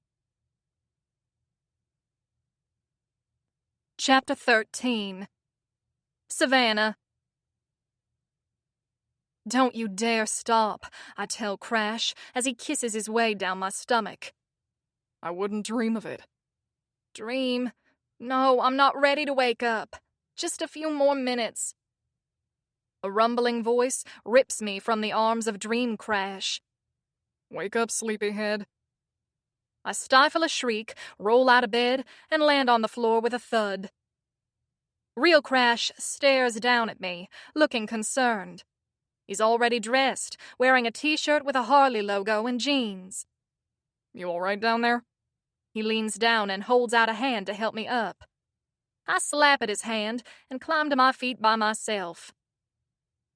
Tiddlywinks dances and spins in a circle, yipping with joy. Crash bends down to scratch behind her ear. Traitor, I say resentfully. She ignores me, shivering with delight as Crash strokes her fur. I know how she feels. Still, she shouldn't like anyone who aggravates me as much as he does. Your aunt is joining us for breakfast. After that, we're hitting the road. I groan and rub my face with my hands, hiding a yawn. Then I run my fingers through my bedhead-tangled hair. I'm annoyed at Crash for seeing me like this. How long were you standing there like a psycho stalker watching me sleep? He grins, a twinkle in his eyes. You say that like it's a bad thing. I put my hands on my hips. Seriously. I didn't watch you sleep. I slept in a chair in the hall outside your room. I just woke up a few minutes ago. You said you were going to sleep in the guest room, I protest. Did I say anything in my sleep? He arches an eyebrow. Say anything like what? Well, I definitely didn't yell out his name in my sleep last night, or he'd never let me hear the end of it. Or maybe he slept through it. Either way, I dodged a bullet. I'm going to shower, alone, I say huffily. I would appreciate it if you'd walk Tiddlywinks. There's a leash hanging in the foyer. I'll meet you at the breakfast table. Normally, I rush to the breakfast table. Today, I take my time, muttering rebelliously as I lather. Oh, sure, Crash, I'd be happy to go on a road trip with you. You just say jump and I'll say how high, you leather lughead, you bike-riding bully. When I finally make it to the breakfast table, Hepzibah gives me the stink eye, which I ignore. The chef has laid out a lovely spread for us, and Crash actually has reasonably good manners as he devours his grits, scrambled eggs, bacon, and biscuits. I mean, if I held my silverware the way he did, my aunt would have taken me prisoner at gunpoint and forcibly returned me to finishing school. But he doesn't pick up the eggs with his hands or chew with his mouth open, so there's that. We're almost done with breakfast when Carlisle comes in to tell us that we have guests. Daisy and Chase, Callie and Naomi are waiting for us in the parlor. They're sitting on the uncomfortable Queen Anne chairs that are arranged around a clawfoot coffee table. Daisy already knew Crash, sort of, because she waitressed at Bone Breakers for a little while over the summer. She and Crash had briefly broken up, and she'd returned to New York in a huff and grabbed the first job she could find. Hello, Crash. Long time no see. Daisy nods at him, and then at me. Savannah, we've heard someone might be gunning for you. She looks at Crash. I hear you're looking into it.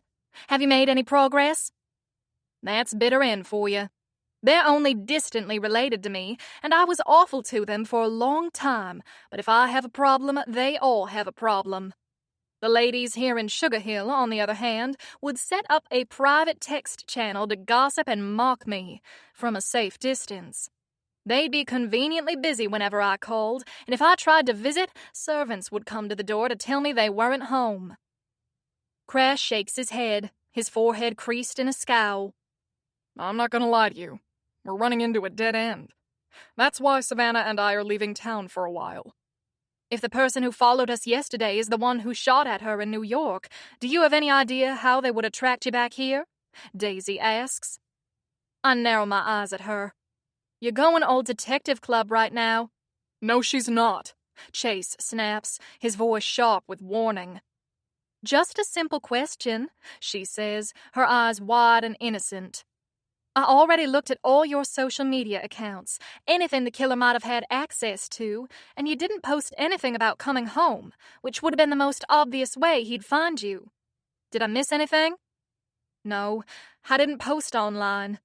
And the only people who knew I was coming here were Aunt Hepzibah and a few people in the iron ride. Really just Tawny, Axel, and Sprocket.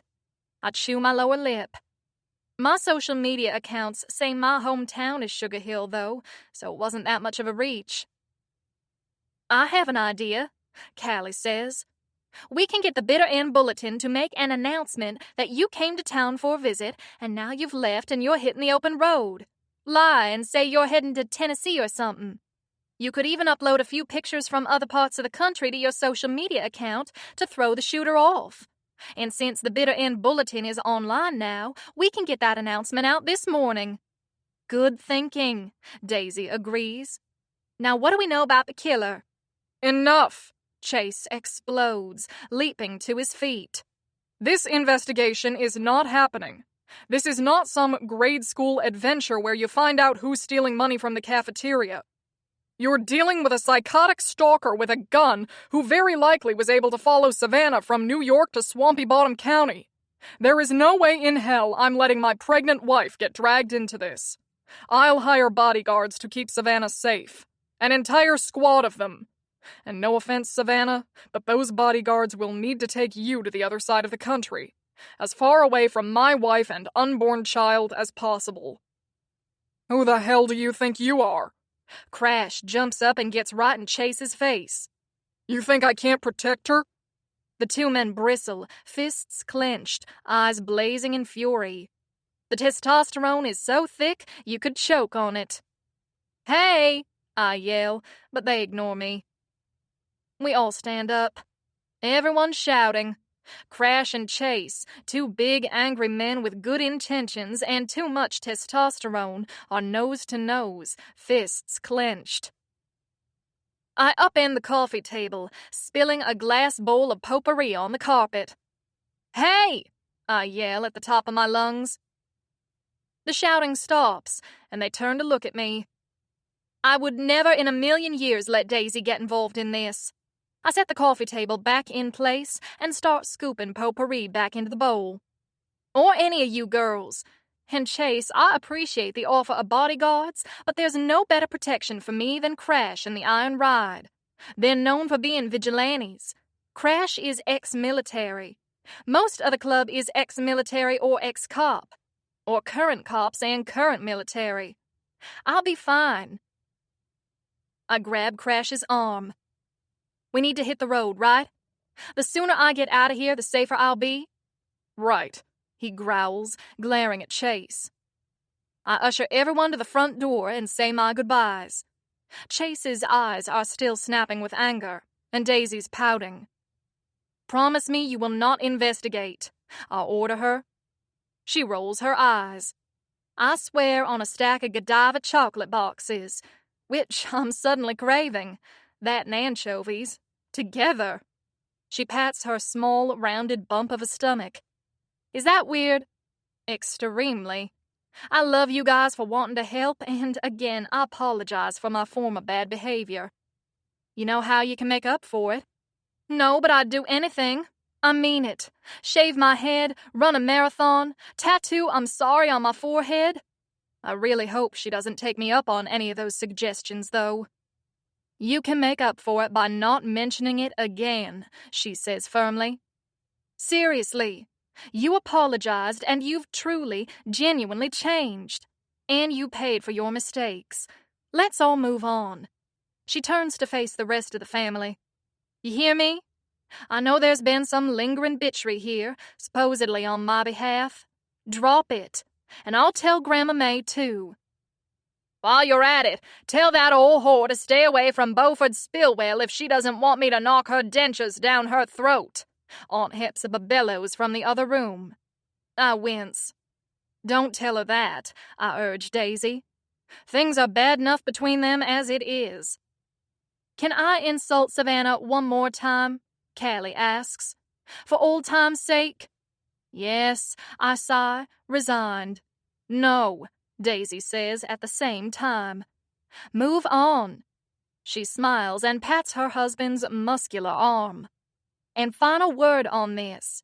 We all know you ended up doing me an enormous favor. If you hadn't stolen Percy, I wouldn't have met Mr. Tall, Dark, and Grouchy. She looks up at Chase fondly. I want Godiva chocolate, babe. No, it's more like a medical necessity at this point. He nods. His anger vanished. I'll have it flown in if we can't find any in town. I can't help but sigh in envy. He's a big, growly alpha hole, but he'd do anything for her. Hashtag couple goals. Hashtag me jealous. After Carlisle sees them out, I head to my bedroom to pack. Crash comes in while I'm in the middle of it and stares at the suitcases and clothing spread out on my bed, the floor, and the chairs. I was going to ask if you were done yet, but, It won't take me more than another couple of hours. His jaw drops. 90 minutes, I quickly add, amending my estimate. 90 minutes to what? He gestures at my belongings. You don't think you're taking all of that? I mean, you've already got a bag packed. That's about all that will fit on the bike. You do know what a motorcycle looks like, right? My gaze follows his to one of my bags, which is bulging at the seams. That's just my hair products, I protest. He points at another half-filled bag. And that would be your makeup bag? Lingerie, I say indignantly. And that one will be the bag for my shoes, and that will be the bag for my purses. Pump the brakes there, sweetheart. Did you say purses as in plural? Well, look at you, knowing big words like that. Plural. Yes, Crash, plural as in more than one purse. Would you like me to count them for you? I start holding up purses. This little clutch is actually a Chanel. I got it at a consignment store Daisy told me about. This purse is part of a classic collection I took with me when my mother threw me out of the house. It goes beautifully with my fall. One bag. One purse? I stare at him in confusion. I understand Crash is an uncouth savage, but surely he doesn't think I'm going on the run with only one purse. I'd rather stay behind and face my killer. I may be marked for death, but I will die a lady. A lady who can appropriately accessorize. One suitcase. That one. The one you are currently using for your hair products. I shudder. There's only room for a few outfits in there. We could be on the run for heaven knows how long. He's implying I would need to wear the same outfit several times in the same week. Have you lost your mind? I absolutely won't do it. You will, or I will switch over to Plan B, which has been pre-approved by your aunt. It involves me getting someone from the Iron Ride to come as backup, throwing you into the back of a van, and taking you to a remote location. We will stay there, and I will guard you and prevent you from escaping and getting yourself killed. I am not taking one bag, I shout, not caring who hears me. Carlisle pokes his head in the door. Is everything all right, madam? No, everything is not all right. This psychopath thinks I'd go on a trip with only one teeny little bag. Very well, madam. Carlisle withdraws from the room without punching Crash or tossing him out on his ear. He's lucky he's been in the family forever, or I would take him off my Christmas list. I return my attention to Chase. We can take my aunt's car. Which the shooter might very well be able to track. He knows you're here. He was able to follow you on a tiny country road. Then we can rent a car. I'm more comfortable on my bike. And if anyone in your family rents a car, this guy might be watching their credit cards and might be able to track the car. We're doing it my way, and we're leaving in 10 minutes. You're a despicable despot, I huff. Oh, sweetheart, you're much too kind. He leaves the room and shuts the door behind him, narrowly dodging the shoe I throw at his head. The shoe I won't be allowed to take with me. If Crash wants to be seen with an absolute slob with a terrible wardrobe, that's what he'll get. I hope he's happy. I hope he's ecstatic. I fly into a frenzy, pulling out most of my hair products and stuffing in a few of the new outfits I got from the Bitter End Boutique. I don't know exactly where we're going, but Crash said it was a small town in South Carolina, near Charlotte. Does Crash even appreciate the challenge of winter dressing in the South? I doubt it. At least in the summer you know what you're getting. Furnace blast heat outside, Arctic chill air conditioning inside. In the winter, the weather can turn at any time, so I need a fall, winter, and spring selection, and I won't even have enough to cover one season. I've now filled my one bag near to bursting. Desperate, I grab my biggest purse and fill it to the brim with lingerie, shoes, makeup, and jewelry. I dare Chase to challenge me. I'll go down fighting. I finish in 10 minutes and storm into the foyer to have a few choice words with my great aunt. She's holding tiddlywinks and stroking her little head. "It's probably safer if you leave her with me," she says. I'm in too sour a mood to thank her for her kind offer. Today will be a no good deeds day, and I don't even care. I haven't freaking murdered anyone. That's my good deed. I couldn't impose, I say shortly, and reach for tiddlywinks. Aunt Hepzibah reluctantly releases her. Her face just kind of crumples, and her gaze shoots to the far side of the room. Clustered in a corner are a doghouse, a dog couch, a dog bed, and a basket of toys, all tiddlywink-sized. "Where did those come from?" Her gaze slides to the left. "They were up in the attic." Liar. She's never owned a dog. She shrugs, blinking hard with glistening eyes. "Well, you should get going." Suddenly, I see a side of Aunt Hepzibah I've never seen before. She's not just a 5'2" ball of spite and sarcasm. She's also childless, has buried 3 husbands, and most of her relatives only visit her out of guilt and fear. I love Tiddlywinks, but Aunt Hepzibah needs her. I suck in a breath and let it out slowly, and I feel some of my rage leak out with it. Actually, you're right. I would hate to have Tiddlywinks get caught in the crossfire if that guy finds me.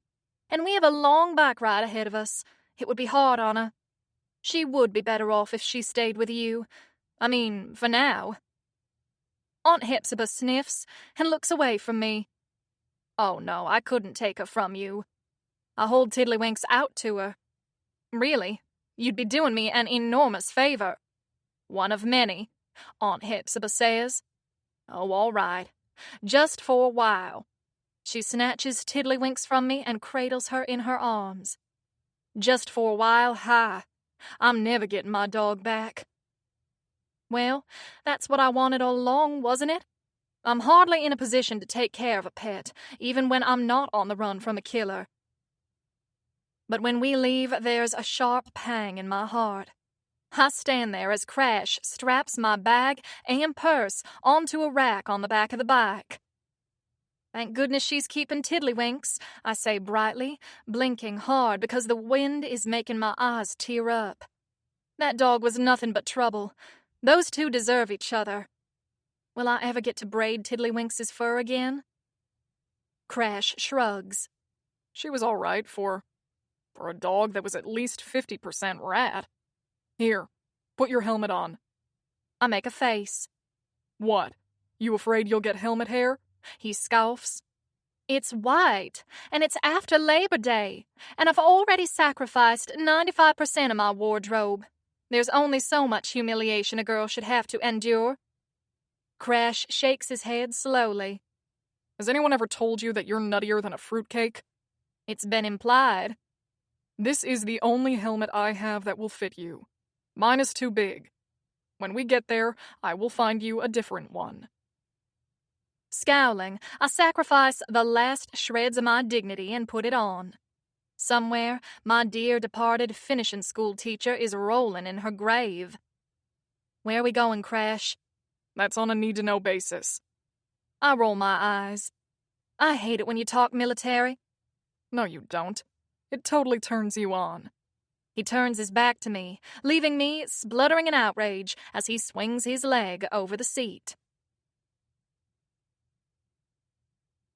Chapter 14. Savannah. Even though I've known Crash since last July, worked with him at the bar, and had sex with him at least 100 times, 99 of them only in my head, I've never actually ridden with him. This is my first time on a bike. We're roaring down Interstate 74, through small towns and long stretches of highway, but I barely even see the scenery. Holding onto this wall of muscle and feeling the massive vibration between my legs is enough to send me over the edge. I'm dangling on the precipice of an orgasm with no relief in sight. It's like being strapped to a giant vibrator.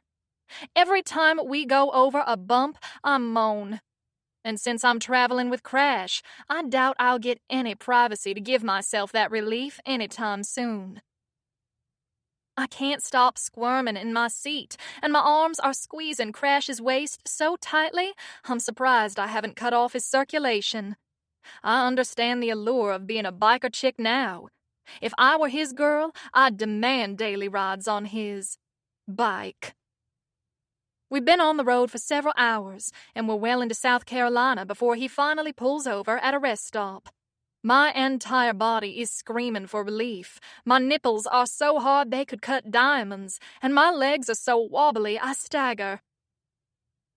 Crash turns off the ignition and climbs off the bike, kicking the kickstand into place. His mouth curls up in a smirk as his gaze drifts to my chest. Enjoying the ride, were you? How dare he? That is not how you speak to a lady. I stalk off in the direction of the restrooms, following the signs. Crash matches my pace easily as I round the corner of the building. Have you met me? He laughs. That's exactly how I speak to ladies. I look straight ahead, avoiding eye contact. For your information, I did not enjoy the ride in the slightest. It was very uncomfortable. Is that a fact? In one swift movement, he pushes me against the wall and towers over me, his eyes blazing with danger. My voice comes out in a croak. Well... Is it? Do you hate holding on to me and feeling that big old bike throbbing between your legs? He strokes my cheek with his thumb. Do you hate it when I touch you like this? Because I like touching you. The thick bulge in his jeans presses into my stomach. I try to answer, but the breath has been snatched from my body. Tell me to stop. His voice rumbles up from his broad chest, impossibly sexy. Tell me to back off. I will. Tell him, tell him, tell him. I'm a girl who's been told she could talk the ears off a mule. And yet, when I need it most, my voice box fails to work. I thought so. Roughly, he slides a finger under my chin and tips my head back. His soft lips claim mine, the silk of his beard tickling my face. His tongue probes my mouth, and I part my lips wider, drinking him in hungrily. I should be pushing him away. Instead, I slide my arm around his waist and arch my back, shamelessly pressing my breasts against him. He leads my tongue in an intimate dance, and I moan into his mouth. When he finally releases me, he nibbles at my lower lip, and I can't hide my whimper of pleasure. Crash suddenly releases me and steps back, his eyes gleaming with triumph. So, forgot all about me when I was in California, did you? Anger boils in my veins. That bastard. Forgot all about him when he left me and didn't call me once for months and months? No, I wish I could have. I want to slap the smirk off his face. He didn't kiss me because he wanted me. He did it to make a point. I slide off the wall and take several steps back. I suck in a few deep breaths, letting them out slowly as I struggle to clear the lust fog from my brain. He's here for money and nothing else. How much is my great-aunt paying you to watch over me? That's between her and me. He sent me off to North Carolina without a second thought. The minute I was out of his territory, I was no longer his problem. The only reason he came down here is because he was paid to do it. He knows how much I want him, and he's taunting me with it. I stalk into the bathroom and slam the door behind me. Once I've relieved myself and washed my hands in the grodiest sink outside of a prison cell, I look at the window opposite the door. Crash will be watching the door like a freaking stalker, of course. Standing on tiptoe, I can see out the window. The coast is clear. My suitcase is on his bike, but I have my purse. Aunt Hepzibah told me she had added a few $1,000 to the Visa card, so I could go anywhere, do anything. I could find a dive bar that would pay me under the table, disappear, reinvent myself. I'm tired of feeling humiliated by Crash, by how much I want him and how little he wants me. I slide the window open and use the trash can to give me a boost. Awkwardly, I turn around, slide my legs out, and get stuck. Apparently, I've gained a lot more weight than I thought. I try to reverse course and get back in the bathroom, but I'm stuck like a cork. My heart hammers in my chest. I can't breathe. I'm squirming and twisting, but I'm fully wedged in and helpless. Suddenly, strong hands close on my outer thighs, and I thrash my legs wildly. Is it my stalker? Oh my God, I'm gonna die, and in the most embarrassing way possible. Stuck halfway out a restroom window. I can't even imagine how they'll write the obituary in the Bitter End Bulletin. I picture my mother sitting at my funeral service, lips pursed in disapproval. I'm not gonna make this easy on the bastard. I'll fight to the last breath. Is Tiddlywinks gonna miss me? Will she remember me at all? There's a hard yank, and I squeeze out the window and fall right into Crash's arms. Put me down, I yell. He howls with laughter. You should see your face right now. I will scream kidnapping. To whom? There's nobody within earshot as far as I can tell. I kick my legs and he just tightens his grip. Go ahead and scream. I'll be arrested. Then I'll call your great-aunt and ask her to post my bail, and she'll probably have a heart attack and keel over. No, she won't. I skewer him with a hate-filled glare. She's too mean to die. But he's right. I can't do that to her. Fine, I huff. I swear on Margaret Mitchell I will not run away again today. I might murder you in your sleep, though. Fair warning. Much appreciated. He winks. I sleep very lightly. Fair warning. He may have won this round, but he hasn't won our battle. I'll find a way to escape. In the meantime, I'll make him as miserable as he's making me. I can't believe I let him kiss me. I can't believe I kissed him back. We're back on the road in no time, approaching a city, and traffic is starting to pick up. Crash glides effortlessly through the cars. About 20 minutes later, Crash yells over the sound of the motor. I think someone's following us. Hold on tight. I squeeze my arms around his waist even harder. He picks up speed, racing to get ahead of a pickup truck. As we drive, I twist my head around to see if someone really is behind us. A dark green sedan is aggressively muscling its way through traffic. Angry drivers honk and swerve. He's gaining on us, Crash! Crash zips between the lanes and gets in front of a pickup truck. There's no exit in sight. Behind us, a chorus of honking horns blares in the air. Something pings, and one of the side view mirrors explodes, sending shards of glass flying everywhere. Panic claws at my throat. We're on a freaking bike. We're totally exposed. Crash accelerates, moving through gaps in traffic. Clinging to him, I twist my head around and look again. The green sedan is boxed in between two other cars, with someone in the right lane refusing to let him pass. Our pursuer honks and then sticks his gun out the side window, waving it aggressively. The driver on the right swerves in panic and tries to speed up, but there's a car blocking him too. Crash manages to dig his phone out of his jacket and call while driving, yelling our location into his phone. The motorcycle wobbles dangerously. Then he speeds up and takes an exit off the highway. We zip through the downtown area of a middle-sized town. He pulls into a crowded shopping center and parks in front of a row of stores. You all right, Savannah? Oh, sure, I squeak, terrified. Might need new underwear. He turns off the bike and steps off. I slide off too. Suddenly, his hands are moving up and down my body, in very intimate places. I know we just survived a near-death experience, but is this really the time and place? Mothers are walking by and covering their children's eyes. I should definitely tell him to stop fondling me. For sure, I really should. Finally, he steps back. Okay, you don't seem to have any holes shot in you. Oh. My face flames with embarrassment, and I pray he doesn't notice. He turns and scowls at the remains of his mirror. Bastard shot my bike, though. It is on. Well, I'm sorry for your loss. Who knew we were leaving this morning? To the best of my knowledge, only Aunt Hepzibah and her servants. And Daisy's family. Oh, and the sheriff. I called him yesterday because he wanted me to keep him updated. I would trust Sheriff Buckley with my firstborn child. When I have one. You know what I mean. That's a man who would take a bullet for you. I'd take a bullet for you. Crash snaps.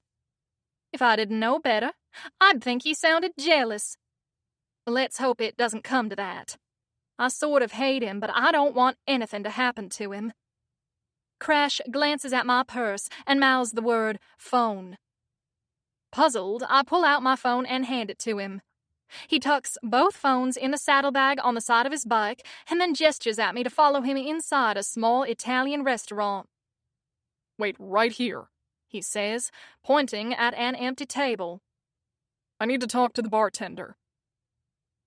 He goes over to the bar and, after chatting with the bartender, walks behind the bar and uses the phone. He talks to someone for a couple of minutes and then comes back to join me at the table. We're close to our final destination. We have people coming to meet us in about 45 minutes. In the meantime, I ordered for us, he says.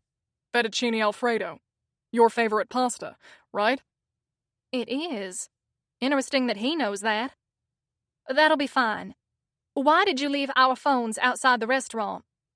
There's a good chance he's tracking us by your phone. I just can't think of any other way he could have found us. He glances at the bike. And he might have hacked my phone too, depending on how good this guy is. Phones have all kinds of apps that are constantly tracking your location. Weather apps, shopping apps. This person could have accessed one of them and used it to find you. They can also be hacked and used as listening devices, and I don't want him to overhear our conversations. Seriously? You think this person could have found out one or both of our phone numbers? I wince. I hate to even think it, but could he have been following me from Aunt Hepzibah's house? I was checking behind us very carefully, and I'm pretty confident the guy wasn't following us up until very recently. He picked us up hours after we'd left. He shakes his head. Whoever this guy is, he's good. Or he has an in with law enforcement. Or maybe he even is law enforcement. It wouldn't have to be the sheriff, he adds. If the sheriff emailed anyone about your case and mentioned where you were headed, this person might have accessed that report. A shiver runs through me, and goose pimples pebble my arms. This is crazy. I can't believe I witnessed some psycho shooting a guy, and he turns out to be a professional assassin. Or a rogue cop. Maybe the shooting wasn't an accident, Crash muses. You say he stole the hipster's parking place, and the guy came over and screamed at him. Maybe he set it up that way in case anyone was watching, so it would look like a simple argument, and nobody would figure out the guy was targeted. Should we call the police and tell them that? I feel a swell of hope. That might give them a lead. They could see if the murder victim had any known enemies. He nods. Yeah, it's worth passing that on. I'll call Axel as soon as we get burner phones. We can't use ours anymore, not until this asshole's caught. I'll have someone with forensics experience examine the phones and see if they can identify any tracking apps, but spy software can be very subtle. Our meals arrive shortly after that, and we tuck into some mediocre pasta. The dessert is better. It's hard to go wrong with tiramisu. As Crash pays our tab, a white-haired guy in a leather vest covered with biker patches walks in the door. He's the oldest biker I've ever seen, easily late 70s or 80. He looks like Biker Santa, with a white beard and generous belly. He waves at Crash, who nods in acknowledgement. He's the local chapter of a club we're affiliated with. Crash says. The skeleton crew. They're letting us stay with them. When we get to the white-haired guy, he introduces himself as Tank. I brought a few of my guys, and we already swept the parking lot. We didn't see a green Honda or anyone who looked suspicious. We follow him out to the parking lot, where a van and a car are parked side by side. 3 men wearing vests similar to Tank's are waiting for us. Their vests are decorated with skulls and other patches I don't recognize. Thanks for coming for us, brother. So what's the plan? Crash asks. Tank unlocks the back of the van and waves at the 3 bikers. These guys are from our eastern chapter. They're taking your bike to their garage. It's a few hours away from here, in case it has a tracking device on it. That way the shooter won't be able to follow you back to our clubhouse. We'll get it repaired and check it for bugs. Don't worry, one of the bikers assures Crash. We'll take good care of her. He pats the bike gently. Tank fishes in his pocket and pulls out 2 phones, handing one to each of us. You 2 are going to crash at a trailer on the property behind our clubhouse. Tank continues. We're not taking any chances. Nobody but us. He waves at the men around him. And the chapter president will know who you are. We'll have a cover story for you. The skeleton crew take our bags off Crash's bike and hand them to us. They load his bike into the back of the van and take off. Crash watches the van drive away like they're taking his firstborn child. She'll be fine, I say. He always refers to his bike as she. Thanks, he says glumly. Better be. Crash and I get into the car and drive for nearly an hour until we're on the coast about 90 minutes south of Charlotte. When we pull in, I see the clubhouse is a bar called Sparky's. There are several trailers at the far end of the parking lot, and we're staying in the middle one. Sparky's is obviously popular. The parking lot is full of bikes, almost all of them Harleys. I'm happy to see there's a big streetlight next to the parking lot. Well lit, lots of people. That makes me feel safer. We head straight to the trailer, and Crash carries in our bags. I reluctantly give him a few gentleman points for that. The trailer is small, and the furniture is of the thrift store variety, but it's clean. After we get settled in, Crash invites me to hang out at the bar with him. You'd have to memorize your new name and put on your disguise first, he says. He shed his leather vest, which identifies him as being a member of the Iron Ride, and is just wearing a plain black leather jacket. What disguise? I say, stifling a yawn. Tank's sister put together a few outfits for you. They're in the closet. You'd have to change before anyone can see you. And a wig. Disguise? No way. I'm too tired to go through that much effort. Between worrying about the assassin and having nightly wet dreams about Crash that leave me tossing and turning, I have not been sleeping well. Fine. You're going to lock the door. I'll be sitting on the bar's back porch, watching the trailer. He pauses, giving me a scowl. Do not try to run away again. I already said I wouldn't. Not today, anyway. Despite the fact I've had ample provocation. When he leaves, I change into my pajamas, grab the romance novel I brought with me, and crawl into bed. There's only one bed, and Love Seat is too small for him to sleep on, so he's gonna have to take the floor. It would make me feel bad if it were anyone but Crash. I try to lose myself in the book, but reading about a woman who's being swept off her feet by a dashing hero is depressing, so I give up after a chapter. I spend the next few hours trying to catch some shut-eye and mostly failing. I'm worried about Aunt Hepzibah. Is it possible the killer would visit her house? She has an alarm system, motion-activated lights, and several shotguns. Carlisle was in the army when he was young, and he hunts for sport and has a gun. The groundskeeper, handyman, and other employees who live on the property are Southerners. They have guns and know how to use them. Still, is that enough? I miss Tiddlywinks, too. Even though I still don't like dogs, she wasn't the absolute worst. And she adored me, which is an excellent quality in a pet. Just when my eyes are finally drifting closed, the door flies open and the light blazes on. I look at the clock on the wall. It's 2 a.m., and Crash enters the room in a fog of cigarettes, beer, and perfume. He sits on the chair next to the bed and pulls off his boots. I hear the rustle of clothing, and then look up to see him wearing only boxer shorts and climbing into bed, with me, stinking of another woman's perfume. What in the blue blazes do you think you're doing? Getting ready for bed. You can't sleep in the bed, I huff. We're not married, I don't have a chaperone, and I'm a lady. You're obligated to take the floor. You and I have already had sex, in case you've forgotten. Oh, did we? Sorry, must have slipped my mind. It wasn't that memorable. He winces. Good. And that only happened because I was drunk. Now get out of my bed. You are absolutely not allowed to be here. Based on what?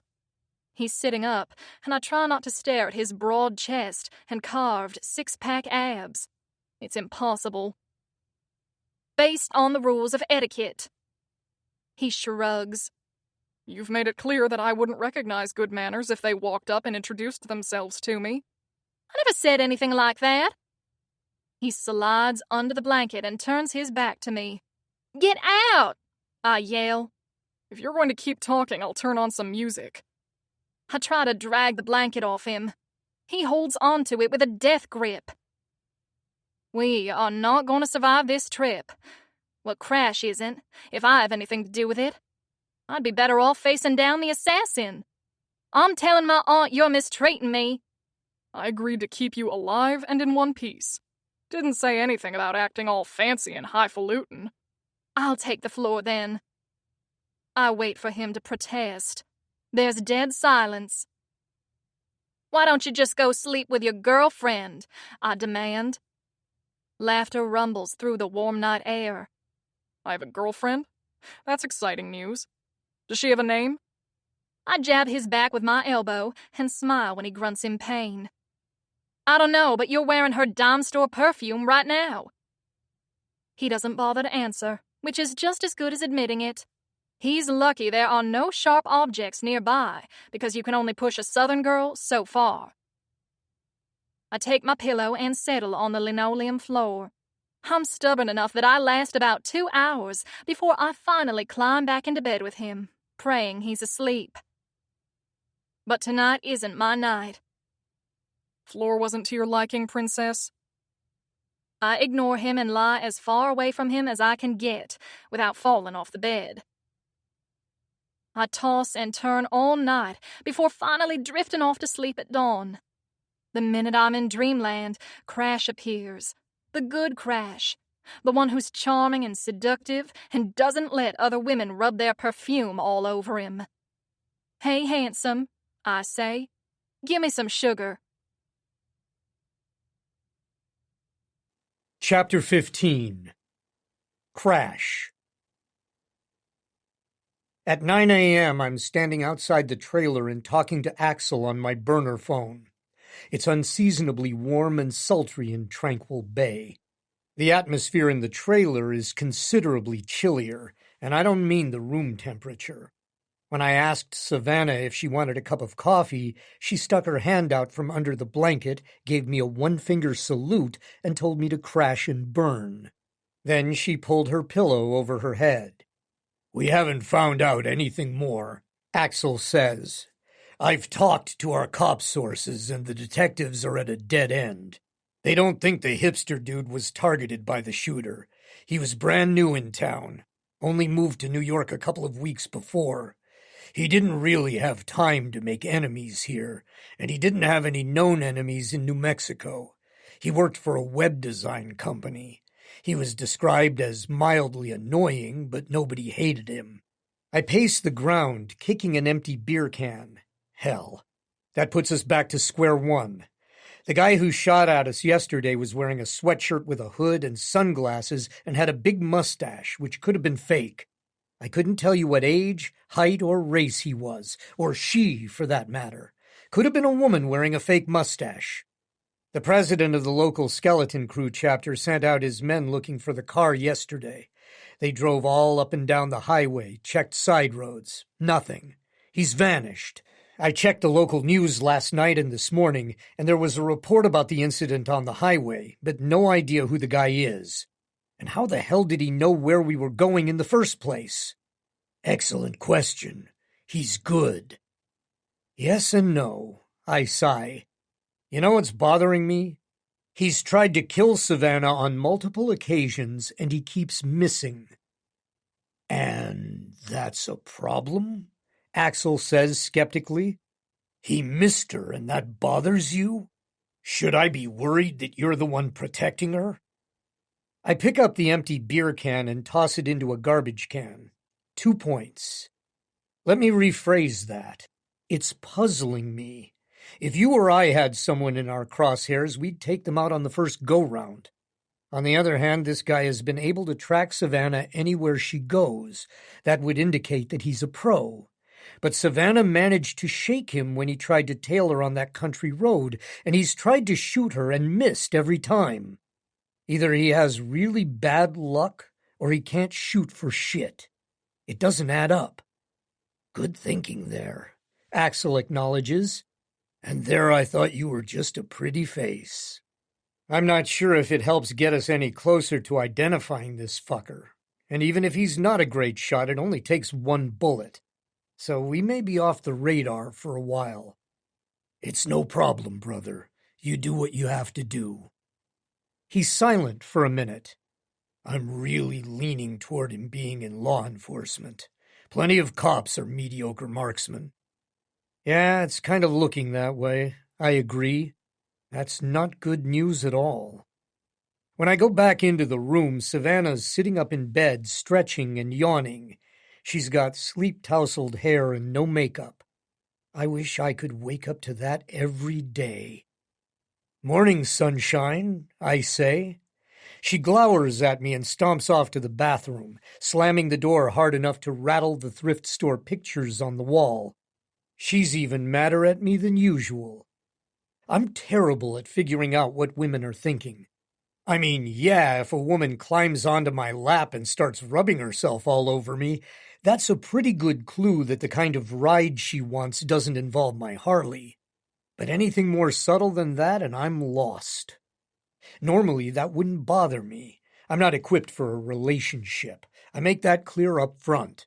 The only women I'd screw around with understand that going in. Hit 'em and quit 'em has been my motto my entire life. But for some reason, I do care what Savannah thinks. And if I'm being honest with myself, my own behavior is probably at fault. Like what happened yesterday. First, there was the kiss. I did it partly because she'd taunted me about not enjoying the ride, and truth be told, that kind of hit me where it hurt. I've always wanted to have her on the back of the bike, and there she was, pretending she hated every minute of it. I also kissed her because I've been dying to taste her lips again. That kiss practically blew my boots off. I felt my walls crumbling, and I wanted to let her in. I wanted her sass and her humor and her sweet, soft body. I wanted those laughing lips and those full breasts and the fire in her eyes. I wanted the woman who's not afraid to speak her mind when I'm being loud and crude, who's not afraid to ask me to be my best self. I wanted the woman who tells me she deserves to be treated like a princess, and maybe if I did, I'd find out that I was her knight in tarnished armor. After I kissed her, I was about to tell her all of that. I was about to plead my case, to tell her that even though I don't have the right pedigree and I never went to college, I have other qualities that make me worth taking seriously. I'm loyal. I'm a protector. I'd lay down my life and die for the people I care about. And then images of my mother flashed through my head, lying in her narrow hospital bed, skin yellowed from jaundice as her liver slowly failed, whispering in her cigarette-ravaged voice. I had to lean in to hear. People like us need to stay in our lane. Look what happens when we forget our place. Yeah. Bad things happen. Heartbreak, humiliation. An unwanted son who's a constant reminder of the man who seduced and discarded her. You look just like your daddy was flung at me on a regular basis. It was not meant to praise, but to wound. So I made that asshole remark about Savannah not missing me when I went to California, pushed her away instead of seeing if there was a chance for us. And I actually let her sleep on the floor to hammer it home even harder. Also, she made that comment about me smelling of perfume. I should have set her straight on that right away. Fuck! I'm such an asshole sometimes even I don't want to hang out with me. Why would she? Well, there may be no future for us, but I don't want her to hate me. I go into the tiny kitchenette and brew some coffee and wait for her. When Savannah finally comes out of the bathroom, she smells sweet and looks sour. I pour coffee into a mug for her. This is for you. Are you mad about me smelling like perfume last night? That was one of the waitresses. She smelled like she bathed in the stuff. Right before I left, she threw her arms around me and tried to kiss me. I pushed her off and came back to the trailer. To you. Her brow puckers. It's not my business if you're fooling around with anyone. But she accepts the coffee cup. She takes a sip. Thank you for the coffee. Also, I know I was kind of a jerk after I kissed you. She arches an eyebrow. Kind of? Like the Tar Heels are kind of lame? Not a UNC fan? Go Blue Devils. My ex-husband went to UNC, and my daddy went to Duke. A brief look of sadness mists her beautiful blue eyes. I know she doesn't talk to her parents anymore. Aunt Hepzibah filled me in on it a little bit, but I don't have all the details. Anyway, I grab a coffee cup from the small cupboard. I'm not used to watching how I act or talk with anyone, but I know we'll be in close quarters together for the near future, and I'm not trying to make you miserable. I'll get Tank to give me a bedroll or a cot, and you can have the bed. I should have let you have it last night. Yes, you should have, she says huffily, and it's hard for me to be anything but miserable when I'm stuck with you. That stings. I could point out that I know she's still thinking about me way more than she'd like to admit, based on how many times I've heard her moan my name in her sleep. But I suspect now isn't the best time. This is the time to admit how much I want her. Yep, I should definitely tell her that. I'm not good with people. I'm sorry, Savannah. I'll try to be less of a jerk. She leans on the kitchen counter and looks at me, waiting for more. She deserves more. And I can't deliver. Well, I should go check in with Tank. He's lending me a cut so I can blend in with the club. She nods and holds up her coffee as if toasting me. Cheers. She manages a small smile. Thank you for apologizing. I'm sure this assignment isn't your idea of a good time either. I'm going to call Aunt Hepzibah and check in. I wish I could tell her what I'm really feeling. The pit of my stomach roils as I tromp off to find Tank. While I'm here, I'll be wearing leathers from the skeleton crew. Last night I talked to Tank and the chapter president Reaper in their office to affirm that I'll uphold their rules and bylaws while I'm staying with them. They're similar to the Iron Ride bylaws, which is why our clubs are affiliated. The club members are my brothers, and I would lay down my life for a brother. We do not tolerate insults to our chapter, but we also don't seek trouble. We don't hurt the weak or the innocent. We defend and police our territory. We don't sell drugs or illegal weapons. Those who sell drugs or guns in our territory are our enemies. We terminate enemies with extreme prejudice. Wearing the skeleton crew patch is an honor that I don't take lightly, and they know that. Tank has my cut waiting for me when I go to the club. He hands me my cut, a denim vest with a single skeleton crew patch on it that indicates I'm a brand new member of the club. It's different than my iron ride cut, which has multiple patches indicating my rank and accomplishments. He watches as I put it on. I thank him again before I return to the trailer. All right, I say to Savannah, we need to go over our fake identities. I'm James, and you're Banshee. That's easy enough. I'll be working the door at Sparky's, you'll be waitressing, and you're my old lady. She makes a face like she just sucked a lemon. Hey, I say, surprised by how much her expression of disgust stings me. Some women wouldn't be too upset by that title. It's not the idea of dating you. It's the term old lady. I'm 25, and frankly, when I'm 80, I'm still not going to want to be called old lady. You know it's just club lingo. I look at her with interest. So, you're saying that the idea of dating me isn't completely horrifying? Tell me more. Tell you more about what? She flutters her lashes. I'll tell you what. I'd like some breakfast. Well, lunch, I guess. She stretches and yawns, arching her back, and heat rushes through my body. I like how we are together when we're bantering rather than fighting. This feels good. It feels right.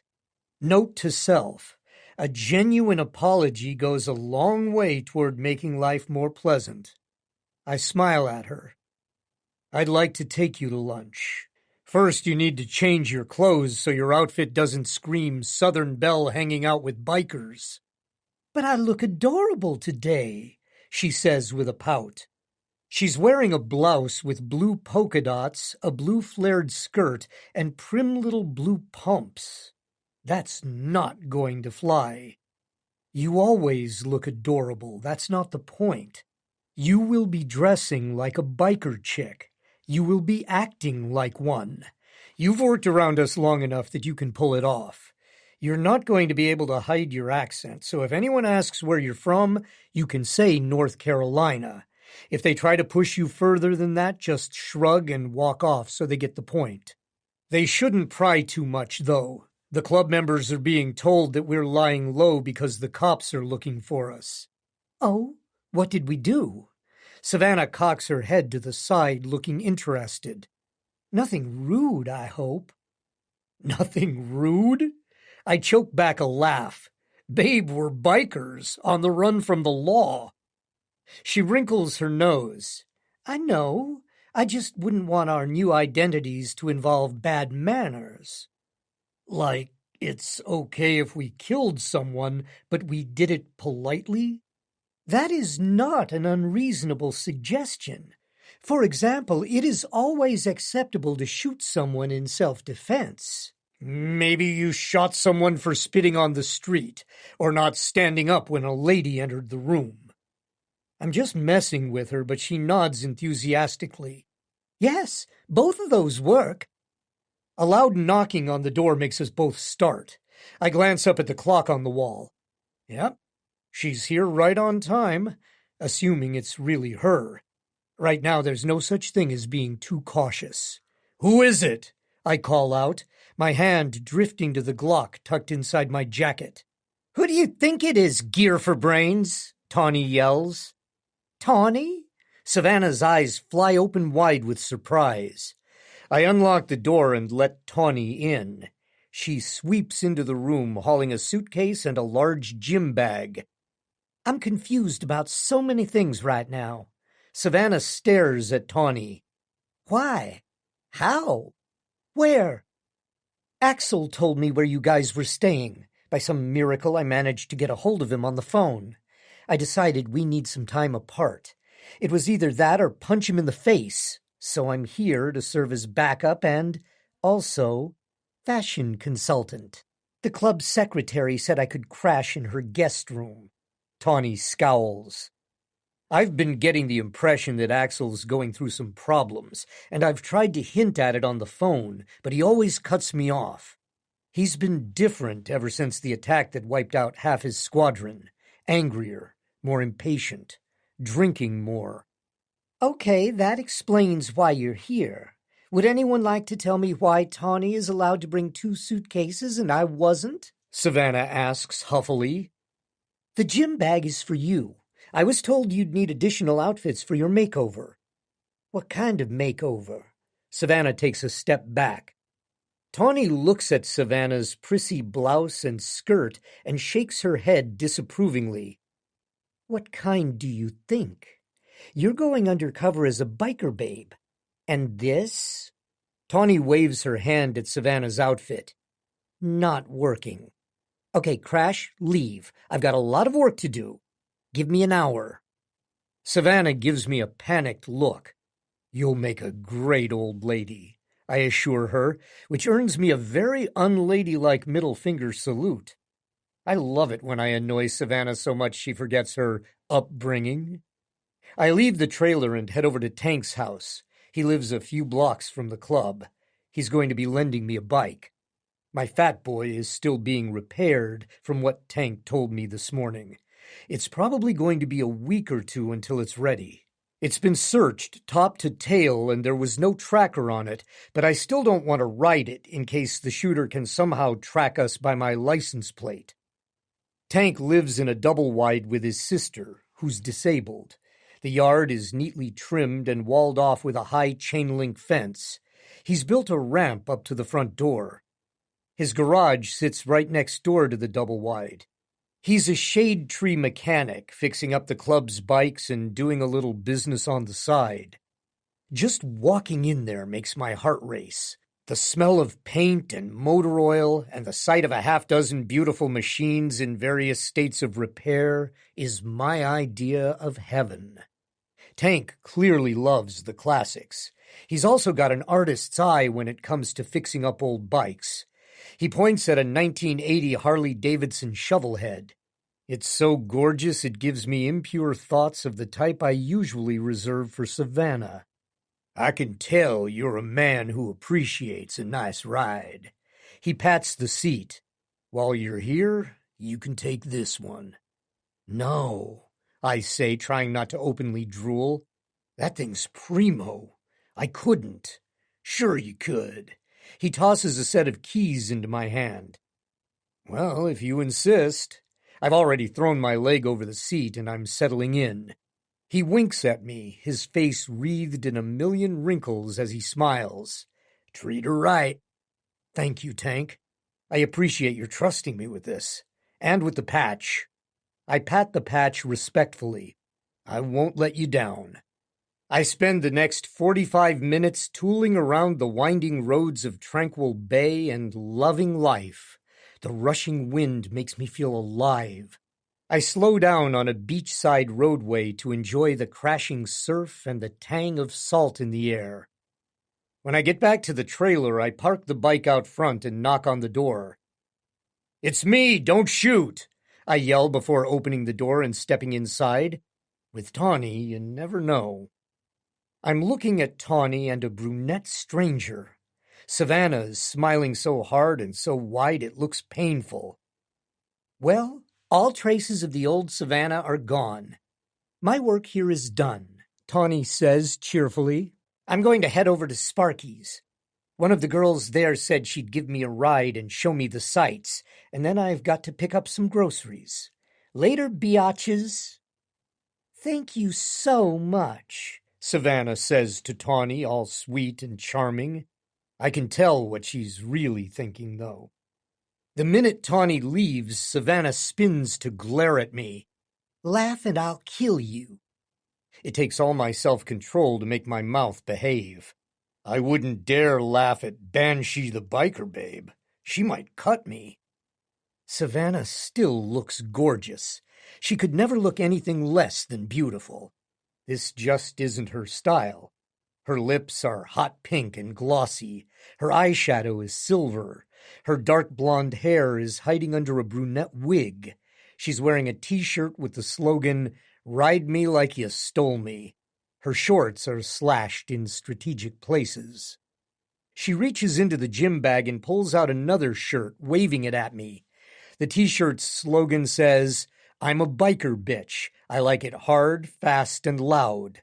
And another, "Suck my tailpipe." Really? She yells. No way in Hello Kitty am I wearing these. She snatches the wig off her head. And this thing? Wear it yourself. I shrug and lean on the door. Savannah wouldn't wear those clothes. Banshee the biker chick would. You're not leaving this room until you agree to wear these clothes. I'm hungry, and there's no food here. She reaches for the doorknob, but I press back against the door and hold it shut. Looks like you have a decision to make. She puts her hands on her hips. You were paid to keep me safe. If I starve, you failed. I want to point out that missing a meal isn't going to be the end of her, but that's the kind of thing a woman might take the wrong way. So for once in my life, I do the smart thing and keep my mouth shut. I wouldn't be caught dead dressed like this. You being caught and dead is exactly what we're trying to avoid. Ah! It starts as a furious shriek, but dies out in a despairing wail. Listen, I'd rather have you mad at me, hating me, and alive than happy with me and in a killer's crosshairs. You have to blend in. We're undercover. Okay? She holds up the wig between her thumb and forefinger like a dead rat. Karma, she whimpers. I knew karma would get me in the end. Chapter 16. Savannah. I had no idea Crash was such a sadist. After the makeover, he insists we go out in public. He says I need to practice walking around in this outfit so I can do it without looking like I'm about to throw up. I'm trying to get used to riding on a bike with him, but the vibrations still throb through my entire body and make me want to scream with sexual frustration. I grit my teeth the whole way and picture gross things like rotting garbage and plaid pants with striped shirts, and it helps. A little. After Crash and I eat lunch at a small restaurant downtown, I want to go home immediately, but he says we have to go grocery shopping. It's a mortifying experience. The biker club is in the grittier part of town, but Tranquil Bay has an upscale neighborhood, and we're in it. The parking lot is full of shiny new 2020 model Range Rovers and Lincoln Navigators and Mercedes G-Class SUVs. I hesitate in the parking lot. Crash puts his hand on my lower back, his touch surprisingly gentle. Heat pools in my groin, and I bite my lower lip. Nervous? He says. Arousal pulses through me. His fingers are spread out on the small of my back, a feather-light touch, but somehow strong enough to hold me up. I'm fine. I've faced much worse than this. I went to finishing school, and I competed in pageants with some of the biggest bitches in North Carolina. And I survived 25 years of my mother's passive-aggressive undermining and came out nearly normal. He arches an eyebrow. Well? Close to normal. Could definitely pass for someone who isn't crazy. Sure you could. His lips curl up in a smirk. I elbow him in the ribs and quickly walk into the grocery store. Crash follows close behind. A young woman in a navy tweed jacket pushes her twin stroller past us. Her hair is a shoulder-length, shiny blonde bob, and she accessorized with small, tasteful silver hoops and an armful of chunky bangles.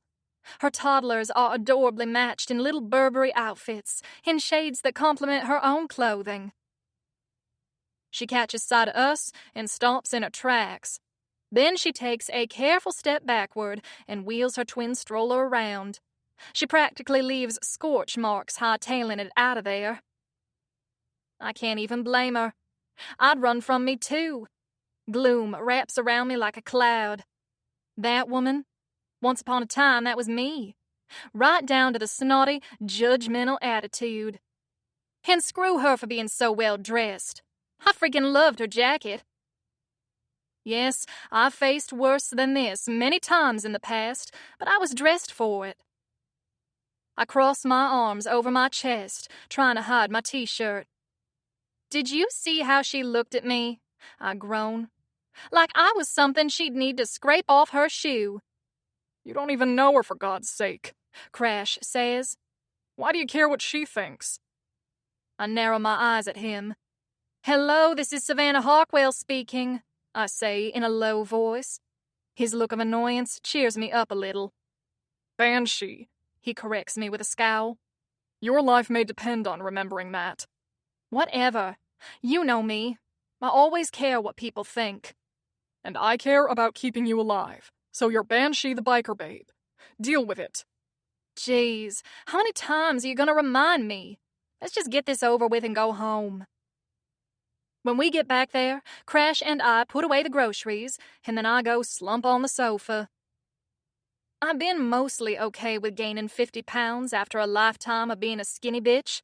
I've adjusted to wearing consignment store clothes. But this is too much. This disguise just isn't me. I feel as comfortable in these clothes as Crash would if he were forced to shave his beard and wear a 3-piece suit. Crash sits next to me, and the sofa creaks under his weight. You want to go for a ride? The weather's nice. There are some gorgeous views down by the ocean. No, I'm not comfortable going anywhere looking like this. I tuck my legs underneath me and hug myself. We're in a lovely little beach town, and I'm going to have to stay hidden in the trailer whenever I'm not working at Sparky's. What a waste. Even on the back of my bike? Nobody will see you. We'll be whipping right by them. I sigh. If you want to go for a ride, you can. It's a nice day, and there's no reason you should have to be cooped up here. Tawny can come hang out, so I wouldn't be without a guard. The shooter's not going to try to walk into a biker bar to take me out. Nah, I don't want to leave you here by yourself, Crash says. That was a nice thing for him to say. At least he's not kicking me while I'm down. Thank you, I say listlessly. Want to watch some TV? On a gorgeous day like this? No, and neither do you. You're moping around with your mopey McMope face on, which is not the Banshee, I know. I know your parents kicked you out of your house. Did you lie around and mope then? I sit up, a jolt of energizing rage blasting through my system. Heavens no! My mother said I'd be crawling back to her, begging for forgiveness by the end of the month. I went out and got multiple jobs and an apartment, and we haven't spoken in 7 months. Your asshole ex-husband cheated on you. Did you lie around and mope then? Righteous anger burns the rest of my self-pity like sunshine dissolving the early morning fog. Hell no. I went straight to the divorce attorney and kicked that bastard to the curb. I also cut the crotches out of every single suit in his closet and melted his golf trophies into slag. And you don't even want to imagine what I did to his Porsche. Also, itching powder may have made its way into his underwear and socks. Crash smiles. That's my girl. A glow of pride lights me from within. He leans back on the sofa and props his feet up on the rickety coffee table. I've had plenty of people rooting for me to fail. Who? He shrugs. Nobody who's in my life now. And you know what I did? Kicked their faces in? It seems like a Crash thing to do. Nope. I went ahead and lived my life exactly the way I wanted to. And every day I wake up happy is me winning and them losing. So stop thinking about how miserable you are and think about what would make you feel better instead.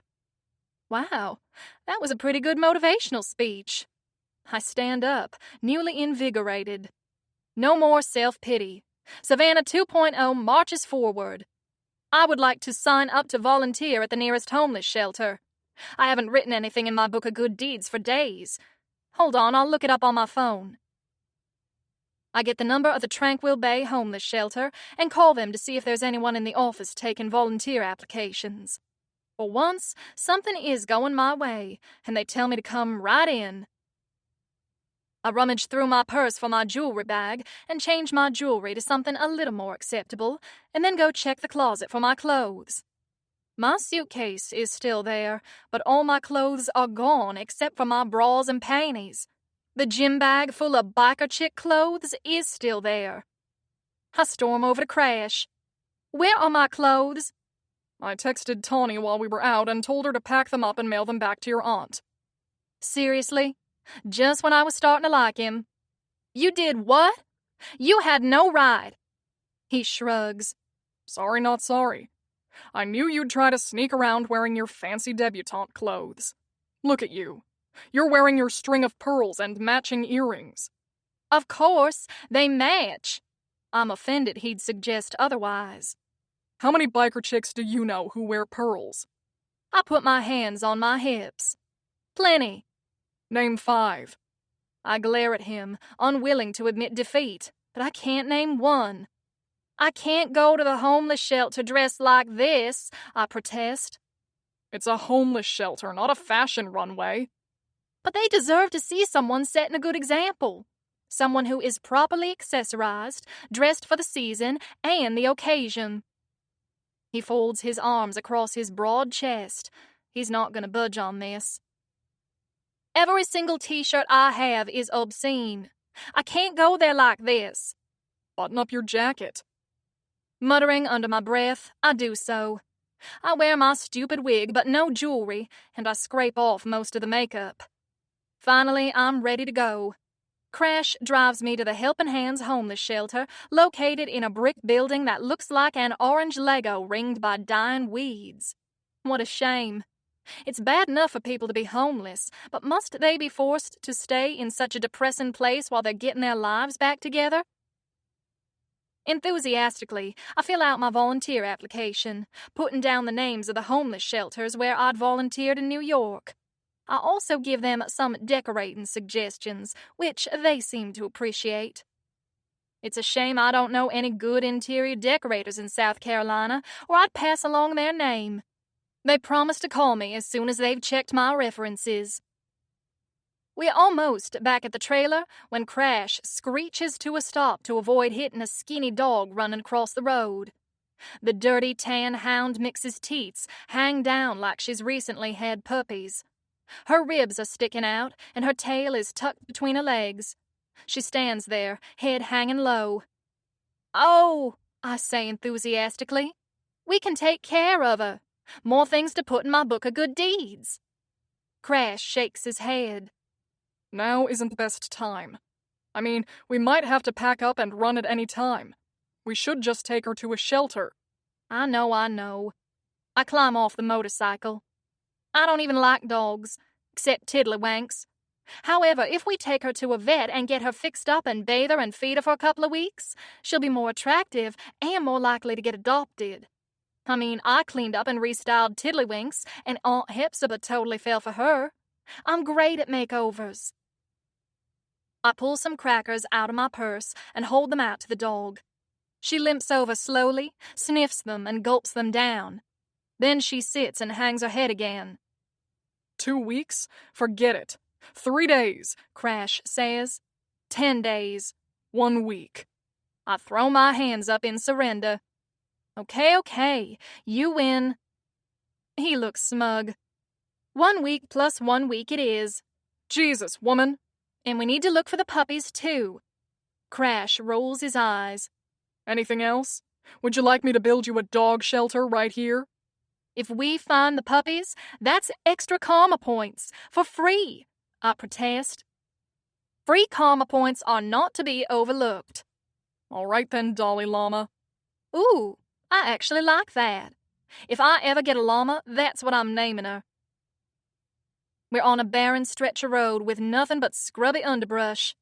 Crash and I walk up and down the road looking for any sign of a litter. Unfortunately, we can't find any puppies. Finally, we give up and call Tank to come pick up the dog in his van. He shows up a little while later and lures her into the van with a slice of salami and then brings her back to the trailer. She's a dog person, Tank says to Crash. That means she's a keeper. Crash just smirks and doesn't reveal that I am saving this dog for purely selfish reasons. It's evening, and there are no vets open, so I'll have to take her in tomorrow. We feed and bathe her, and she perks up a little, but she still seems depressed. The poor thing probably misses her puppies. I wish we'd been able to find them. Realistically, there's a good chance they're not alive. We make a blanket bed for her and get her settled in the screened-in rear porch because the weather's going to be nice and there's no room for her in the trailer. Crash and I can barely turn around without bumping into each other. Finally, it's time for me to get ready for my first waitressing shift at Sparky's. Don't worry, we'll be back later, I say, stroking her rough fur. I will name you Buttercup. For now. Don't get too used to it. I'm not a dog person. You are being put up for adoption as soon as you're prettier. Unless I decide to keep her longer, just to annoy Crash. Chapter 17. Savannah. Tawny comes over to help me get ready. She insists on doing my makeup again, readjusts my wig to her liking, and supervises my jewelry selection. I really don't like you sometimes. I make faces at myself in the full-length mirror in the bathroom. Crash stands in the hallway, watching us through the open door with a look of impatience. Why can't I wear plain t-shirts? Why does every single one of them have to be crude and offensive? She shrugs. Only kind I own. And we're trying to sell you as a biker babe. What are you bitching about anyway? I dress like this every day. She gestures at her t-shirt, which has a woman flipping the bird and the phrase, bitch. It's not just a word, it's a lifestyle. Knuckle rings adorn her left hand, and a cute little ring with 2 prongs that look like cat ears is on her right hand. The prongs are for poking people's eyes out. The ensemble is completed with black denim jeans and steel-toed combat boots. What's wrong with it? She demands belligerently. Nothing is wrong with it. For you, it's just not me at all. Would you enjoy it if I did a Southern Belle makeover on you? Would you like wearing subtle pink lip gloss, low-key eyeshadow and liner, pearls, a hairdo out of a society magazine, low-heeled pumps, a nice polka dot dress, or maybe florals, or just seersucker? Hey, why are you backing away from me? I'm actually getting excited about this. Stop, she cries out as I advance on her. Why are you looking at me like that? I lift a lock of her hair, and she smacks my hand away. We could go shopping tomorrow. It's on me. Well, it's on my great-aunt Hepzibah. Southern Belle makeover, top to bottom. Gross. No way. Okay, I see your point about the makeover. So can we ease up a little on my outfits? Nope, she and Crash say in unison. He must have had his ear pressed against the bathroom door. Just so you know, I'm plotting your demise. I'll write out my will. Just so long as you don't leave me your clothes. Ouch. She claps her hand to her chest and pretends to look wounded. Crash's phone rings. He takes one look at it and his brow furrows with annoyance. Fucking seriously? He mutters. Who is it? I ask him. Nobody important. Just some old unfinished business. Wait here. I'll be right back. He stalks out the door, slamming it shut behind him. I walk to the end of the trailer and open the window a crack so I can listen to the conversation. I mean, I guess it's none of my business, but when has that ever stopped anybody? Psst, Tawny whispers. Eavesdropping is bad for your karma. It doesn't matter, I whisper back.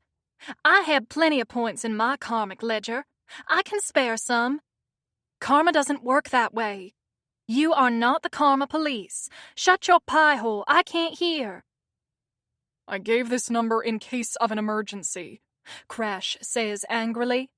Don't fucking call me again. I won't answer. He ends the call abruptly.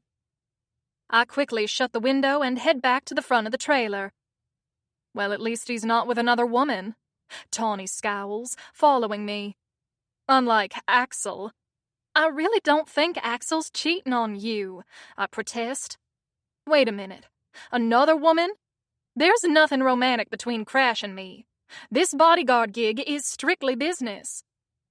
Her knowing look infuriates me, but I'm smart enough not to throw a punch at a woman who accessorizes with weaponry. Crash pokes his head in the front door. Ready. I don't bother asking him who he was talking to. It's pretty clear from the look on his face that he's not in the mood for a chat.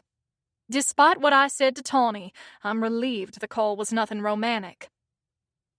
We walk over to Sparky's, where the parking lot is filled with rows of motorcycles. The minute we swing open the door, we're greeted by a wall of heat, a wave of noise, and the smell of sweat, sawdust, and spilled beer. There are pool tables and a dartboard on one side of the room, and booths, bar stools, and high-top tables are scattered throughout the space.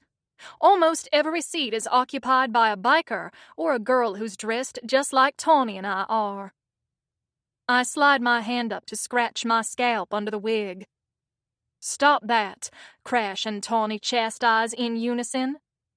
I'm introduced to a bunch of club members, including Reaper, the president of the club. Then there's Knuckles, Mad Dog, and a bunch of other names that blur together. A raven-haired waitress named Roxy takes us in the back and gives us time cards. "Here, put this on," she says, handing me an apron. "You'll be shadowing me tonight." "Okay, thanks. Where will Crash be?" "Crash will be by the front door. Now let's get out there." Tawny isn't on the payroll, but she's volunteered to punch people in the face if it's needed. She's also using a fake name, Janet, and if anyone asks, she's my cousin. As Roxy and I make our way through the crowd taking drink orders, Tawny sits at the bar, sipping a frosty mug of beer. It's cool outside, but hot in the bar, and my scalp keeps getting warmer. Soon, sweat begins to roll down the sides of my face. When we go to the bar to give the bartender the orders, one of the other waitresses sweeps by and gives me a dirty look. I wrinkle my nose when I smell the same perfume I smelled on Crash the other night. "Who is that?" I ask Roxy. "Oh, that skank. Her name's Queenie. She was hitting on your man a couple of days ago. He didn't go for it." "Say what now?" Tawny snaps her head to the left and glares at Queenie.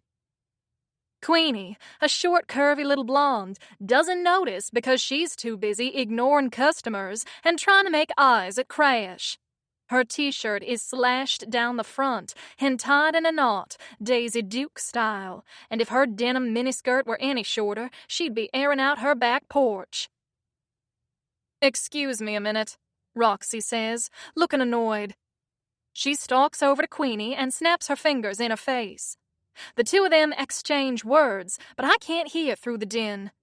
Queenie stalks off in a huff and starts writing down drink orders. "I'd kick her ass," Tawny says. "Of course you would. That's your solution to everything." And a puzzled look crosses Tawny's face. Roxy leaves me by the bar and rushes off to deal with a couple of bikers shoving each other over by the pool tables. So I take a tray and gather empty glasses and bottles. Queenie takes drink orders for a few minutes, but as soon as she delivers them, her attention returns to Crash. I drop all the glasses and bottles off at the bar. Tawny nudges me. "Hey, she's doing it again." I look toward the door. Queenie's deliberately draping herself all over Crash. Even though the whole old lady thing is just pretend, it's making me so mad I could spit tacks. It's not Crash's fault. He elbows her away from him several times and keeps moving in his stool to turn his back to her. When I think about it, I have never seen him flirt with a woman in front of me. Not once. "Look at that hoe bag." Tawny shakes her head. "If that were my man, I'd rearrange her face." She pulls out a switchblade and starts cleaning under her nails, staring at Queenie the whole time. Crash is ignoring her, jawing with Tank. Queenie tries to throw her arms around his neck, but he stands and turns his back to her again. She pouts and taps him on the arm.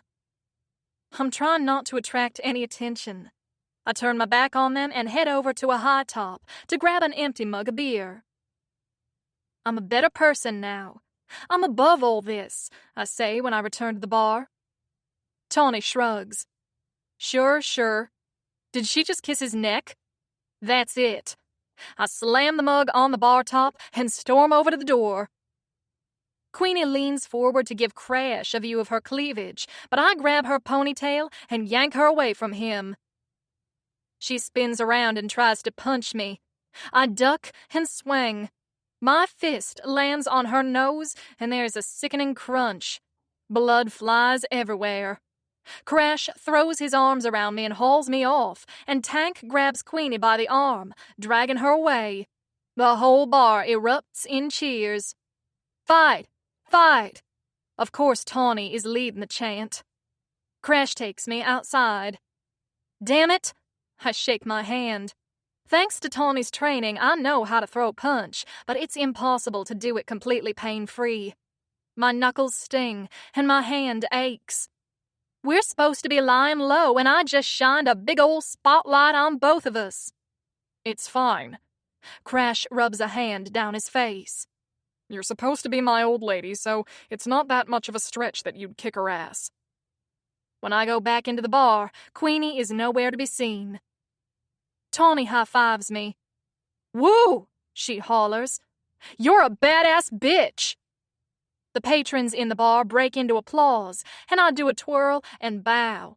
It's pretty impressive if I do say so myself. Look at her, Roxy crows. Biker bitch bows like a debutante. Oh, corn fritters. I just can't help myself. Tawny's smile freezes, and Crash scowls at me from the doorway and walks my way. Oops, I mouth at him. Throwing his arm around me, he leans in and presses his lip against my ear. My body responds inappropriately, lighting up with sizzling desire. You are a woman of extreme contrasts. I like it, but we're trying to do a thing here, he murmurs. And the thing is, lie low. Do you think you can make it through the rest of the night without punching someone in the face or acting like you just escaped from the set of Steel Magnolias? I rub my sore knuckles. No promises. Good Lord, you are a handful. Was that a crack about my weight? He snorts. Will you quit being so damn tetchy about that? You're the perfect shape. Aw, sometimes you can actually be kinda sweet. I wink at him and head over to a table full of bikers to take their orders. When the bar closes at 4 a.m., though, we find bad news at the back of the trailer. Buttercup escaped through one of the screen windows. Let's look for her tomorrow, Crash suggests.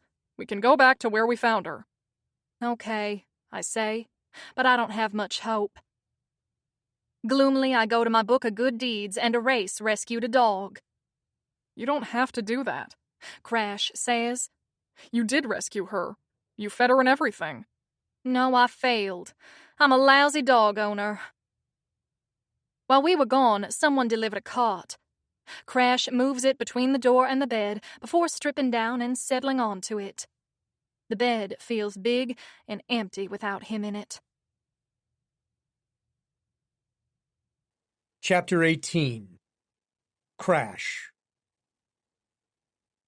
Maybe there is something to all this karma business Savannah's always talking about, because I've done some bad shit in my day, and it feels like it's all coming back to punish me now.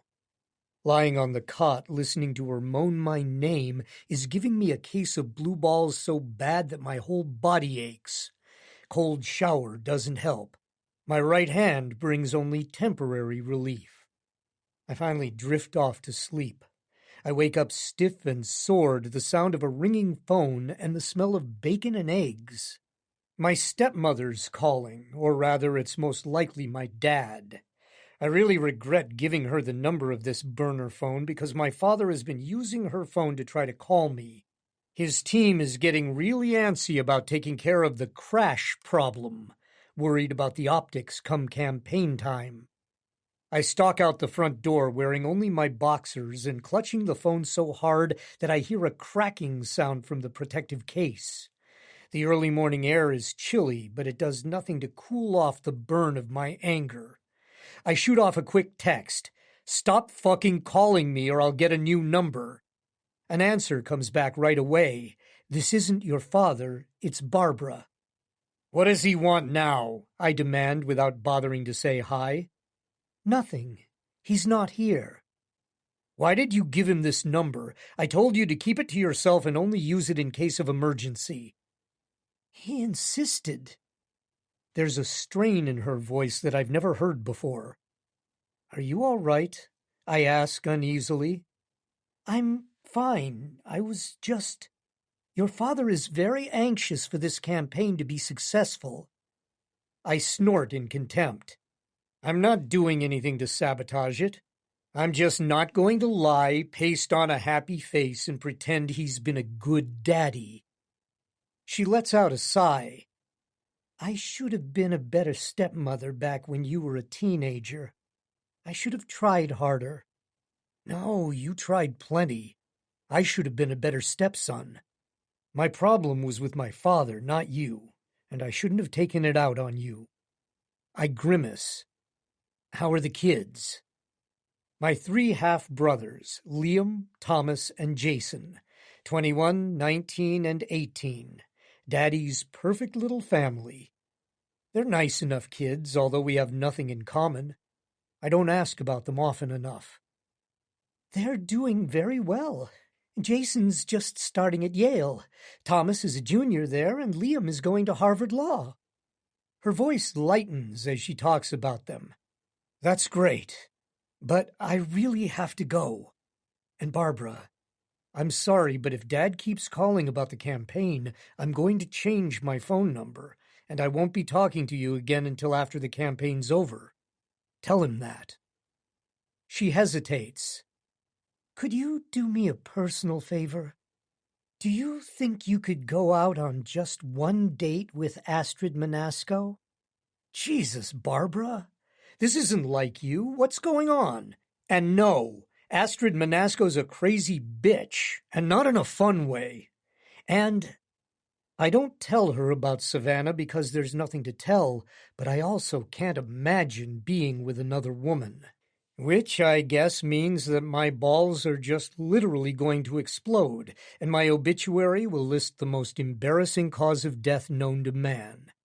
And even if Astrid were normal, which one meeting with her told me she isn't, I would fucking drive my bike into a semi before I let my father pick my dates for me. End of story. There's a long silence, which makes me uneasy. Then out of the blue she blurts, How did your father treat your mother? Did she ever talk about what he was like when they dated? Where did that come from? Why does she sound so freaked out? Has he hit you? My rage meter shoots up to an 11. I'll fucking pound the shit out of him if he has. Damn the consequences. Oh, no. Goodness, no. She sounds shocked at the very idea. He's just being very irritable and snappish these days. I never saw him with my mother, and he didn't date her. He just met her in a motel for sex. He dumped her when she told him she was pregnant, threatened her with dire consequences if she ever told anyone that I was his. He did? He told me. He said that he didn't even find out you existed until your mother died. Of course he did. The air in front of me swims with the heat of my anger. I've got a whole bunch of voicemails he left for my mother that say otherwise. You've been married to a lying sack of shit for 22 years. I've got to go. And I hang up. Rude, but my father's lies about my origin and his attempts to whitewash them never cease to infuriate me. I take several long, deep breaths. Then, remembering that Savannah's latest pet project is missing, I make a quick phone call to Tank, because I know he's an early riser and he'll already be up, breakfasted, dressed, and probably in his garage. I ask him to go looking for Buttercup, maybe bring a bowl of something fragrant to lure her. And if he doesn't find her, Savannah and I will head out again in a couple of hours and try again. Odds are good she's gone forever, though. There are a lot of stray dogs in the South, and you can't save them all. I rub my eyes and take a few more breaths before going back to the trailer. Savannah is standing by the kitchen stove, wearing underwear and a t-shirt. Her back is to me, and the big, gorgeous globes of her ass taunt me. Is she actively trying to kill me? Arousal roars through me like a raging bonfire, and my cock threatens to tear through my jeans and seek her out under its own power. "I'm making us eggs and bacon," she calls out. Fine. I slam the door shut behind me. "You don't sound as if it's fine. You sound grouchy." "I am grouchy." She turns the oven burner off and swivels around to look at me. Now I have to stare at her full breasts, straining against the thin fabric of her t-shirt. "What do you have to be grouchy about?"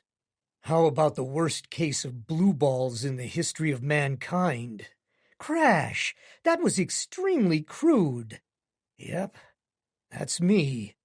Crude and offensive." She glares down at her plate. "If you are suffering from that condition, why don't you do something about it?"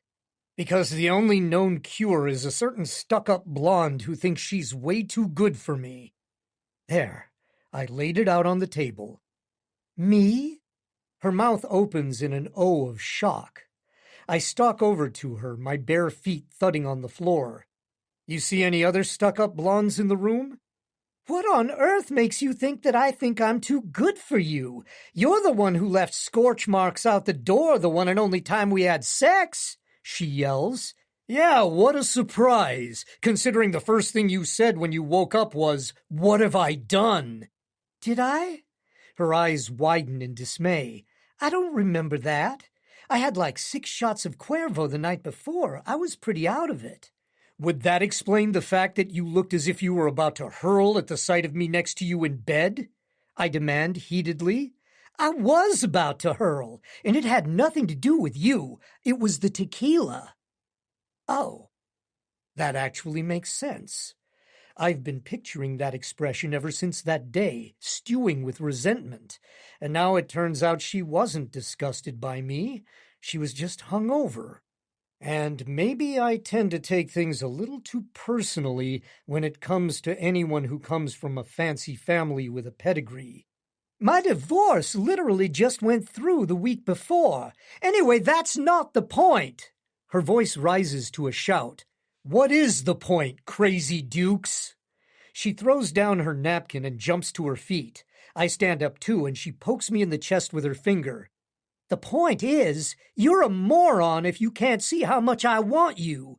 "Well, you're an even bigger idiot if you don't see how much I want you." She pulls her shirt over her head and throws it at my face. I let it drop to the floor. Her breasts are glorious, their rosy pink nipples swollen as if eager for my touch. "Who's the moron who went to California and spent the last 3 months there when he could have been in New York having sex with me every day?" she yells. I peel off my shirt and hurl it to the ground. "Every day? Jesus, the thought makes me so hard I could explode right here." "Yes, every day, multiple times." She's yelling so loudly I wouldn't be surprised if they could hear her in Sparky's. "And I don't care." "Well, if I'd known that, I would never have left," I shout. "Good, now you know." "Fine." "Why are we even yelling?" she shrieks. "Because you're the most infuriating woman on the freaking planet, and I missed out on 3 months of sex with you." And I scoop her up, throw her over my shoulder, and storm over to the bed with her. The next few seconds are a blur. Then we're on the bed, tangled together, hungrily devouring each other. Her lush, womanly tits are pressed against my chest. I tear my mouth away from hers and rear back, staring greedily as she arches her back, thrusting them in my face. "Like what you see?" She flutters her lashes at me in an exaggerated motion. "I'm going to eat you alive, baby." I palm the heavy globes, the weight heaven in my hands. She sighs, lids lowering, her teeth biting down into her lower lip. I'm about to bury my face in her cleavage when I feel a sharp pinch. "What was that for?" She'd pinched me. "I wanted to make sure I wasn't dreaming this time," she says. I arch my eyebrow. "Aren't you supposed to pinch yourself? I could have sworn that's how it works." She stares up at me, furrowing her brow in confusion. "But then I would have a bruise." Suddenly it occurs to me what she'd said, and my anger evaporates. I smirk at her. This time? Savannah blinks rapidly. Well, that's a figure of speech, of course. I lower my head to speak in her ear, kneading her breasts, and she shudders. Have you been dreaming of me, baby? She sniffs. It turns into a moan as I pluck at her pebbled nipples. Don't flatter yourself. The thing is, I don't think I am. I raise my voice to a high falsetto. Crash! Oh, crash! Her eyes widen. Sound familiar? I ask. Savannah splutters. I watch, fascinated and amused, as she gathers the tatters of her dignity around her naked shoulders and sticks her nose into the air, which takes talent considering our current positions. Not at all, she lies. Has anyone ever told you that you're a terrible liar? She opens her mouth in a wide, fake yawn and pats her mouth. You know, it's no wonder I forgot all about our first time together. You were probably talking too much then, too. I stiffen, narrowing my eyes at her. A wicked little smug smile curves her lips. You're about to lose the power of speech altogether. All talk, she sing-songs, no action. Has a woman ever mocked me in bed? At the same time, her bright eyes invite me to share in the joke. Never. Only Savannah, who looks up at me with amusement and warmth and unconcealed lust. And yeah, impatience. What the hell am I doing? I do talk too fucking much. I think too fucking much. The time for talking and thinking is over. Now is time for ravaging. Savannah. There's a feral gleam in Crash's eyes as he looks at me. Was it something I said? A knowing smile curves his lips, and I realize I'm in bed with the devil, and he has no intention of letting me go until he gets everything he wants out of me. I shiver. Get ready, princess. I can't tell if that's a threat or a promise. His hands scorch my skin, leaving trails of fire everywhere they roam. Not a part of me is left untouched, as if he's trying to imprint his scent and the feel of his fingers into my body. I move restlessly, grabbing his wide shoulders and arching beneath him as I drink in his kisses. He moves down my body, taking that sinful mouth with him, and licks and kisses his way over my breasts and down the slope of my stomach. I freeze, remembering my dream, the one where he told me never to hide myself from him. But that had been me and not him, and I wonder how he sees my new curvy body. Big breasts are great after all, but what man appreciates all of a woman's curves? My soft, mushy belly, my wide thighs. You're so fucking hot, he growls. All woman. Curves for goddamn miles. Is he reading my mind? I'm going to eat you out. Do you know how hot I got when you punched that waitress? My anger sparks just thinking about Queenie and the way she put her hands on Crash. No two-bit skank is gonna put the moves on my man. He looks up. Your man, huh? Uh-oh. There is no way to walk that back, not with the intense look in his eyes. It feels as if he's asking me something. I don't want to screw up this moment hanging in the air between us, but I don't want my heart broken either. I'm supposed to be your old lady, correct? I can't help but wrinkle my nose at the term. I'm just getting in character. My gaze roves over his bare torso, and I'm really dedicated to getting my part just right. I guess this is an undressed rehearsal, then. He makes good on his promise, tongue and lips latching onto the swollen bundle of nerves between my legs. He's masterful, licking and rubbing, urging my body into a frenzy of lust and desperate need. He makes me feel wonderful, irresistible, like he's starving and I'm the most delicious buffet. He slides his fingers into my wet sex, stroking in and out as he coaxes my body higher and higher until I shatter. My body slick and trembling, my breaths come so fast, I'm afraid my heart will leap from my chest. But it's not enough. Never enough. I slip a finger into one of the loops on his waistband and tug suggestively. Crash rears up off the bed, holding my gaze with a faint challenge in his eyes. I twirl my finger in a hurry-up motion. His wolfish grin promises me anything but a wham-bam thank you, ma'am. I swallow, my bravado disintegrating as he slowly unzips his jeans and pushes them down his legs. My eyes are caught on the, honest-to-God, biggest phallus I have ever seen.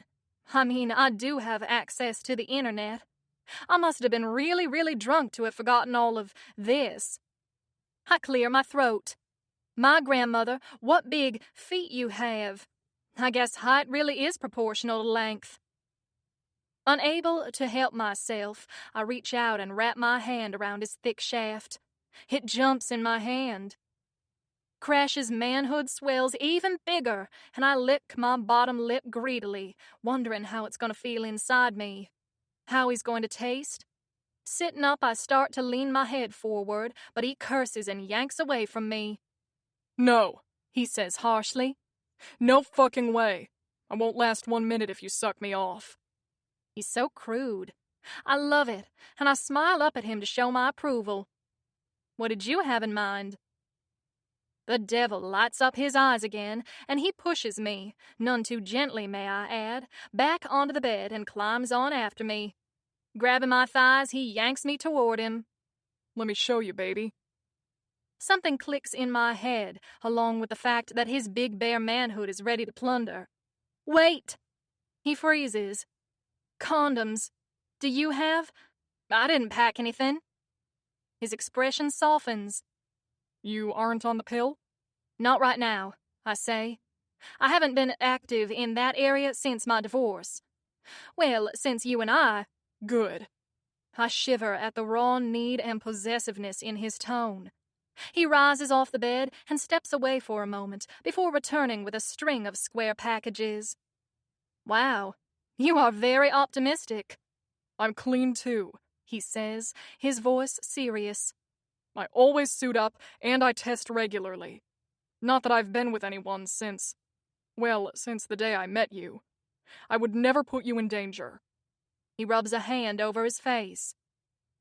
I don't know why I didn't think of it sooner. It's okay. We didn't forget. We just almost forgot. It's my job to protect you, even from myself. With those hard words and that unyielding expression of self-recrimination, my heart melts into a puddle of goo. What a true gentleman. Gimme. I snatch the packets from him and spend the next minute fumbling with the wrapper before sliding the thin latex over his erection. When I finish, he moves so fast I don't have time to think. I'm on my back, his hands on my calves as he positions me. I squeal a little, not the most ladylike of sounds.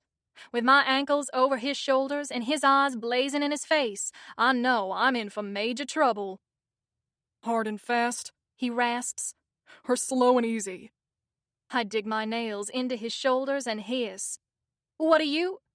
Before the words are out of my mouth, he slams into me. He stretches me to bursting.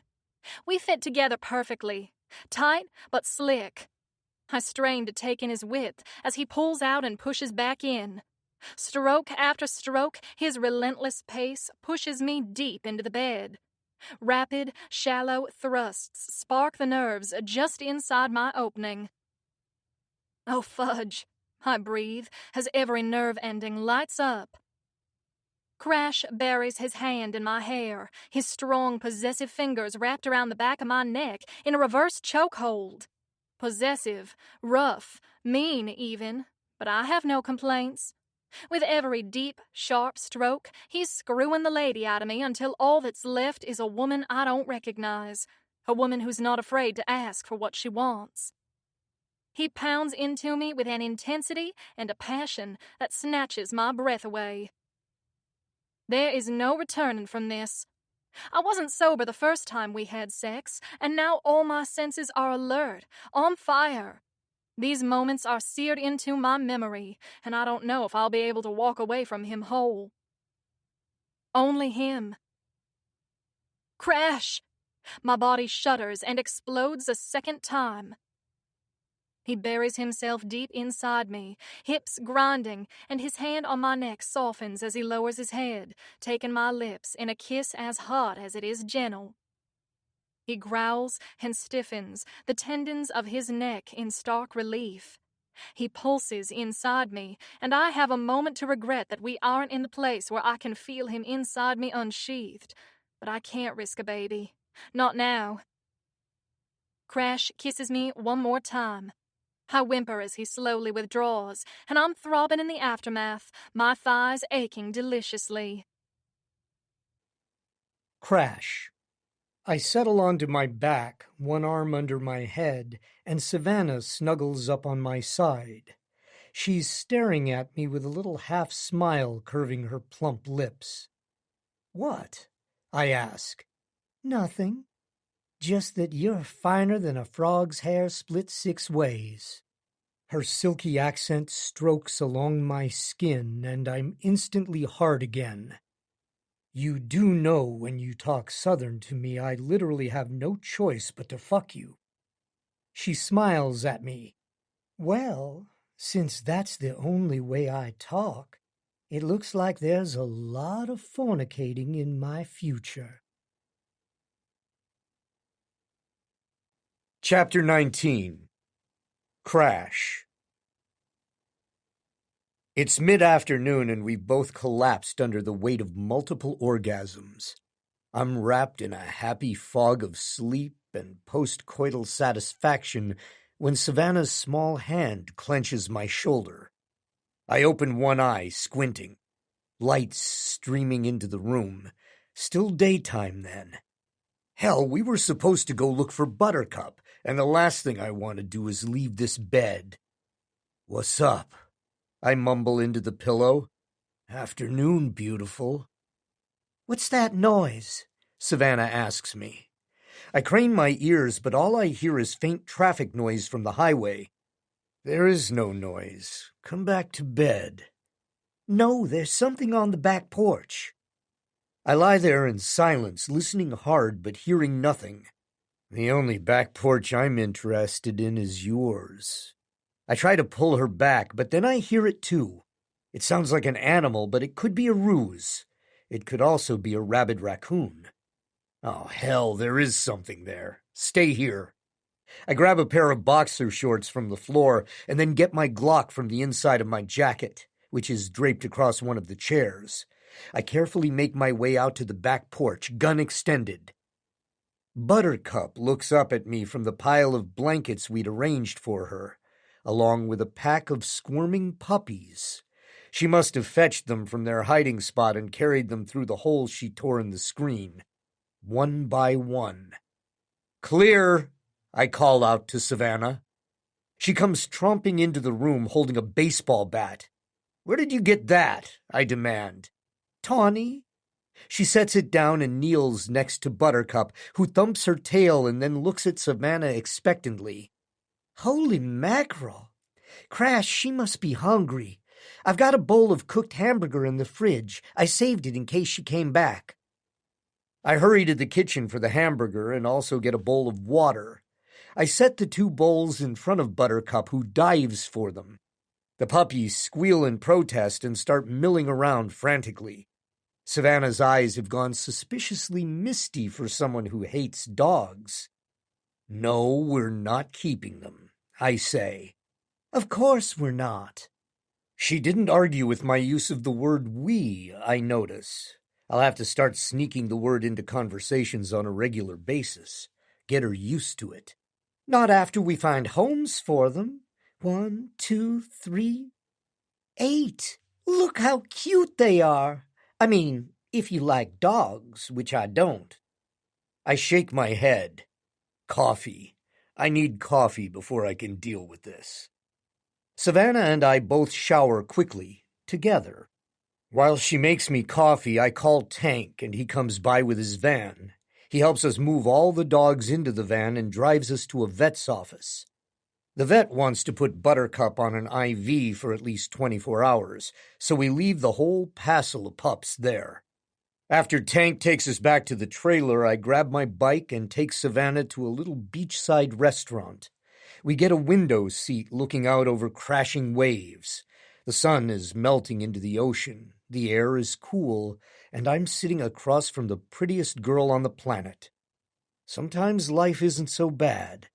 Now, if we can just get a lead on the bastard who's gunning for her, it'd give me time to figure some things out. Does Savannah even want to get back to Manhattan? Do I?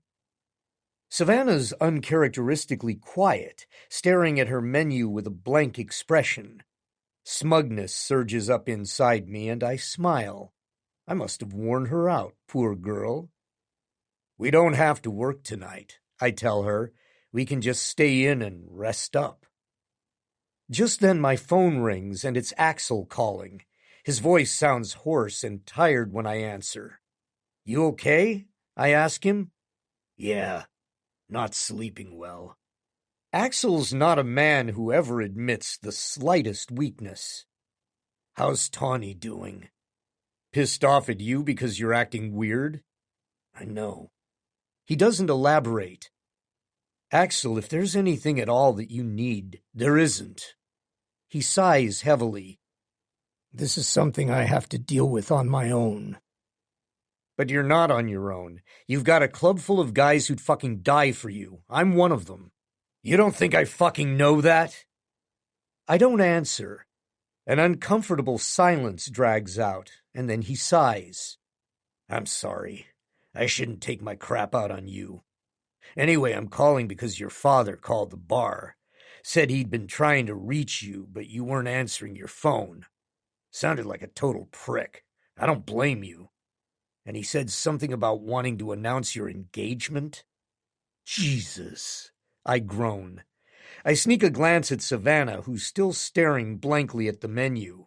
I am most definitely not that. I don't want to say not engaged out loud, because if Savannah overhears that, she'll freak out, and she'd be getting upset over nothing. I get off the phone with Axel. I've got to nip this bullshit in the bud before my father goes any further with it. I need to step outside and make a call, I tell her. Sure, she shrugs. I stalk outside and call my father. What the hell is this bullshit with announcing an engagement? I don't have time for your stupid crap. I'm working an undercover security detail. I tell him, which is not a lie. I don't want to tell him about Savannah because, knowing him, he'd find a way to try to mess with her just to put pressure on me. You wouldn't have to put yourself at risk if you'd stop being such a stubborn ass and come back home. Home? I mock him. The place I wasn't allowed to set foot in or even acknowledge until after my mother died? The place where I lived for 3 months before you shipped me off to military school? That was 17 years ago. Grow the fuck up and move on. You've made things very awkward with Astrid's family. Astrid is still willing to marry you, but you've got a lot of apologizing to do. You can either let this go or I can release those voicemails you left for my mother. I snap. Oh, yeah? How's all of that publicity going to help with your undercover security detail? He's right, the bastard. Rage boils inside me. Do not fuck with me. I can make things very unpleasant for you. And I quickly hang up the phone. I go back inside. The waiters brought coffee. Savannah's stirring it, but not drinking.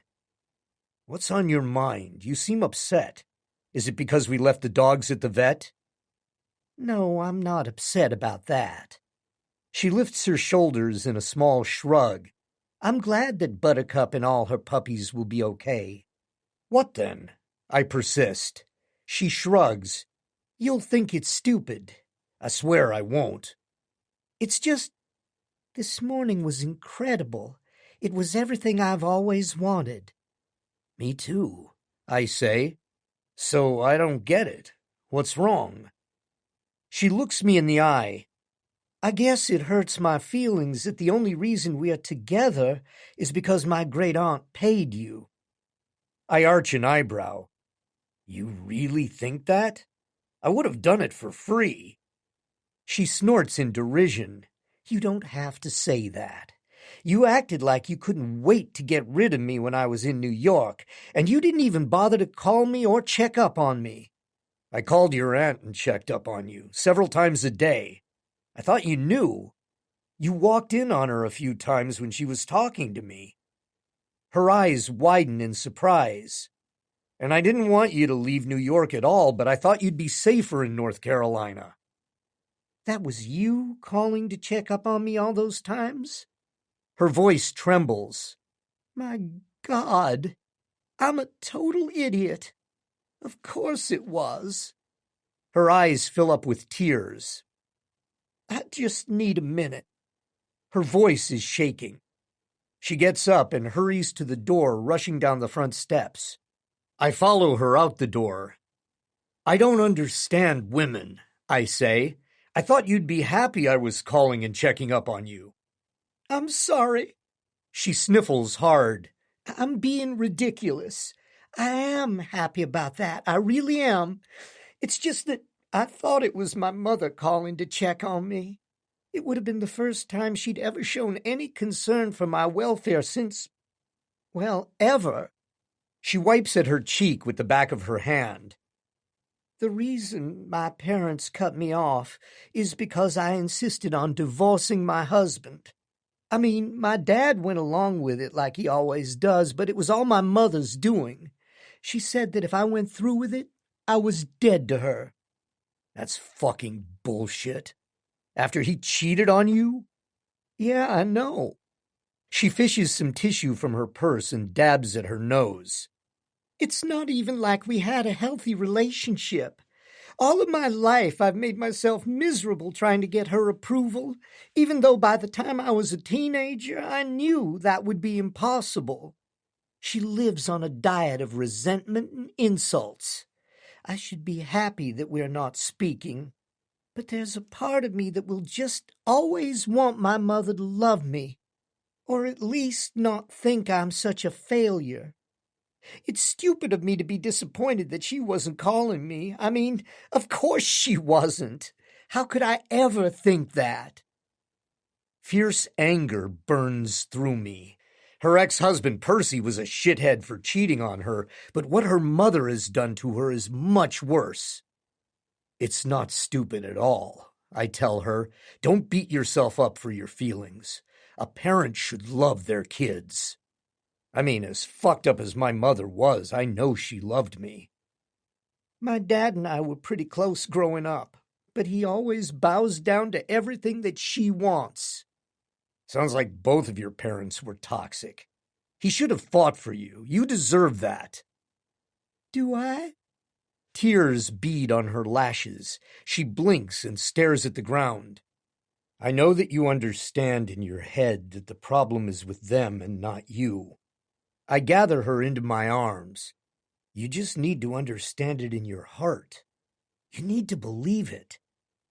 She's too kind, too decent a person to feel like this about herself. Thank you. She sniffles hard. I feel really foolish getting so worked up about it. I hate that I still want my mother to care about me. What about your parents? Are you close to them? Mother died when I was a teenager. I don't speak to my father's side of the family. For some reason, I can't open up about them, not even to Savannah. Or maybe especially not to Savannah. The more I care about her and the more vulnerable that makes me feel, the more I sense that gulf yawning between us. The haves and the have-nots. I'd lay down my life for Savannah, but opening myself up to her all the way and showing her the true depths of ugly that my family represents, that takes a strength that I just don't have. I'm sorry. Her voice is quiet and sad.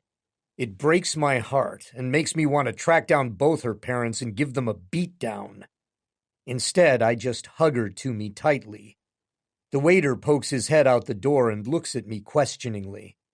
I scowl and shake my head, and he ducks back into the restaurant.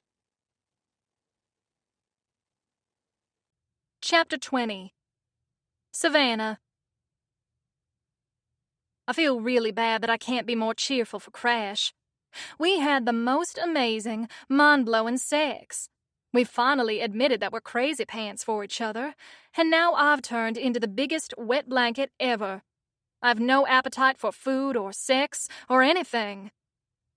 I keep apologizing to him, and he keeps telling me I have nothing to be sorry about.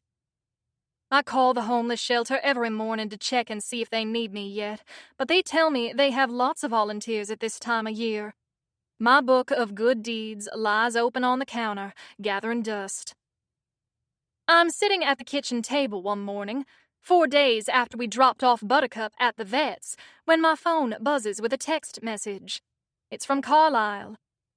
I enjoyed knowing you over the years. It has been a privilege. You will do well in life. I believe Crash McClanahan is a fine gentleman and will care for you adequately. Harold is an inappropriate choice and should be avoided at all costs. Take care. Is he dying? Frantically, I call Aunt Hepzibah. When she answers, she's in an absolute tizzy.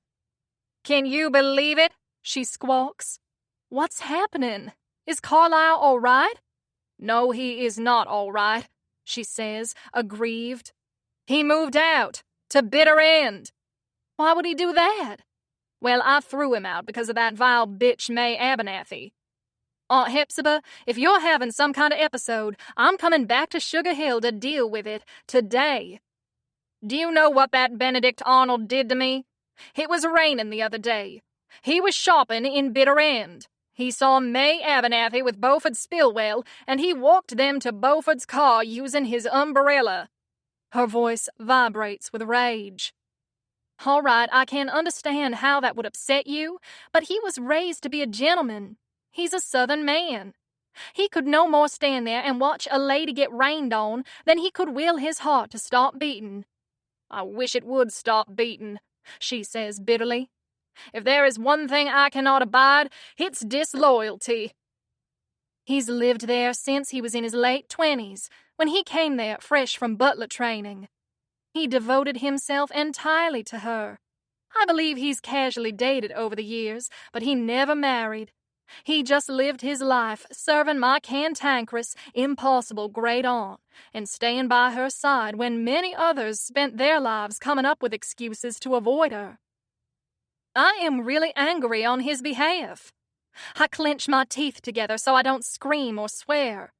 I want to tell her off, but there's no point in doing it when she's this emotional. I'm going to wait a week or two and then try to reason with her. I disagree with your decision, you demented old cow.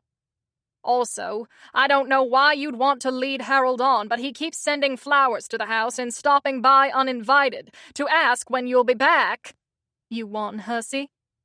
I have done nothing but refrain from openly insulting him. Well, there you go. For a nebbish like Harold, that's practically a marriage proposal. Why would he want me when he's got all those other bimbos chasing after him? Probably because he thinks you're playing hard to get. I'm not playing, believe me. A sudden thought occurs to me. You didn't by any chance tell him where we went, did you?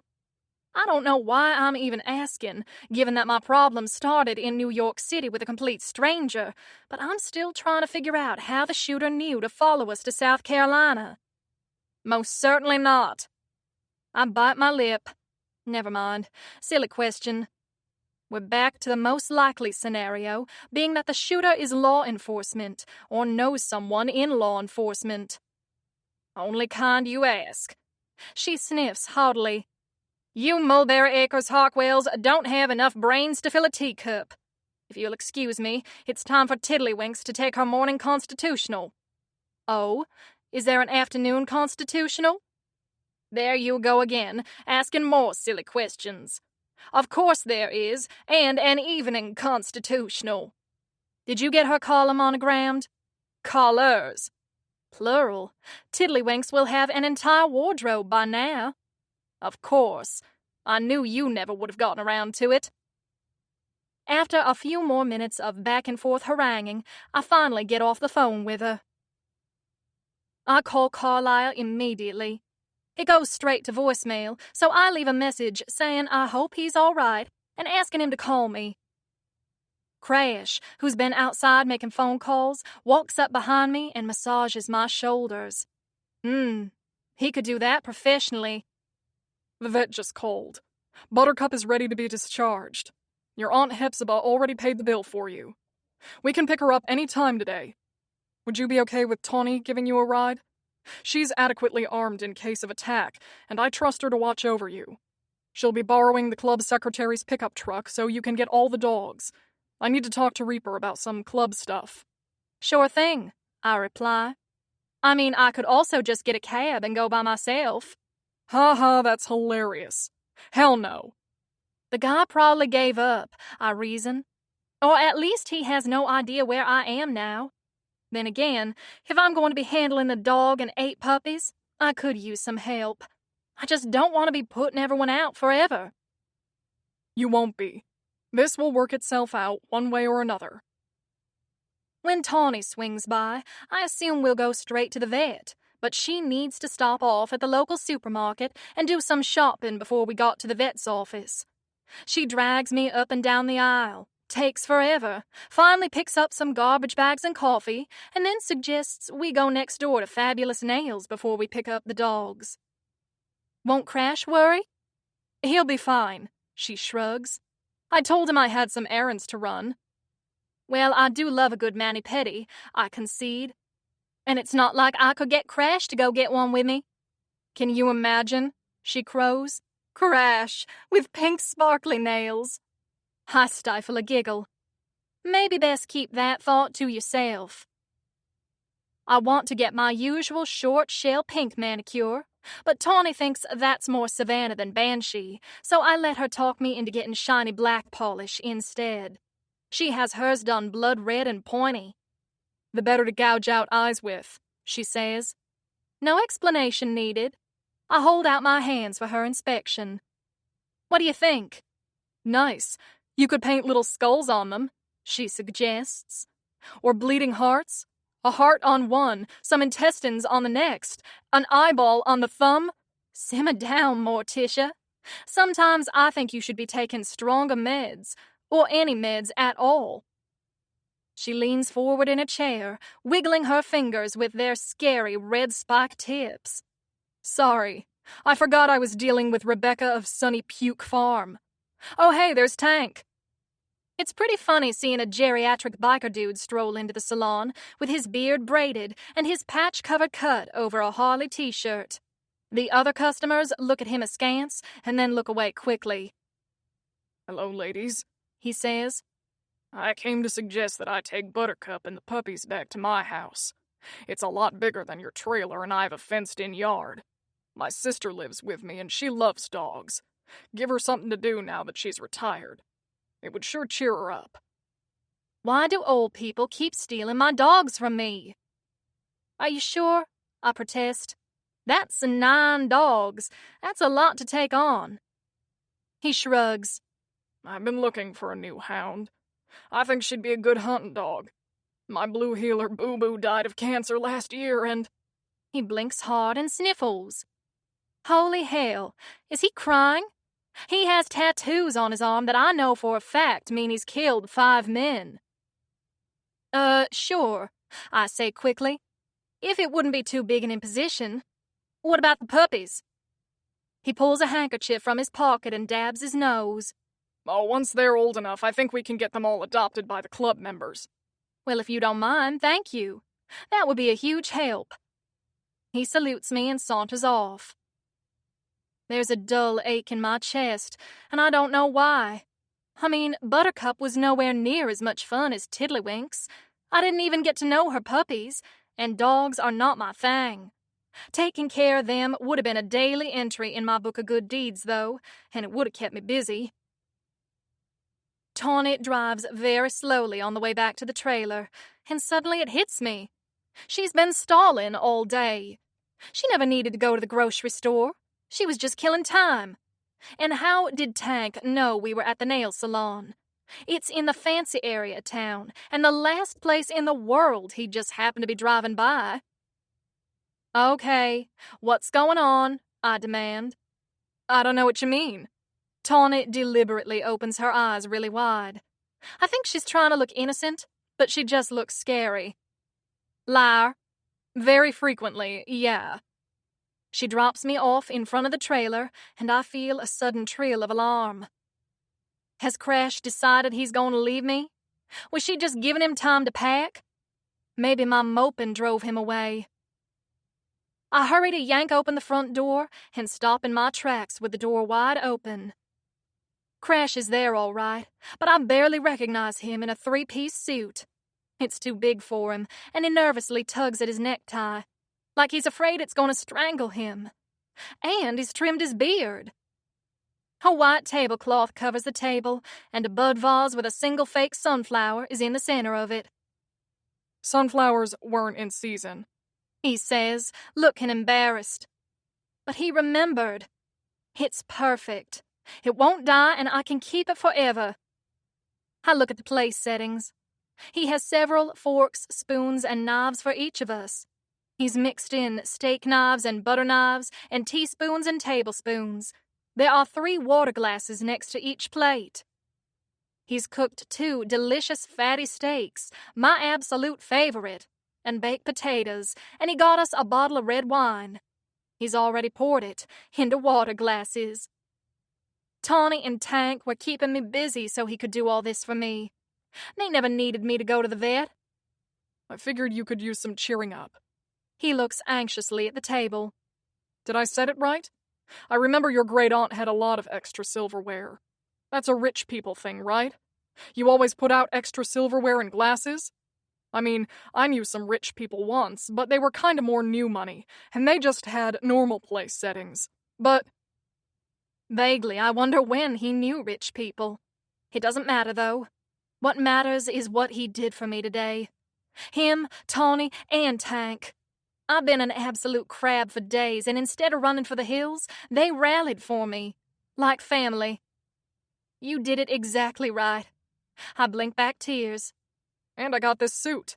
He tugs on the necktie again. You don't have to wear that for me. You're perfect the way you normally dress. That's the Crash I fell for. Oh, thank God. He quickly undoes the tie, unbuttons the top of his shirt, and removes his jacket. More, I say. He gets a roguish gleam in his eyes. How much more? Stripped down to our skivvies. Why, Miss Savannah, I never thought you'd ask. He shucks out of his clothes so fast you'd think it was on fire, and I do the same. I stand there openly admiring him. I love that I no longer have to hide how hot I find him. He's got the perfect broad chest, tapered waist, muscular legs. Then he does a double take. Wait, did you say that you fell for me? The first day I saw you. He pulls out the chair for me to sit down, and then sits in his own chair. You had a funny way of showing it. Well, so did you, I huff. He nods and cuts into his steak. I guess I could have tried harder. I could try harder now. I could be less crude. I could be less judgmental. Yeah, that's true. Hey, I say indignantly. How about no, Savannah? You're perfect the way you are. You are perfect the way you are.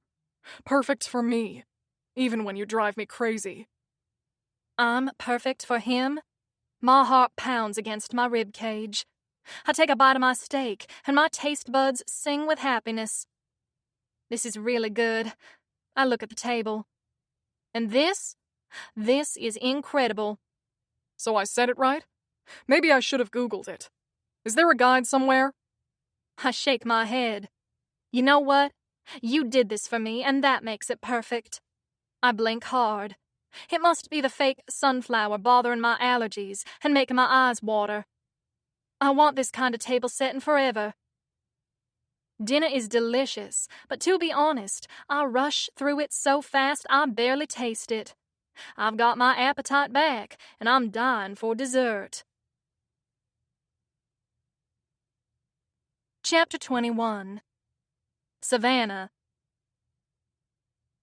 The trailer shudders as he slams me against the wall, pinning my wrists above my head as he devours my mouth. His erection digs into my stomach, proving how very happy he is to see me. Not that there was ever any doubt. His lips graze my ear, and the tiny puff of air he breathes against my lobe ignites a series of sparks in my core. "Crash," I gasp. He releases one hand and squeezes my breast. Why do women even bother with shirts? I shoot him a dirty look. How many women is he interested in seeing shirtless? I don't really know, Crash. Why do women bother with shirts? Only woman I'm interested in is you. He grins. This jealous streak of yours is fun. I stiffen. Jealous? I beg your pardon. You can beg me all you want, princess, he replies, his voice low and gravelly. The good southern sense I was born with vanishes in a puff of mist, and my knees turn softer than pudding. He lowers his head and takes my nipple in his mouth. I moan and shove my free hand into his boxers, grasping his hard length. Fuck, he groans. He puts an arm under my knees and lifts me off the ground.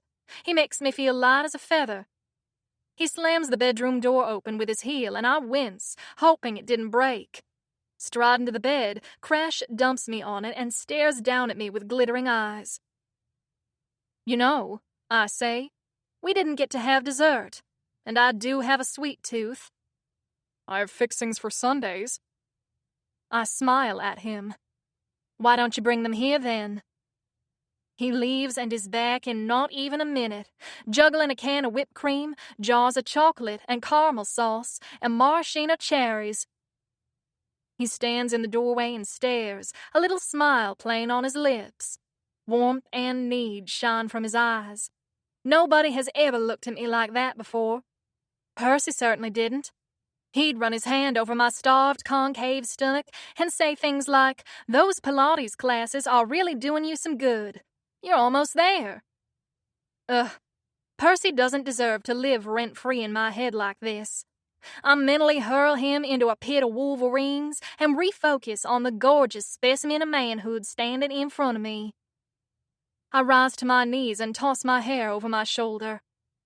"Lie down." He smiles. You giving orders now, baby? "Don't pretend you don't like it, baby. Now strip." He tilts his head, eyeing me for a moment, and then shrugs, flashing me a wolfish grin, and obeys. As he lies down on the bed, putting his hands under his head, I dither between whipped cream and chocolate sauce. Caramel may be too sticky, and whipped cream would give more coverage. Whipped cream it is. What do you plan on doing with that? He asks. I'm having my dessert, and eating it too. I don't know what he's thinking, but the look in his eyes revs my already fired-up libido. Holding his gaze, I pop the lid off the canister. "Spread your legs." Look at you bossing me around. "Look at you letting me." The can whooshes as I cover his thick shaft in the sweet, cool cream. "Savannah," he groans, "you are a dirty, dirty girl." I close my lips over him and lap up the cream in long, slow strokes. He's salty under the sweet, and I move my mouth faster and faster, taking him deep into my throat as I eat my dessert. Crash arches his back, his breathing coming out in harsh pants. "God damn! You talk, walk, and act like a princess, but you suck cock like a—" I smack the inside of his thigh. "A goddess," he says, and then clears his throat. I'll take it. He's rigid underneath me, and lets out a low half-groan, half-growl. "I'm about to come in your mouth, but I want this to last much longer than that." I make a noise in the back of my throat, a little disappointed. I want to make him come apart, but he doesn't let me play much longer. "My turn," he says, when I've licked every last drop from his body. I hand him the can and he gestures. "I've wanted to do this for a minute. Come here." I climb up his body, straddling his waist, and let out a breathy gasp when the cool cream hits my breasts. He covers them until the can hisses, empty, and then he urges me down until my breasts are in his face, and his mouth and tongue are on my flesh, first one side and then the other. I grind against him as he laps me up. He grabs me, his fingers streaking melting cream all over my body as his hips buck beneath me. I can't take it anymore. I don't want to wait. Condom, I gasp. Fucking hell. His tortured groan makes me smile. I love how much he wants me. I watch as he grabs a condom from the nightstand and quickly rolls it on. Rising to my knees, I wrap my hand around the base of his shaft and impale myself. Sliding down, I cry out. I move faster and faster, undulating my hips. The harsh rasp of his breath is like music to my ears. He makes me feel so good about myself, and I want to return the favor. I want to brand myself onto his soul and leave room for no other woman. I'm hungry for him, and a little scared by the depths of my craving. So good. The words roll from him in a low, sexy rumble. You're fucking perfect, Savannah. And you're fucking mine. It's like he knew I needed to hear those words. Parts of me are still raw and wounded by my ex-husband's betrayal, but Crash's harsh, possessive need is healing me bit by bit. His big, strong hands caress my butt, trailing across my sensitive skin. The friction of his full shaft heats me from within, filling me with a pulsing ecstasy that builds until it finally explodes. The orgasm knifes through my body, and I half collapse on him. He grabs my hips and begins to move me up and down, the muscles in his arms bulging. This whole time he's been holding back, waiting for me to take my pleasure first. I hold on for dear life as his hips surge into me again and again, faster, each thrust demanding, merciless. Crash shouts, a string of filthy words falling from his lips. His gravelly voice strokes up my spine, and my body heats again. I'm on the cusp of another orgasm when he pulls out. I whimper in protest, but he just slides off the bed. We're done? I sit up, dazed and aching with need. Oh, we're not done, Princess. Not by a long shot. We're just changing location. He grabs a condom from the nightstand and then reaches out to take my hand. Obediently, I follow him into the bathroom. He carefully sets the condom on top of the bar of soap before he turns on the water and tests the temperature. In you go. Dirty girl needs a shower. I shiver as I step into the stall. There is no doubt in my mind what he means by clean. Hot water sprays over my skin, and I lower my head, letting the stream flow over me as I brace a hand on the wall in front of me. There is barely enough room for both of us, but Crash still manages to squeeze in behind me, his hands sweeping up my torso to cup my breasts. Again, my knees are still weak. How on earth can he be ready to go already? You have to ask? I thought you'd need time to recover. He grins. It's been 2, maybe 3 minutes. I'm good. He leans forward and kisses my shoulder as he unwraps the condom and rolls it on. I lean back, grinding my butt into his groin. He wraps his arm around me and slides his fingers down my body, finding my folds and parting them. Oh, God. I bite my lip to keep from screaming down the walls. Bend forward, he says gruffly. As far as you can go. What if we slip? Savannah, he growls impatiently, a warning hidden in his tone. I bend forward, and we maneuver in the small shower so he has the angle and access he so desires. Under my feet are little blue fish that make the shower floor anti-slip. Perfect. I brace myself against the wall as he enters me from behind.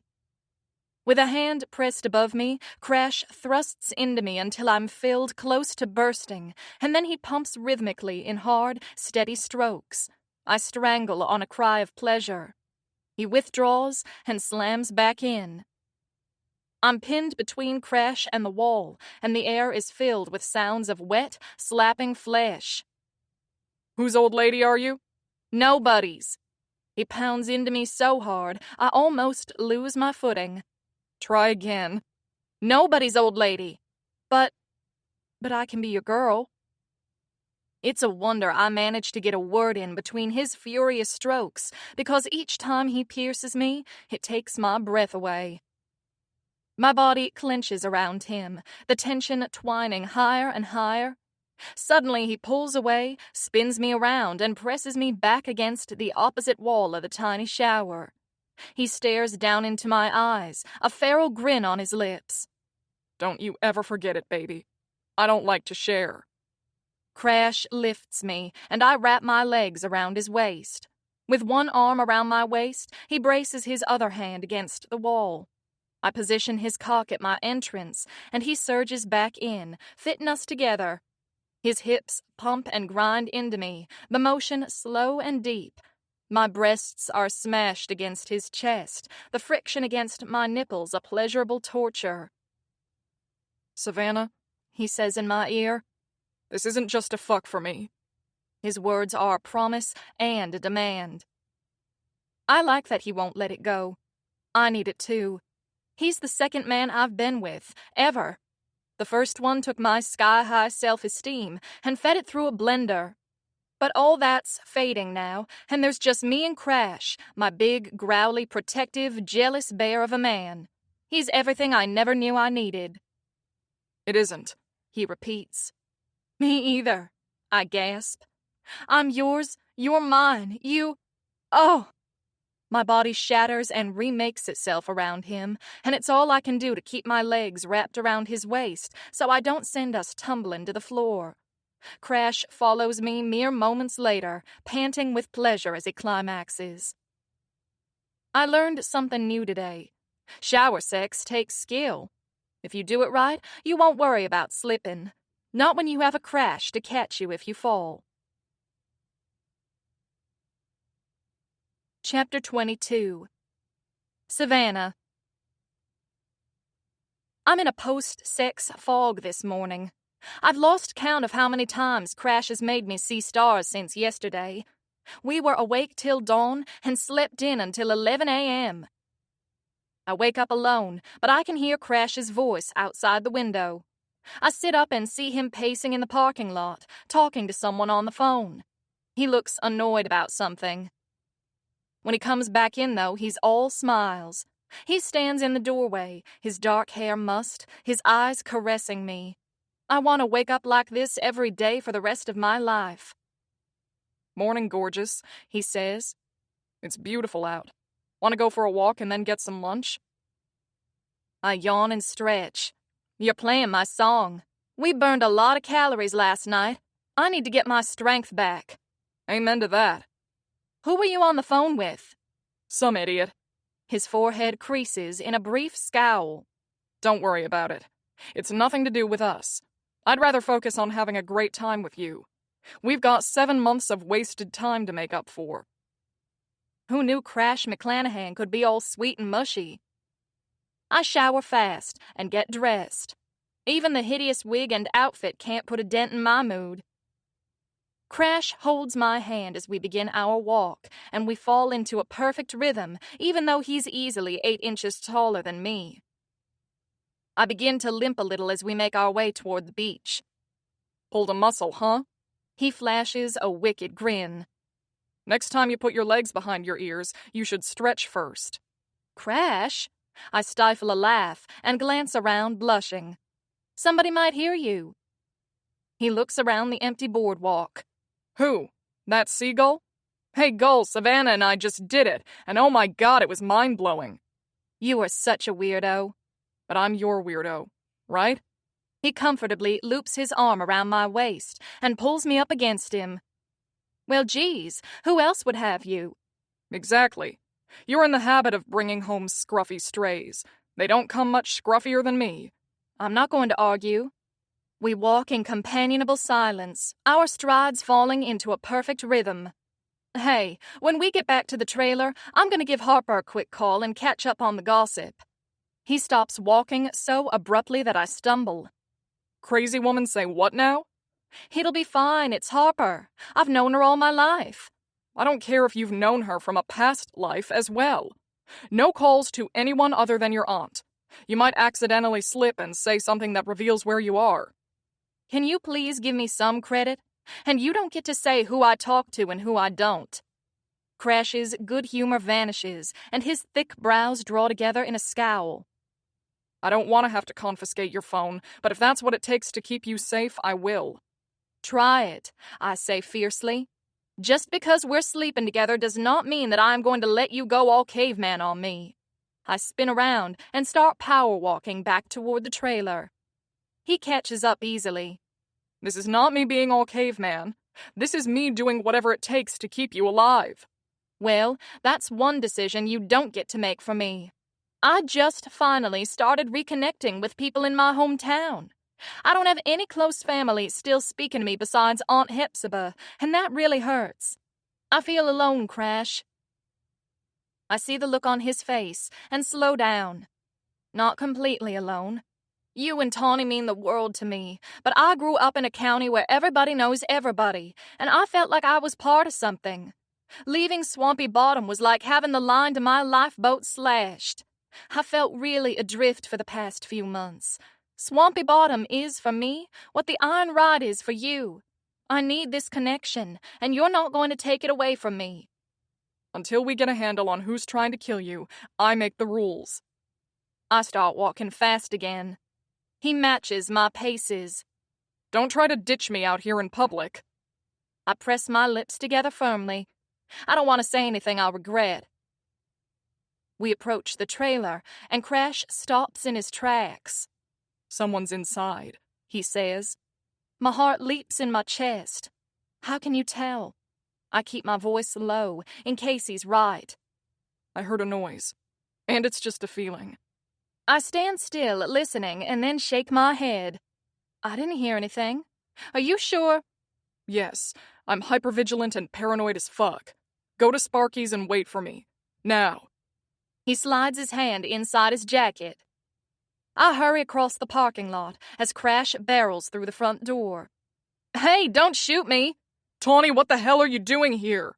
Crash shouts. I could have killed you, you idiot! Turning on my heel, I rush back toward the trailer. Well, excuse me for living. I walk through the front door as Crash slides his gun back inside his jacket.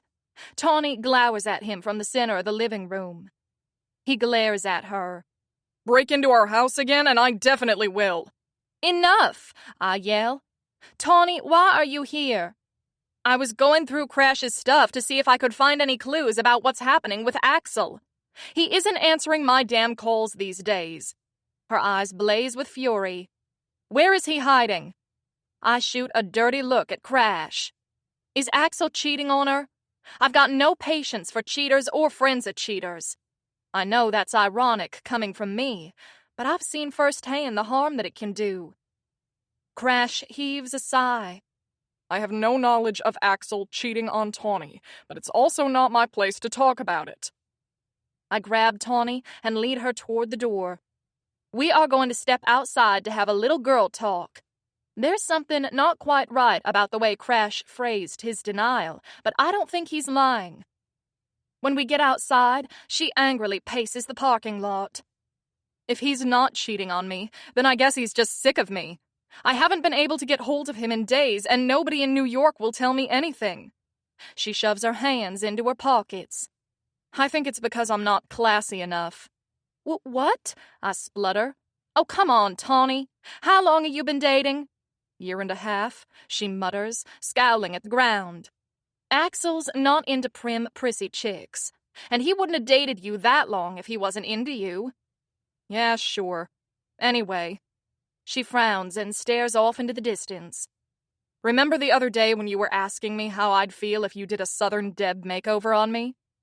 I was just making a point about why I wasn't comfortable in biker chick clothes, mostly. I'm also a compulsive makeover giver. Not entirely, though, so there's obviously room for improvement. No, I protest. There's a difference between improvement and trying new things, and it would have been just for fun. Like, for one day. I wouldn't ever in a million years expect you to walk around dressing and looking like me every day. Yeah, but maybe I should. She sighs. I see how guys fall all over you because you're all girly and shit. She stomps her booted foot on the ground. You see, I can't even talk like I have fucking class. She smacks her face, almost putting an eye out with a ring. Ugh, I just can't stop. But Tawny, that's just you. Why should you stop? She grabs my arm. If Axel is cheating on me, I'll break his face and walk away forever. But if he's not cheating on me, I want to give it one last try. You've got to teach me how to class up. Make me into a delicate southern freakin' debutante. I draw in my breath slowly. She gives me a resentful look. You think it's hopeless? No, not at all. That's not the issue. I just don't think you should change yourself for someone else. What if I want to change for myself, too? It couldn't hurt to be less yourself. Crude and loud and stuff. I sigh. Did you want that before you and Axel started having problems? She scowls and stares at the ground. I don't think I'm going to be able to dissuade her.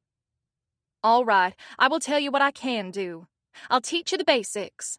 I'm just telling you, though, you're a great person, and if Axel can't appreciate that, you might as well cut him loose. We go back inside the trailer and toss Crash out because Tawny wants to keep our little My Fair Lady project a secret. The Iron Ride has always treated her like she's one of the guys, and if they caught wind of what she was up to, she'd never hear the end of it. Before I can start instructing Tawny in the finer arts of acting ladylike, my phone rings. Crash knocks on the door. "Who is it?" he yells. Is he seriously standing out there and eavesdropping? I answer the phone quickly. Hold on 1 minute. I put my hand over the microphone. Who were you talking to this morning, Crash? I holler. Dead silence. Thought so. Go away and let us have our privacy. I watch out the window as he walks across the parking lot towards Sparky's. Hello, Carlisle, I say into the phone. I heard what happened. I am so sorry. Don't give it another thought, madam. It is I who must apologize for not returning your call in a more timely fashion. I was ice fishing with some friends up north and did not get your message until I returned today. I didn't know you enjoyed that. I can't picture elegant Carlisle ice fishing. And he is friends? I guess I never paid attention to what he did during his time off. It's long been a hobby. And I don't want to cut you off, but I'll be joining some friends in a poker game in a few minutes. Are you all right? I ask. It sounds as if you're keeping busy. I mean, I never thought about it before, but were you happy working for my aunt? Most certainly. If I didn't enjoy it, I would have left long ago. But all good things must come to an end, and I had been considering retiring for some time. I feel relieved, but I'm still madder than a wet hen at what Aunt Hepzibah did. I don't want to ask him about his finances, but he strikes me as the frugal type.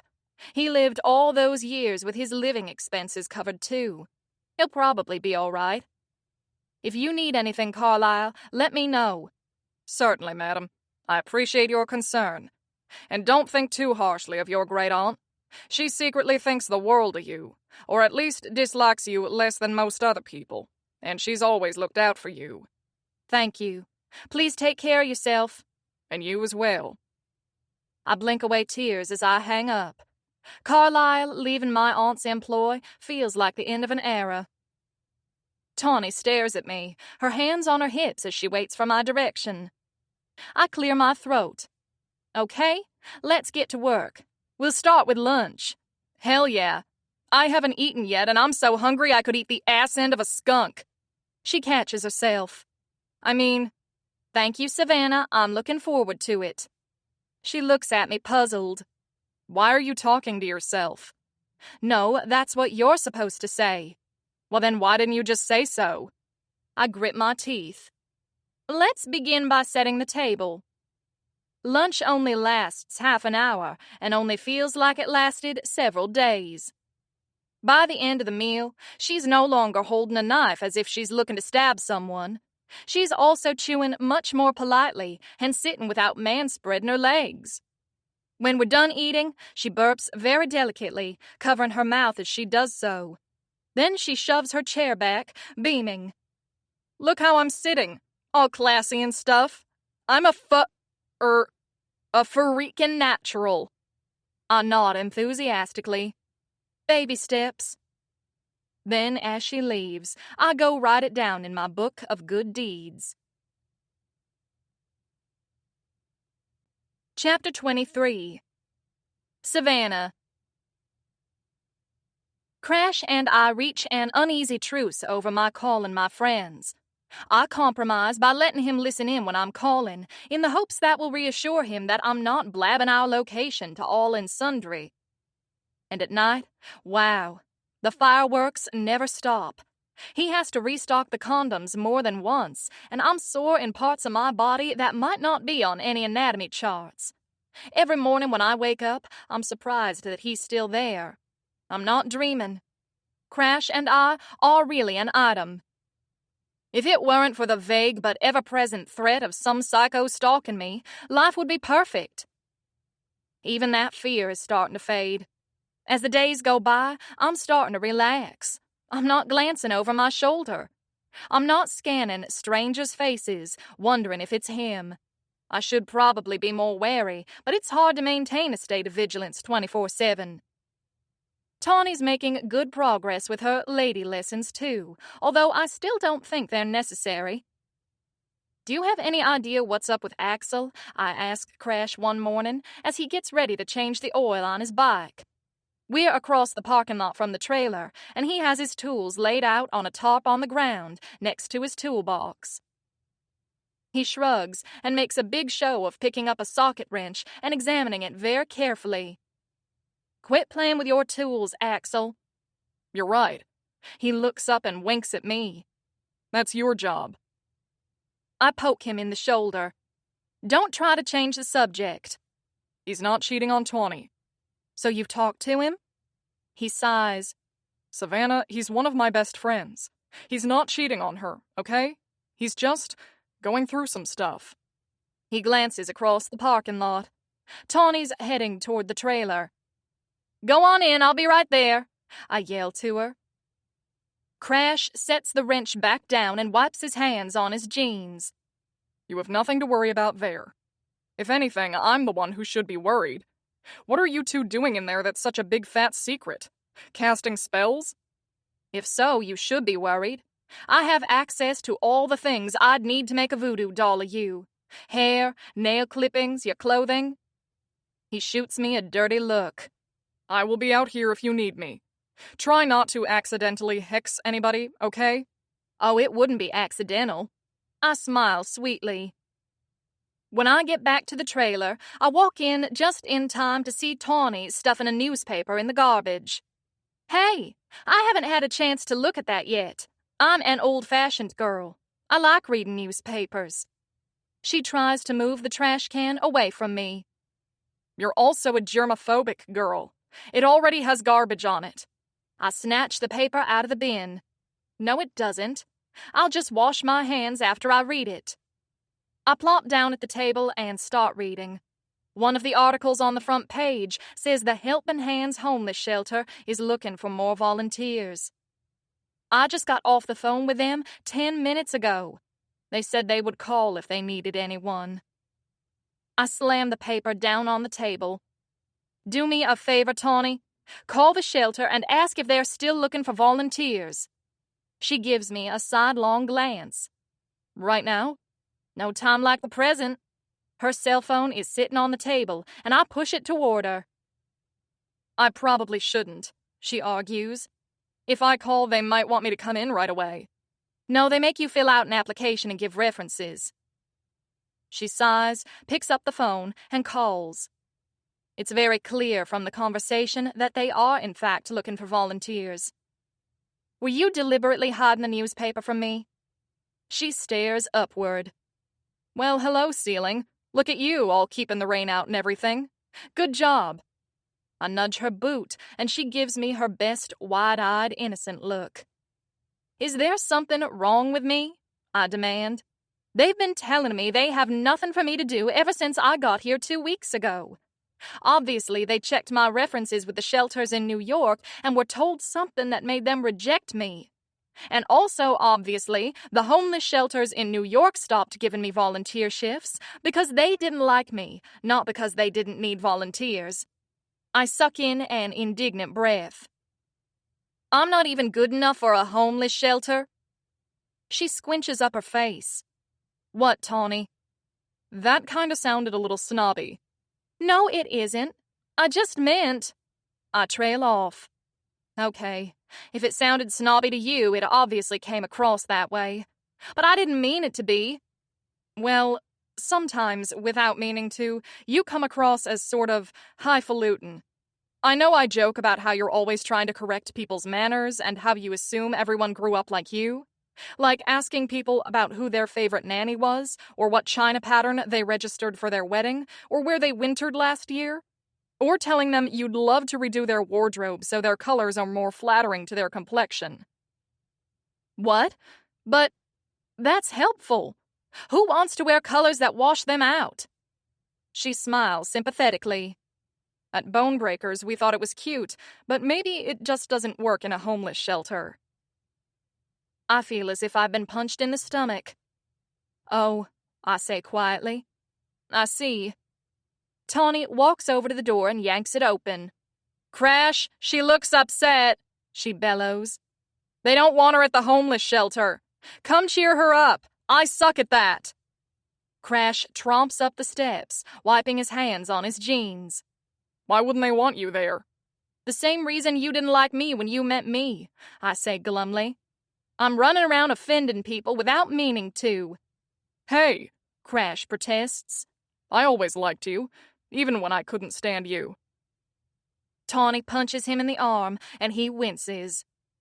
Dumbass, you're not helping. He rubs his arm, grimacing. Sorry.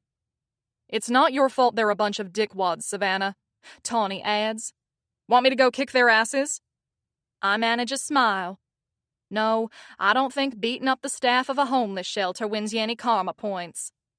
I mean, you were born with a stick up your ass. It's not your fault. It's like a birth defect or something. I flinch. Now who's not helping? Crash says.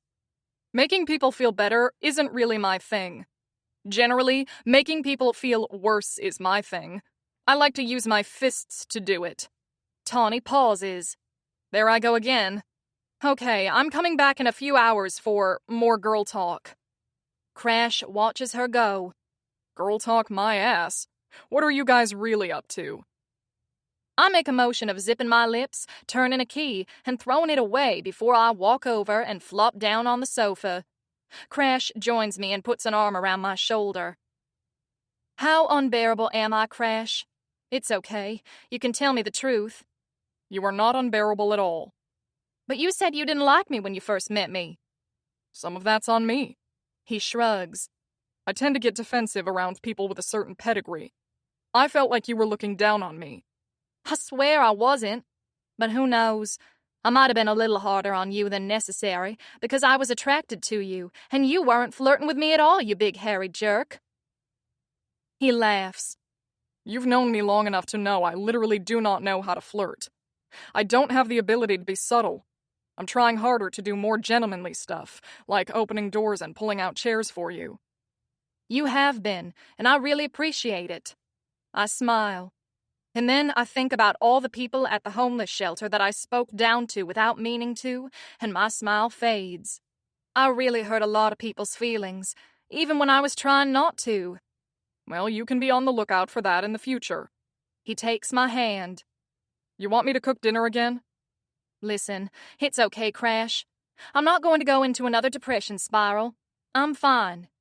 I'm just kind of feeling lost at sea. I mean, what am I going to do? About what? About anything. I can't waitress forever. And even at Bone Breakers, I'm a novelty act.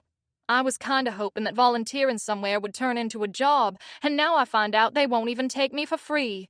I volunteered at the Swampy Bottom Chamber of Commerce back home, but I couldn't go back and work there. My mother is friends with most of those people. I shake my head dolefully. I really enjoy public service, but apparently the public does not enjoy being serviced by me. Crash chokes down a laugh. I shoot him a dirty look, and his face instantly turns serious. Listen, you have all the time in the world to figure out what you want to do. Think of it like you're just starting college. The college of life. I've got a 0.0 GPA in the College of Life. Is that mathematically possible? I manage a smile. I know you're trying to cheer me up. What would take your mind off of it? How about a road trip? We could go to Charleston with Tawny. We've been working on her fine dining skills, and I want to see how she does in a nice restaurant. He scowls. I was thinking a bike ride up the coast. You and me. I'm going stir crazy here, Crash. I'm used to doing 20 different things a day. If I clean the trailer one more time, it's going to fall apart at the seams. They only need us at Sparky's a few times a week. I can't even volunteer without offending people, and I can't do anything with my life until the shooter is caught. I can't go back to school. I can't apply for full-time jobs. I think we're safer lying low. We're not safer if I go crazy and run amok. Amok? Anyway, you know what I mean. Fine. Crash growls. We can go. Why do we have to bring Tawny? Because it will take her mind off Axel. Fair enough. All right, we'll go tomorrow. But just so you know, you're going as Banshee. The guy has no idea who we are, I protest. Once we get there, I could totally ditch the outfit and the wig, buy a normal outfit, and change into it. His eyes get that stubborn gleam to them, and his jaw sets in determination. I'm not letting you put yourself at risk. You go in disguise, or not at all. I stroke his chest. What if I promise to be extra sweet to you tonight? He leans down and brushes his lips against mine, and I let out a low moan. Spoiler alert, you will anyway. You can't resist me. I jerk away from him. Yes, I can, I huff. Just watch me. Spoiler alert, the doofus is right. I can't resist a naked Crash lounging on the bed and inviting me to join him. Chapter 24. Savannah. Bright and early the next morning, we borrow one of Tank's cars. He's got a whole fleet of vehicles. He likes to cruise auctions and estate sales, buy up old wrecks, and take them apart and put them back together again. Once we're in town, I direct Crash to King Street, one of my favorite places in the world. It's a gorgeous, historic stretch of high-end boutiques and restaurants.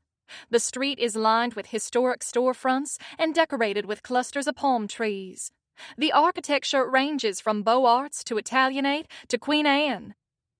I love this place, I say happily, as Crash glides into a parking spot on a side street. I used to come here a couple of times a year with my mother. We'd get our hair and makeup done before we went shopping. You are so weird. Tawny shakes her head in amusement. Whatever. I'm just tickled pink that I can finally go to a restaurant here and order something other than salad with dressing on the side. Tawny's clearly not as excited about King Street as I am. She keeps side-eyeing the rich, well-dressed shoppers as we walk. I remind her half a dozen times that it's not ladylike to stare, and finally give up. Tawny and I are looking in the window of a perfumery when Crash nudges me with his shoulder. By the way, I know what you two are up to. Tawny arches an eyebrow. Plotting your doom?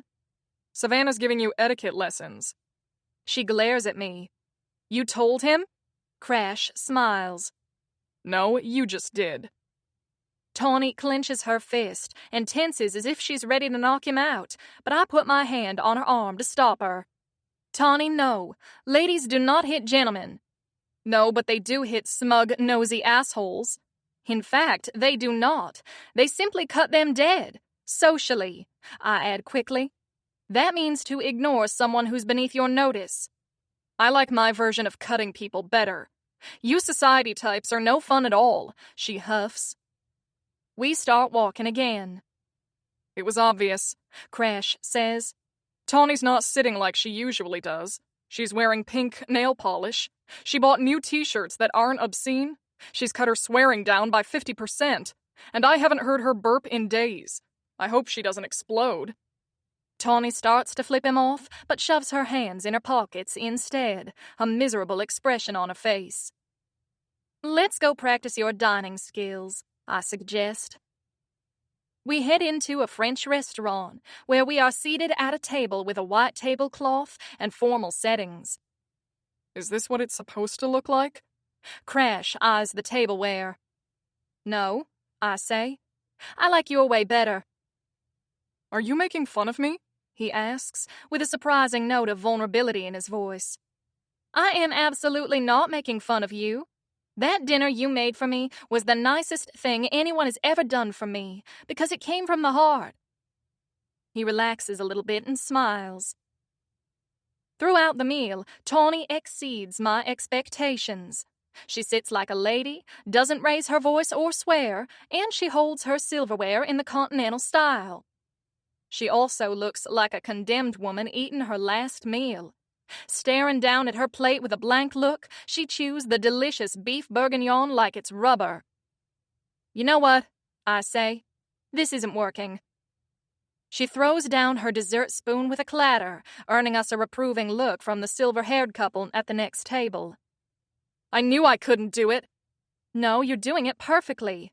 The problem is you hate being like this. It's not you. Trying to act like a lady has sucked all the joy out of your life. You're loud, you're outrageous, you're fun. That's what Axel likes about you. And whatever problem Axel is having, I am sure it's not with you. Tawny fixes Crash with a glare. Is it? She demands. It has nothing to do with you. Her eyes flash with anger. So there is a problem, and you know what it is but won't tell me. Crash leans back in his chair and hesitates. There is something going on. He and I have spoken briefly. I can't violate a brother's confidence, and I don't know that much, but I think things are turning around. Tawny's anger seems to leak out, and her shoulders slump. So, he's all right? She asks quietly. Yes. He's getting better.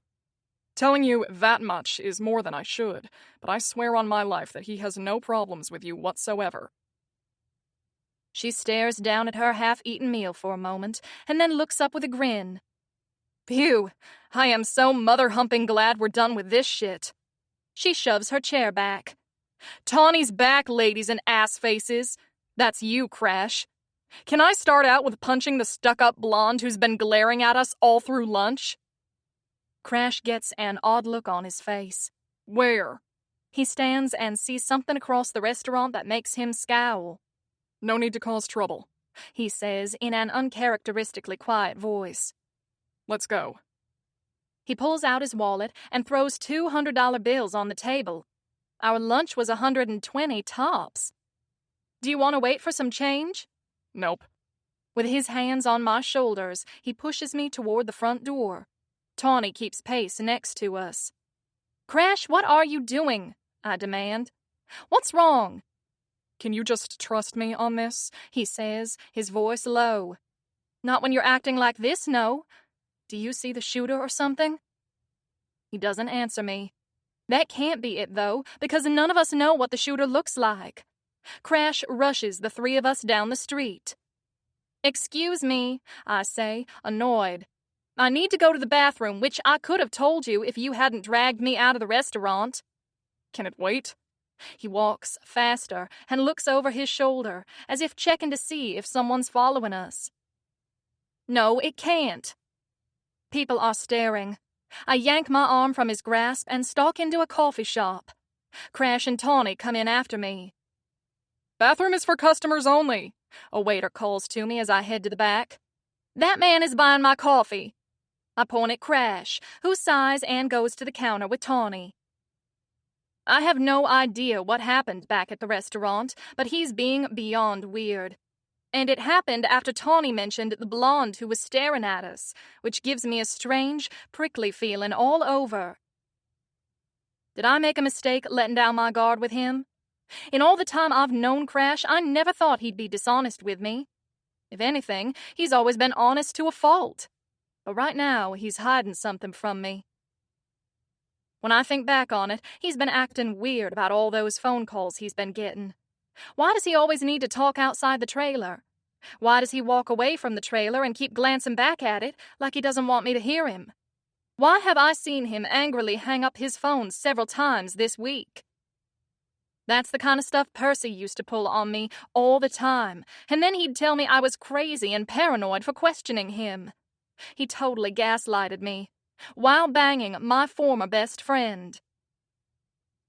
After I use the restroom, I stand in front of the mirror, trying to gather my composure. I'm so aggravated with Crash that I rip off my wig and stuff it into my purse. I fluff out my hair, feeling hugely relieved. Freedom. He's going to have kittens when he sees me like this, and I do not care one bit.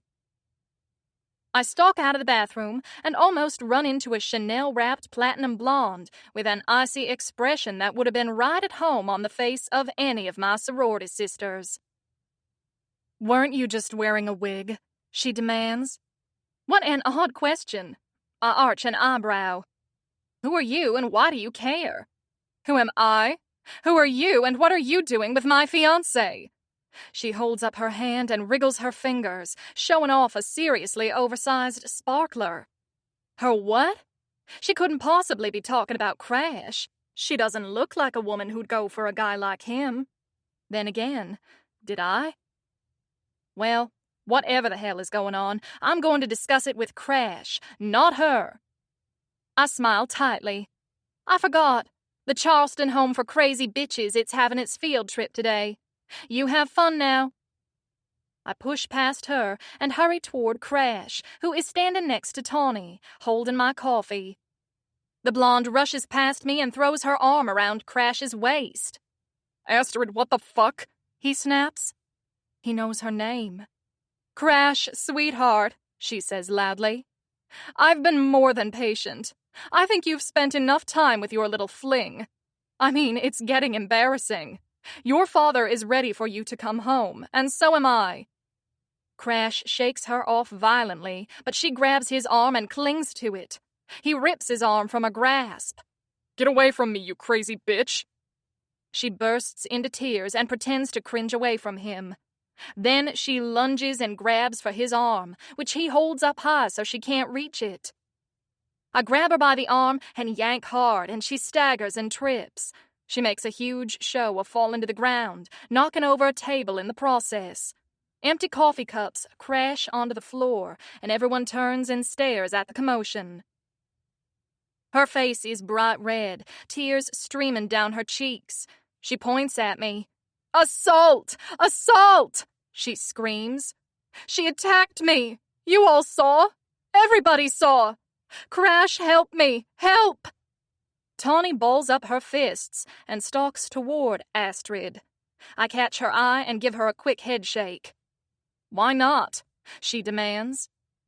I blink hard because I don't want Astrid to see me cry. If you're in prison, you can't be my bodyguard. And since there's a good chance I'm never talking to Crash again, I need you. My heart is rattling around in my chest like a bird desperate to escape its cage. Tawny heaves a sigh and takes a step back, flexing her fingers and staring intently at Astrid. A uniformed police officer sets his coffee on the counter and makes his way toward us. People are holding up their phones, taking pictures and probably video. This will be all over their Twitter and Instagram and Facebook and YouTube. And I'm not wearing my wig. Oh, horse feathers. Just as Astrid lunges for Crash again, the cop reaches us and grabs her by the arm. She frantically tries to wiggle free from his grasp.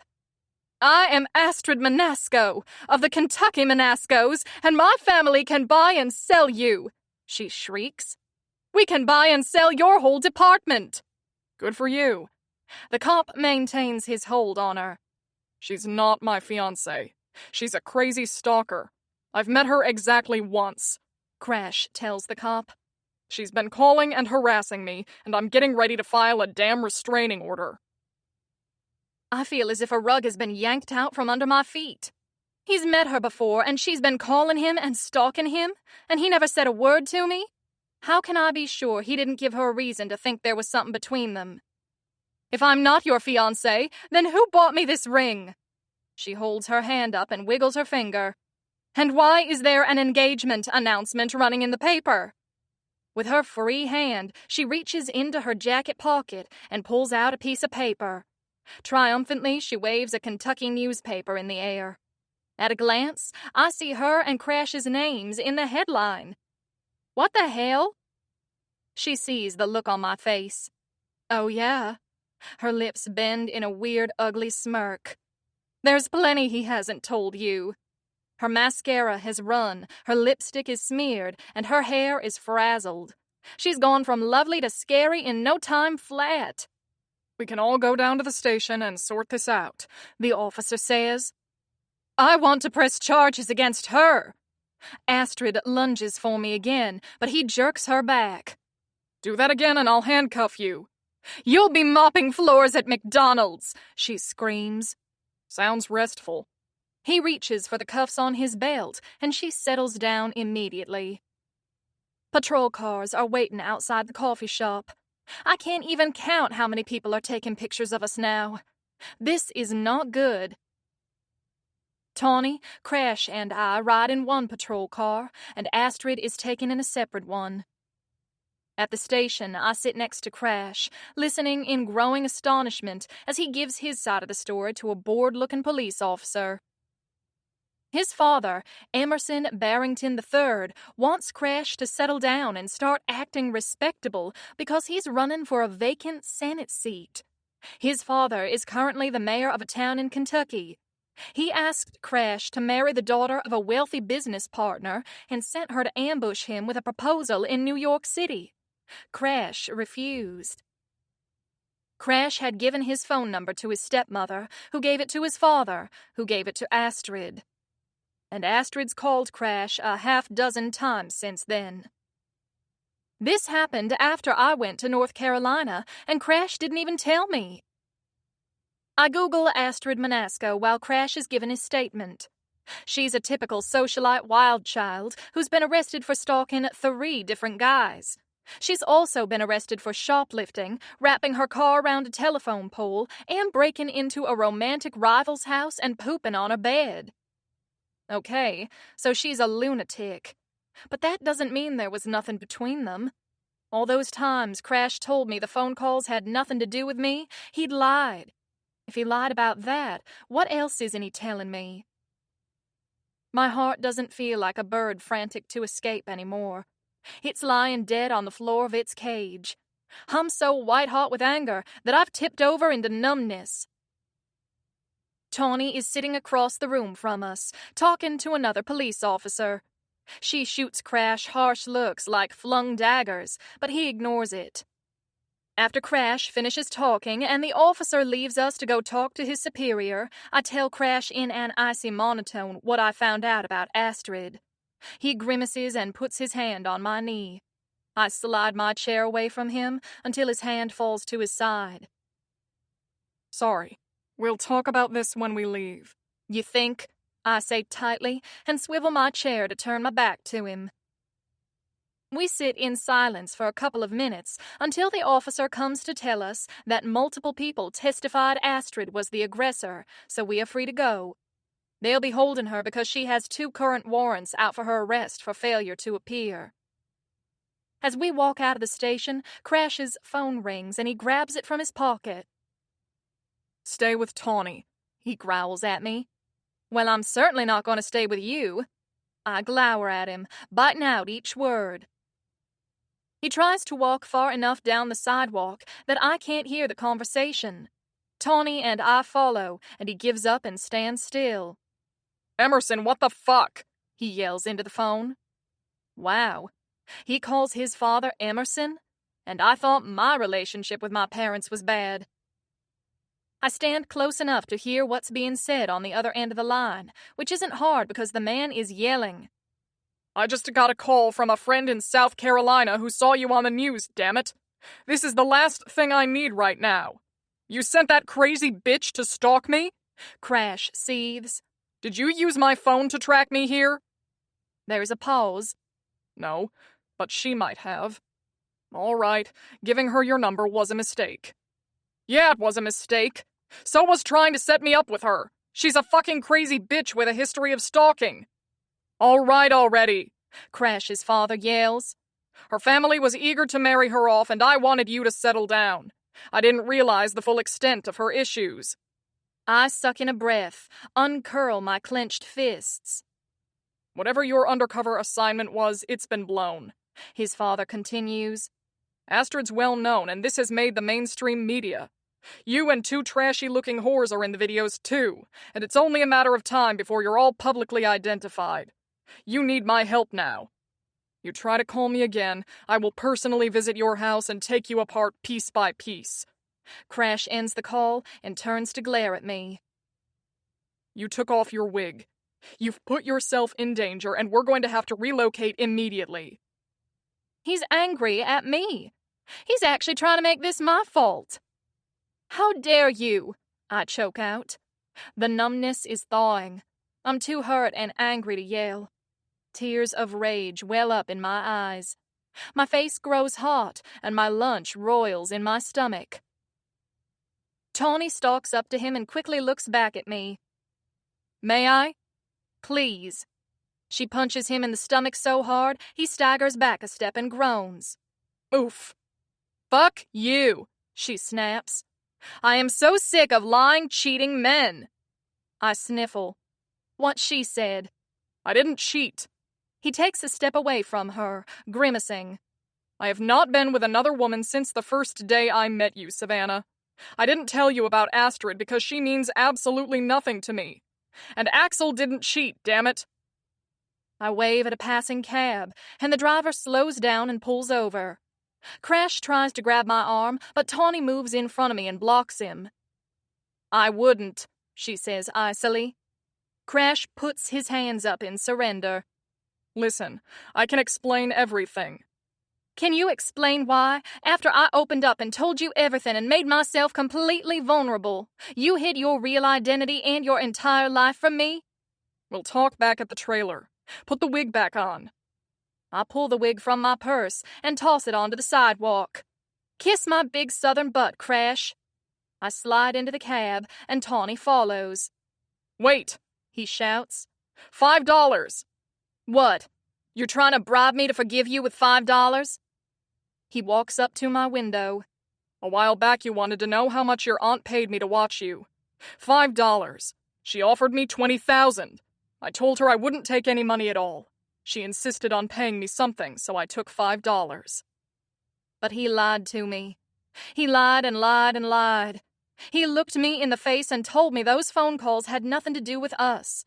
He didn't tell me a woman was pursuing him romantically.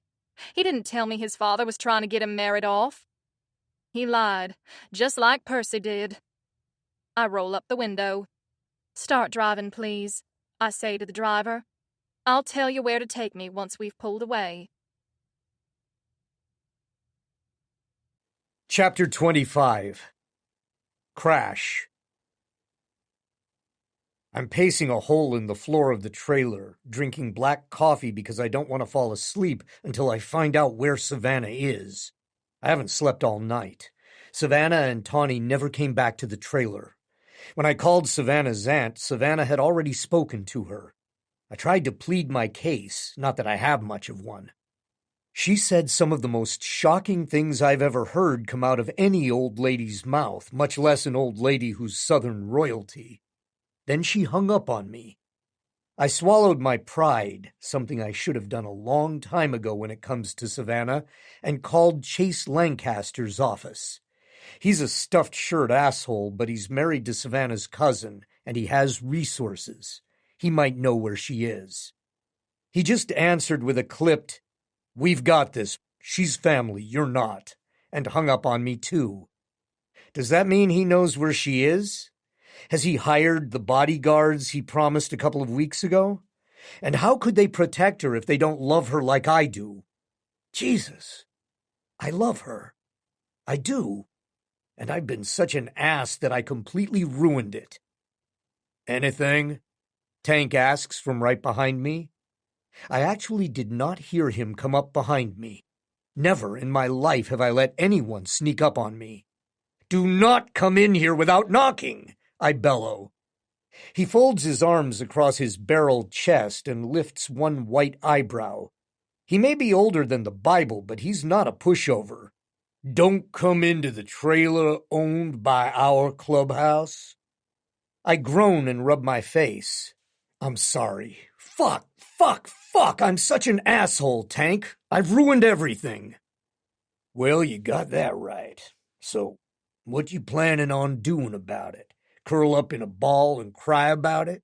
That how you handle things? How do you suggest I handle it? He looks at me with exasperation. Same way I handle a motorcycle engine. Figure out where the problem is and fix it. And he walks out of the trailer. Then he comes back in. Anything I can do? No, you've been more than great about this. Thank you. He walks out and I collapse on the sofa. Then I pull my phone out of my pocket and make a phone call. Burning all my bridges, I might as well nuke one more. Or it might go well. Who knows? Axel answers with a growl. Are you okay? I ask him. Axel's problem had been his PTSD and his refusal to talk to anyone about it. He's had nightmares nonstop since the ambush that killed half his platoon, and he just tried to stuff everything down inside. His drinking had gotten to the point where he was having blackouts. When he finally tried to stop, his DTs were so bad he collapsed in the street and was taken to the ER. He had to spend a week getting medically detoxed. Now, from what I've heard, he's back at the club, but only working in the club's garage. He's staying away from the bar. The sergeant-at-arms told me that Axel's going to meetings a couple times a day, but nobody besides he and I know that. Yeah, why? Have you talked to Tawny? Please, I'm sure they're together. No, I think I blew it with her for good. Best thing that ever happened to me. I'm an idiot. Join the club. Wait, why are you asking about Tawny? He demands. What's going on down there? I fill him in on what's happening. I spare no details about how badly I fucked up. Yeah, Astrid called me several times, and yeah, I should have told Savannah about everything that was going on with my father's side of the family. She never gave me any reason to doubt her. It was all my own insecurities, projected onto her like a disaster movie playing in an endless loop. Fucking hell, man. You don't know where either of them are, and we still haven't identified the shooter? That about sums it up. Acid worry chews at my gut, and it makes me speak boldly. Listen, Axel, we both fucked up. When I talked to Tawny yesterday, the only thing she was worried about was if you were all right. She wanted to please you so badly that she asked Savannah to do a full Southern Belle makeover on her because she thought you'd like her better. Why the hell would she think that? His astonishment comes right through the phone. Because you made her think that you didn't like her the way she was. Because you were too chicken shit to give her a chance to tell her what was really going on. You, of all people, have the fucking nerve to say that to me? You? He shouts. Fucking right. Because you still have time to fix things with Tawny. But I don't know how much longer she's going to hang around waiting for you to find your balls. So quit being such a pussy and call her. You better come to New York and say that to my face, motherfucker. My phone practically melts from the heat of his rage. The minute I get this thing with Savannah resolved, I'll take you up on that. You fucking asshole! You're out of the club! And he hangs up the phone. Yep, that went about as well as I could have expected. Once upon a time, that would have been a death blow to me. And maybe it will feel like that soon. But right now, all I can think about is that Savannah is out there, God knows where, and she doesn't know how to hide or lie low. Her big, sunny personality is larger than life, and somehow she always manages to be the center of attention. That's fine most of the time. Not when there's a psycho gunning for her. And yeah, Tawny is with her, and she's a badass bitch who's armed, but she's not a magic bulletproof shield. I make a few more calls to people in Bitter End. I try the Bitter End boutique and talk to her friend Harper, and then I call her cousin Naomi at her hair salon, and for the hell of it, I call Sheriff Buckley, and then the mayor. I tell every single one of them the same thing. If you see Savannah, tell her I screwed up. Tell her I love her and I'm sorry. Is it embarrassing and excruciatingly humiliating? Fuck yeah. But if it has the slightest chance of working, it was worth it. Finally, I make my way to Sparky's and find Roxy working behind the bar and Tank working the door. When I ask her for a drink, she shakes her head. Nope, she says. You're cut off until you find your old lady. You need a clear head.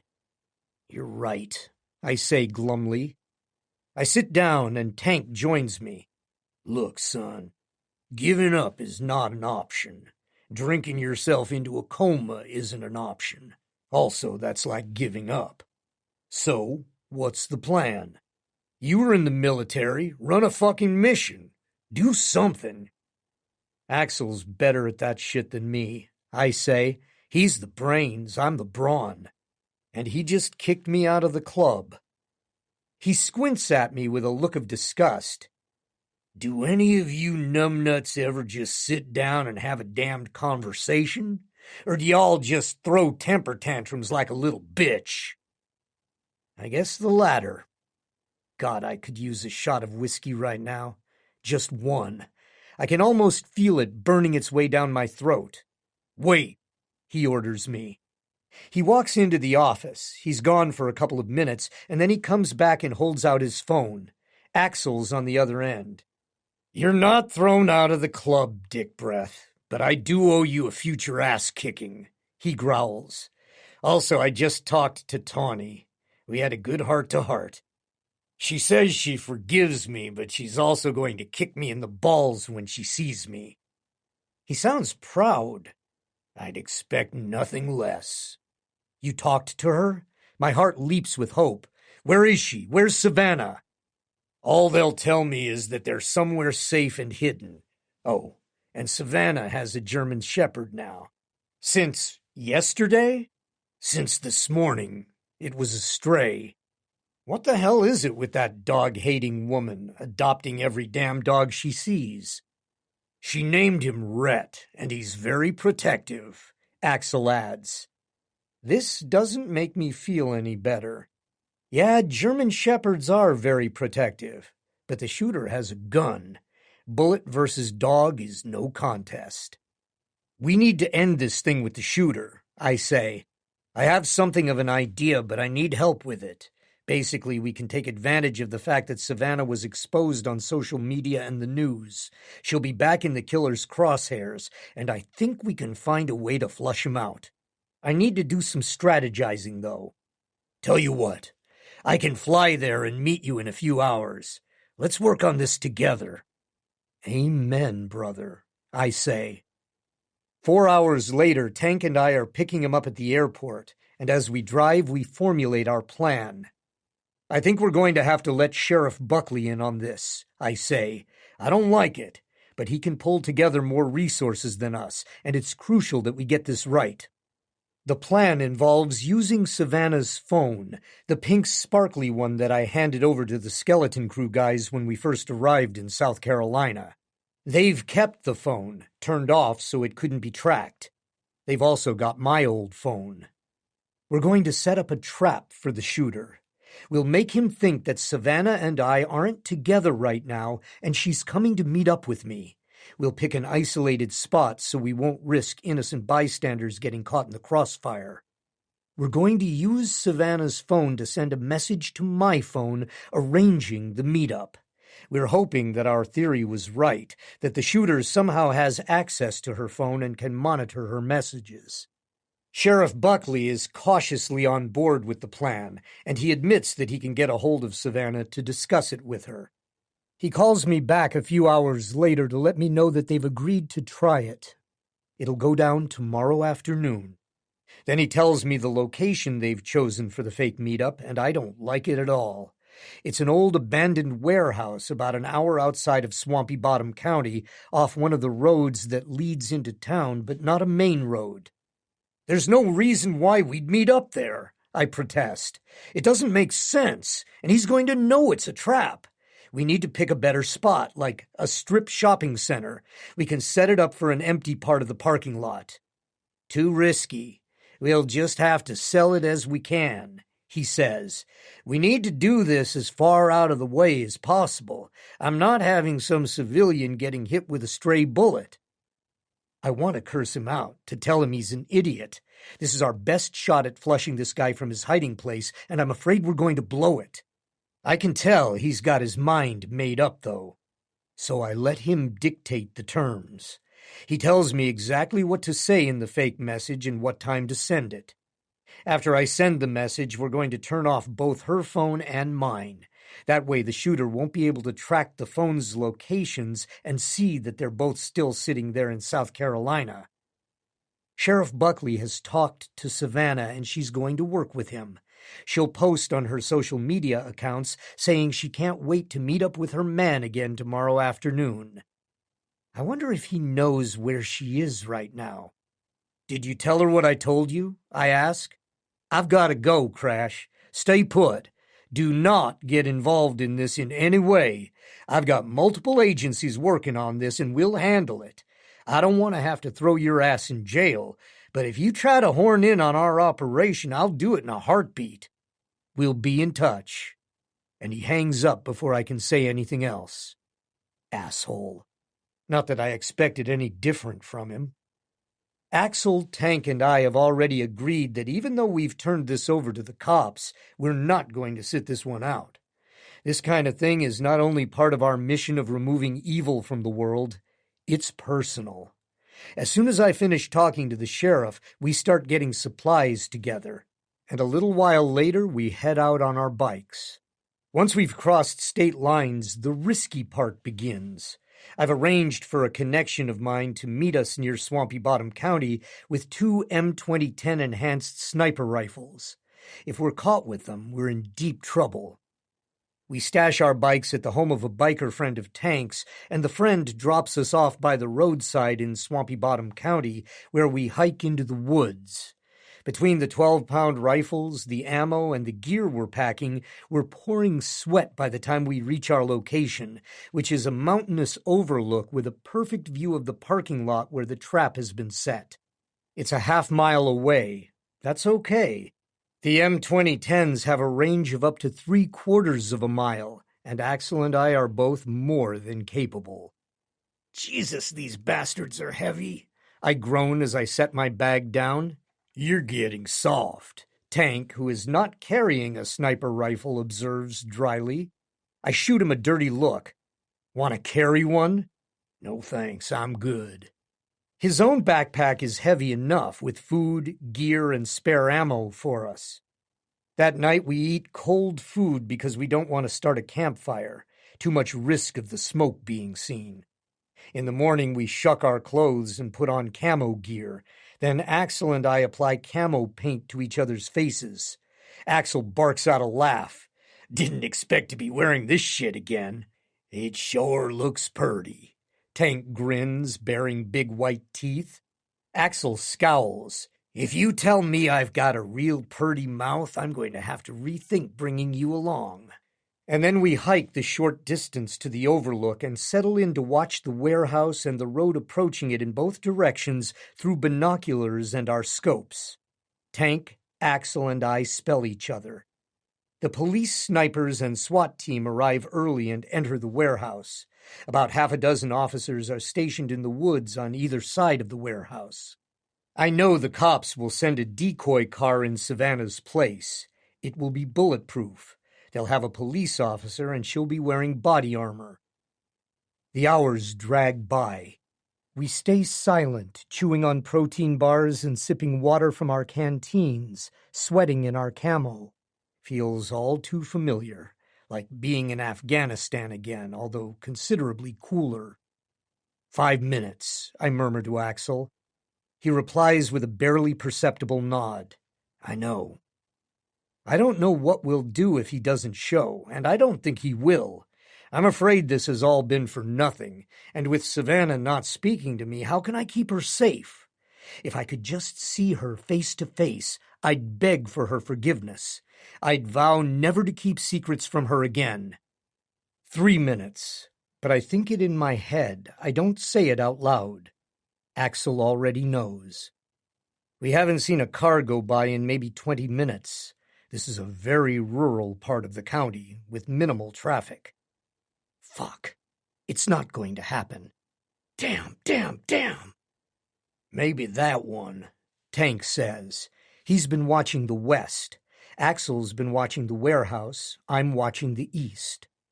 Tank points at a small blue Nissan GTR. That's a car that can accelerate quickly, which makes it a good getaway car. It's also not something you'd see out here too often. Pickup trucks and SUVs are more common. Good catch. The car pulls over to the side of the road a short distance from the warehouse. Looking through my scope, I watch the driver. He's wearing a cap and sunglasses, hiding his identity. He's fumbling with something that I can't see. Everything points to him being the shooter. Why else would he be out here in the middle of nowhere at the exact time of the rendezvous in this ridiculous little sporty car obscuring his facial features? My finger caresses the trigger. No, Axel says. We don't know for sure. He looks good for it. I want this to be over. I want Savannah to be safe, to be able to live her life, even if she decides to live it without me. We all want it to be over, but this isn't the way. He's right. If I shoot some innocent tourist, the guilt will haunt me forever, and I might very well blow the whole operation. And we agreed to let the cops handle the takedown. We're here mostly as backup. If the cops miss, we won't.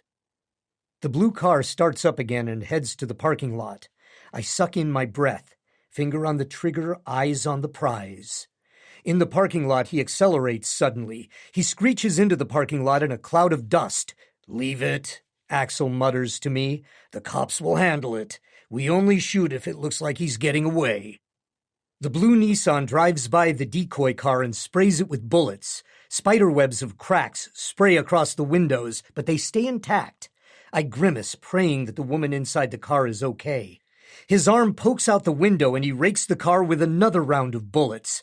Pockmarks dimple the car's exterior. The windows are still holding. Surely the shooter must know that this is a setup by now. The window glass should be in pieces all over the asphalt. The car windows should be giant gaping holes. He backs up, swerving wildly. I'm dying to shoot the motherfucker, but I don't get the chance. The SWAT team pours out of the warehouse. There's a brief exchange of gunfire, but he's completely outmanned and outgunned. The shooter tries to make it out of the parking lot, but he's driving wild. His car swerves and lurches. Then it rolls very slowly into a tree. The wheels are still revving, kicking up dirt. His limp arm dangles from the car window, and a gun falls from his bloody hand and drops onto the cracked asphalt. We don't leave yet. We wait until the cops have swarmed the car and pulled out his limp body.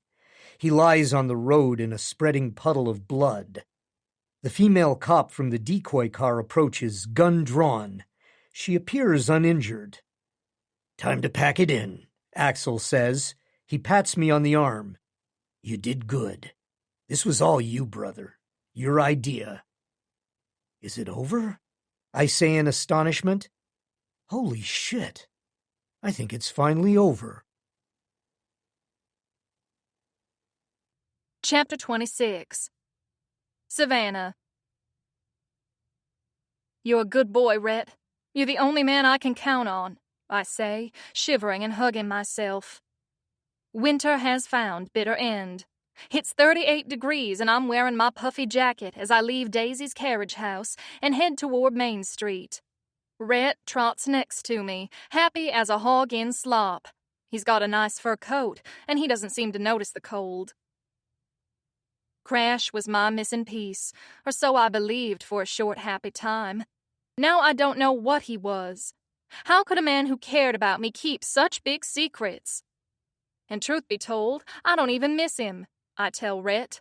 Rhett makes a noise that's suspiciously like a snort of disbelief. Oh, you hush now. And remember who controls the treat distribution around here. Of course, I'm lying. I miss Crash every day. I miss him teasing me, smiling at me, looking at me like I'm the prettiest thing in creation.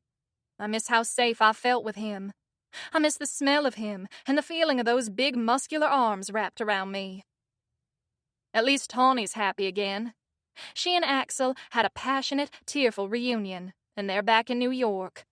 He came clean to her about having PTSD and a drinking problem, and he stepped down as club president to take time to deal with his issues. I'm delighted and 90% not jealous. 10% of me wants to throw them off a bridge because Tawny keeps texting me highly personal details about how Axel is making up for lost time. Well, I'm glad that someone's getting some lovin'. I'm sleeping in the Abernathy family's bitter end carriage house, alone, trying to figure out what I'm going to do with myself. I'd love to ask Crash for his advice, because he always seems to know what to say to make me feel better, if only he weren't a lying bastard. Crash has been trying to apologize, but I'm just not having it. Trust is huge with me when it comes to relationships, and I'm afraid I'll never be able to trust him again. When I reach Main Street, I turn right, heading toward the diner. As I walk, I see familiar faces and people smile, waving at me. Hey, Savannah. Tyrell Abernathy, Daisy's uncle and owner of the Bitter End Bulletin, yells from across the street. Glad to see you in one piece. Thanks, Tyrell. Me too. Being stalked by a psycho has earned me sympathy and given me a new narrative. Savannah the stuck-up rich bitch and Savannah the man-stealer have been replaced by Savannah the crime victim and Savannah the survivor. I'm happy to be back in people's good graces and am determined not to blow it. Savannah 2.0 is here to stay. I hope everyone's going to be okay with Savannah the fast food employee, because that's what it's looking like my next move is. I pawned the last of my nice jewelry a couple of days ago, and when that money runs out, I'm completely penniless. Also, Axel is moving in with Tawny, so I don't have an apartment to go home to in New York. Tawny said I could sleep on the couch, but there's no way the three of us could cram into that little shoebox of an apartment. Savannah? A familiar voice calls. My stomach clenches. I'm almost at the diner, and I quicken my pace. My father yells and waves at me from down the block. Savannah, wait up! I need to tell you something. He's all bundled up in a wool coat, scarf, and knit cap. When it falls below 40 degrees in Swampy Bottom, it's like the end times. Everyone freaks out. He hurries over to me, but I don't stop for him. I walk faster, not even looking at him. Rhett picks up on my mood and lets out a low, rumbling growl. My father breaks into a jog to keep up with me. Thank God you're all right. I asked Aunt Hepzibah for your number when I found out about that crazy person threatening you, but that old woman is mean as a snake. Listen, I hold my hand up to stop him. Dad, zip it. He looks as if I've slapped him. I'm not the sweet, eager-to-please little girl he remembers. First of all, you don't get to insult her. She may be mean as a snake, but she's my snake. That didn't come out right, but I forge ahead. She was the only person in the family who stood by me. And secondly, whatever you want to tell me is too little too late. You let my mother throw me out on the street for months. There were days I didn't know where my next meal was coming from, Dad. You let that happen. He sucks in a breath, looking deeply wounded. But that's just it. Nope. I turn and walk away. Savannah, wait! I head into Bitter Bites, and he follows at my heels. Everyone's sitting by the window. Daisy, Chase, May, Callie, and Naomi have coffee in their menus. I turn my back on my father and sit down. He walks up to me and taps me on the shoulder, which prompts an angry snarl from Rhett. Looks like she doesn't want to talk to you. You should back off if you know what's good for you. May stands and jabs her cane at him. My father gives her the look of contempt that's been bred into him by generations of Sugar Hill Harkwells. Since when do any of you even speak to my daughter? Callie's lip curls in disgust. You know, I'm not crazy about Savannah, but I like you even less.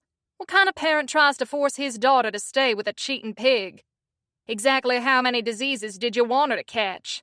May adds. My father's face puckers in disgust. None. You're revolting. Listen, Savannah, if you'd just let me... Rhett pulls on his leash, and his growling increases in volume. My father takes a step backward as alarm flashes across his face. That thing looks dangerous. Savannah, honey, you should just take him to the pound. Rhett's lips lift and reveal his teeth, and I pull the leash tighter. Did you guys order yet, Daisy? I ask. She shakes her head. I pick up my menu and make a big point of studying it while still holding tightly to Rhett's leash. My father heaves a sigh, turns, and leaves. He pauses at the door, shakes his head, and shuts the door behind him. My shoulders slump. That was hard, I say. Necessary, but hard. You have nothing to feel bad about, Savannah, Daisy says. Eat a Mayor Mike. It cures all ills. Mayor Mike's are hamburgers, named after our previous mayor who had a reputation for hamming it up. Callie shrugs off her jacket, grabs her car keys from the table, and puts them in her purse. She still has that heat lightning doodad on her keychain, the one she said she'd get rid of, and as she tucks her keys away, I see her stroke the keychain with her thumb again. She doesn't even seem to notice she's doing it. Interesting. Does she still have the hots for that singer Sebastian What's-His-Face? I always thought it was weird how much she liked that band. She's prissy Miss Schoolmarm, correcting grammar and shooting disapproving looks whenever someone's laughter exceeds a certain decibel range. The lead singer of Heat Lightning is a long-haired, tatted-up sex god known for his hard-partying ways. Then again, Crash wasn't my type either. All right, you talked to Sheriff Buckley this morning. Tell us everything, Naomi says. I didn't tell any of them, but of course they know already. It's bitter end. What do you think of Sheriff Buckley, Naomi? I don't want to interfere too much, but I'd love to succeed in fixing the two of them up. I've almost filled my book of good deeds, and I've got another notebook ready to go. Don't change the subject, she says, leaning back in her chair and folding her arms across her chest. Isn't she also changing the subject? Yeah, spill it, Daisy says. We want to know everything. You already know that his name was Anthony Perez, unemployed, and address unknown, right? They all nod. That was in the story that came out in the news the day he was shot to death, but there were a few other details. He had a dishonorable discharge from the Army a couple of years ago. He got in a lot of fights, finally assaulted his commanding officer, and did little time for it. Ever since then, there's no record of his being employed anywhere, on the books at least. He rented a small trailer in Texas, but he didn't seem to be living there.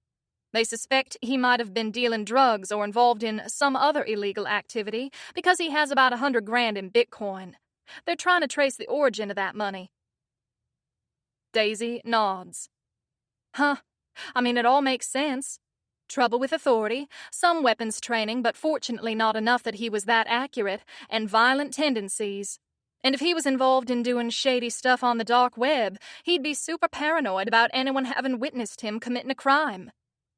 Chase leans back in his chair, looking thoughtful. Do they know how he kept tracking you down? Because that was pretty concerning. I shake my head. No, Sheriff Buckley says they're trying to figure that out, although now that he's dead, I don't know how much more they'll investigate. The original theory was that he was in law enforcement, or had a friend in law enforcement, but that doesn't seem to be the case. If the guy made his money on the dark web, maybe he was super tech savvy and had a way to track me via hacking an app on my phone. We're working our way through dessert when May suddenly stiffens, glares at the door, and grabs her fork. No, Callie and Daisy say at the same time. I follow May's gaze. To forestall a brawl, I quickly hand Rhett's leash to Chase and hurry to the front door, where my aunt stands with a look of pinched dismay. If May and Aunt Hepzibah get within 5 feet of each other, it'll be like matter and antimatter. The resulting explosion will take us all out.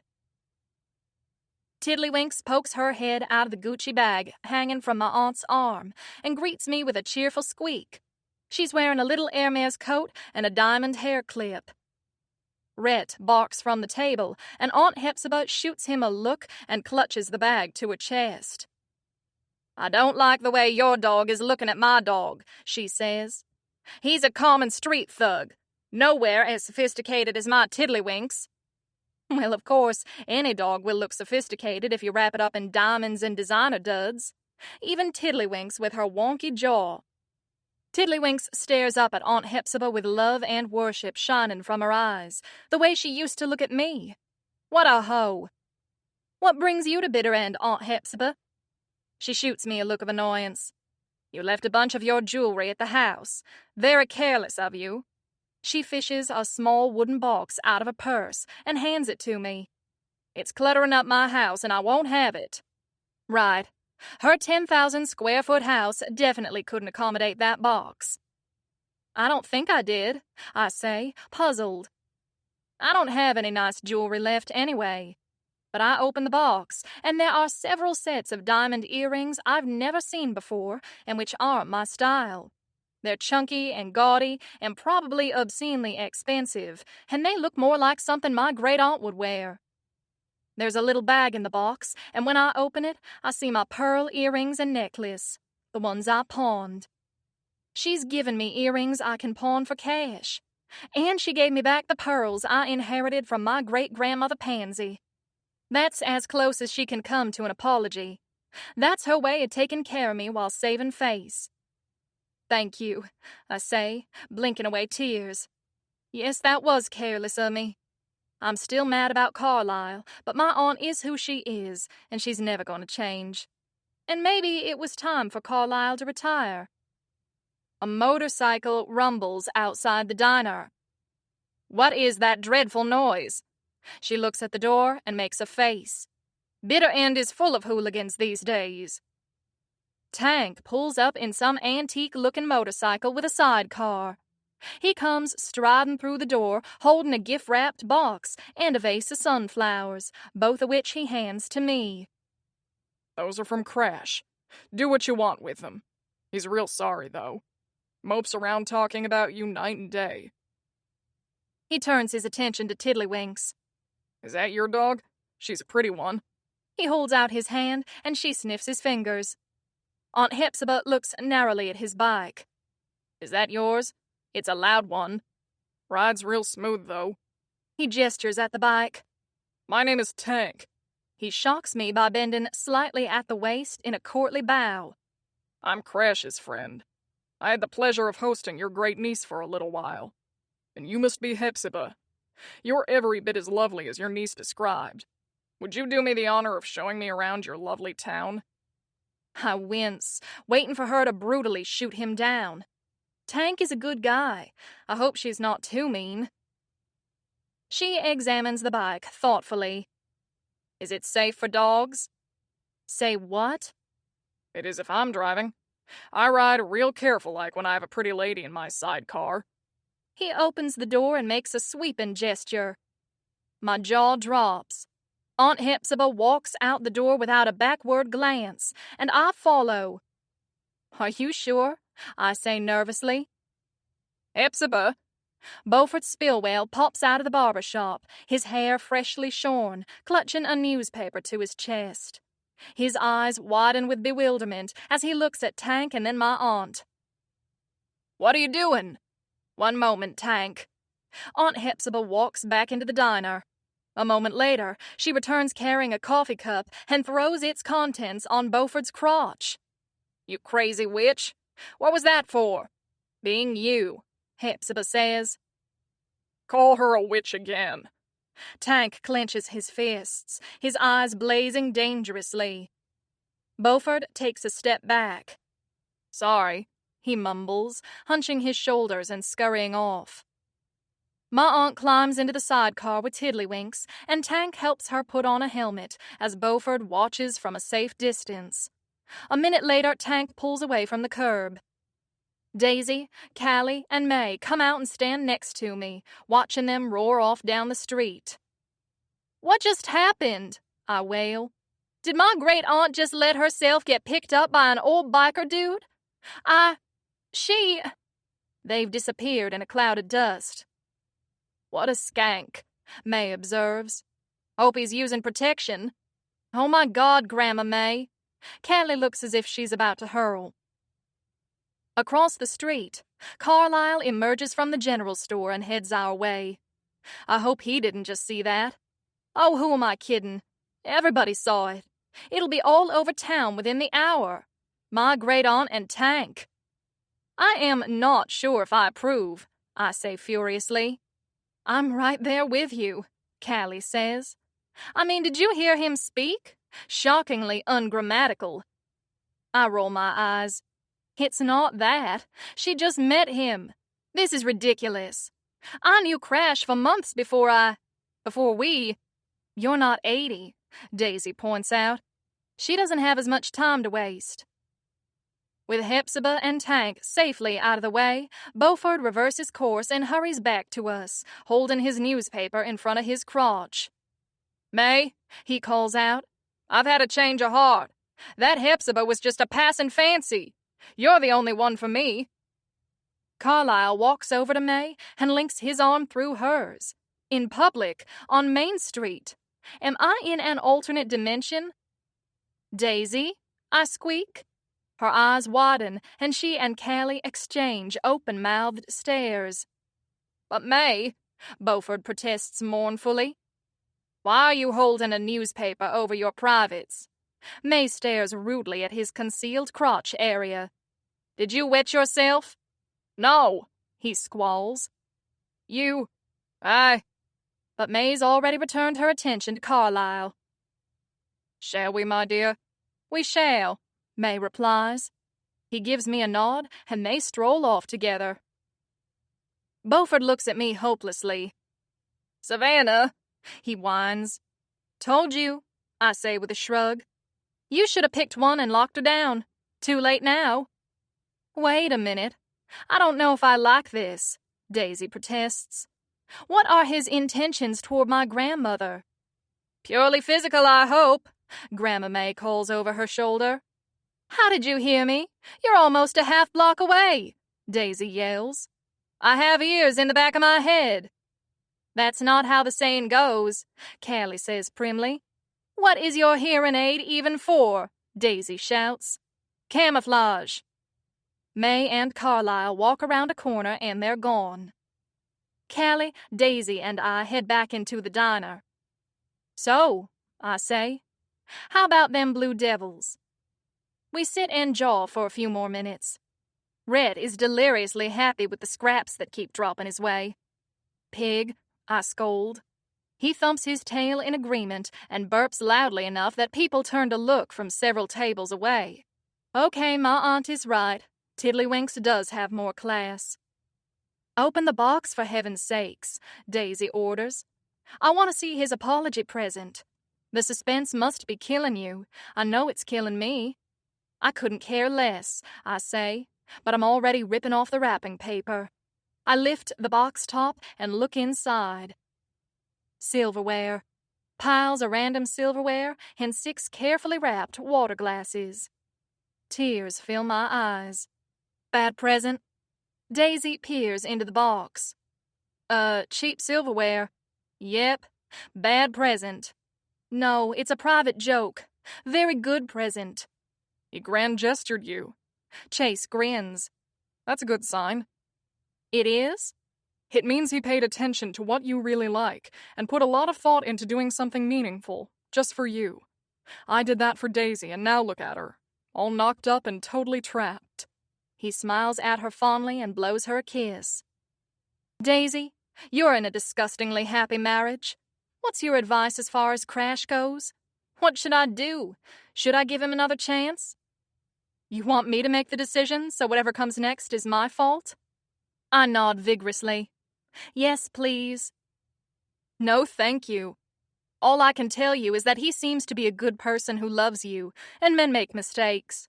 Sometimes even smart men are major league stupid morons who act like jerks to their employees for 3 years because they're too chicken to talk about their feelings and they're afraid they'll repeat the sins of their father.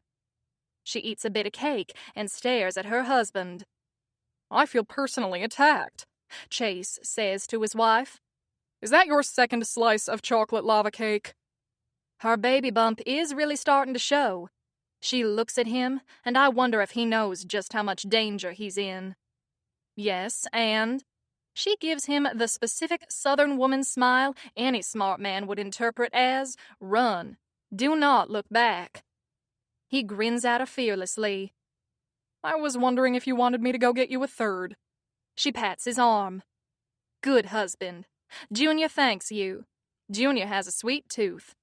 Junior's the one with the sweet tooth, eh? Chase laughs as he pushes his chair back. Then he hurries away as she starts throwing silverware at him. Chapter 27. Savannah.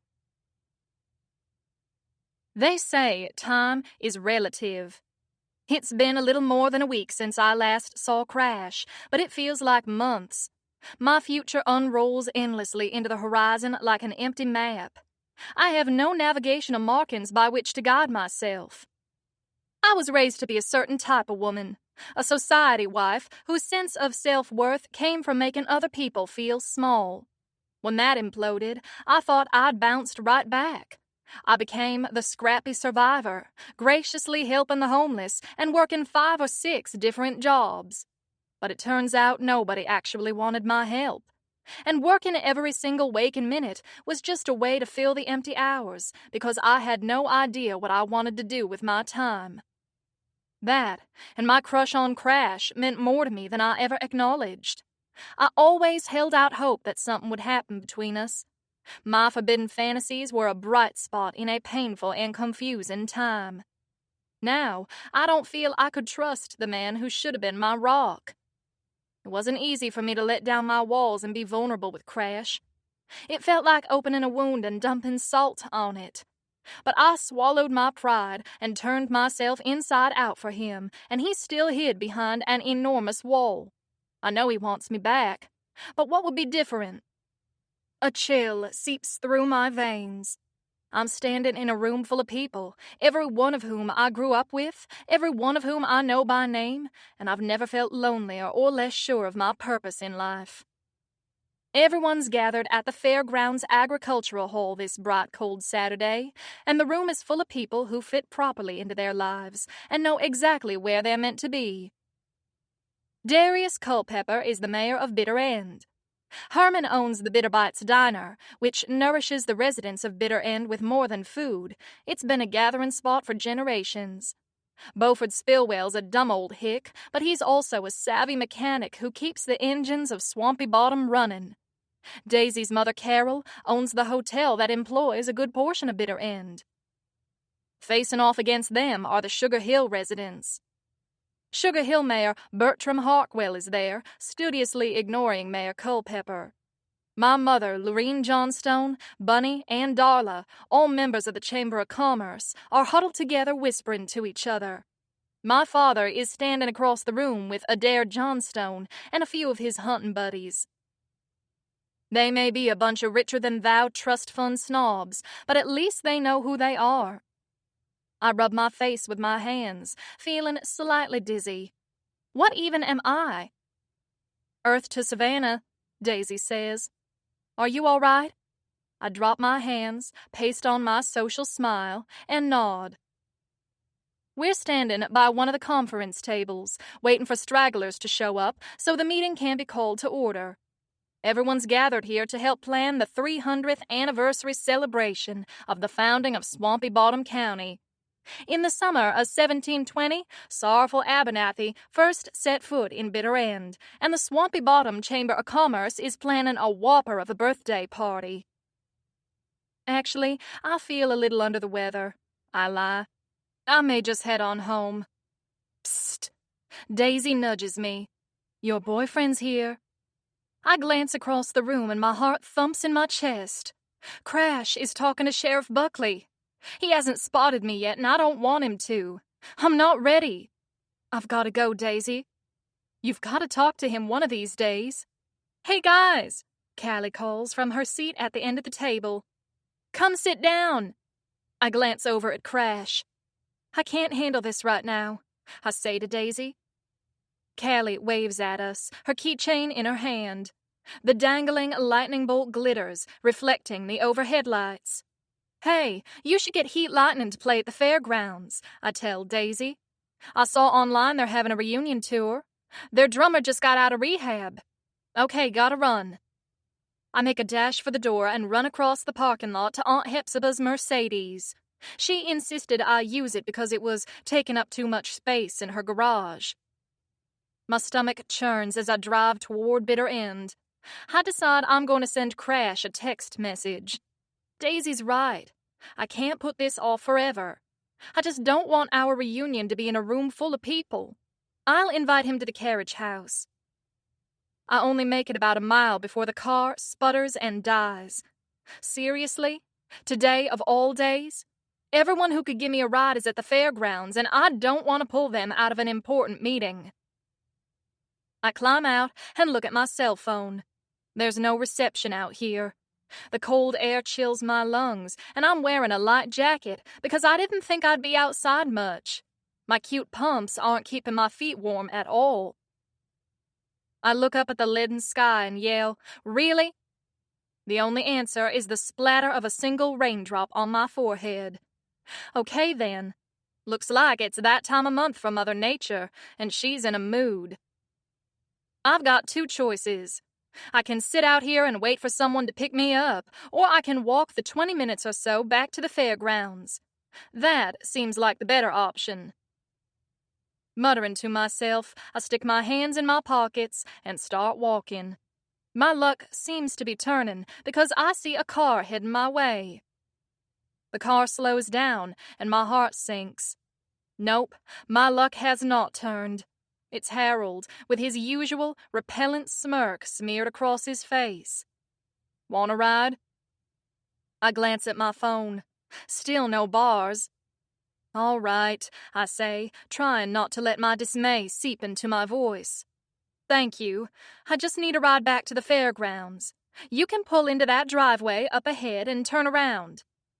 I climb in and put on my seatbelt, shrinking as far away from him as I can. You're looking gorgeous today. You're smelling terrible today.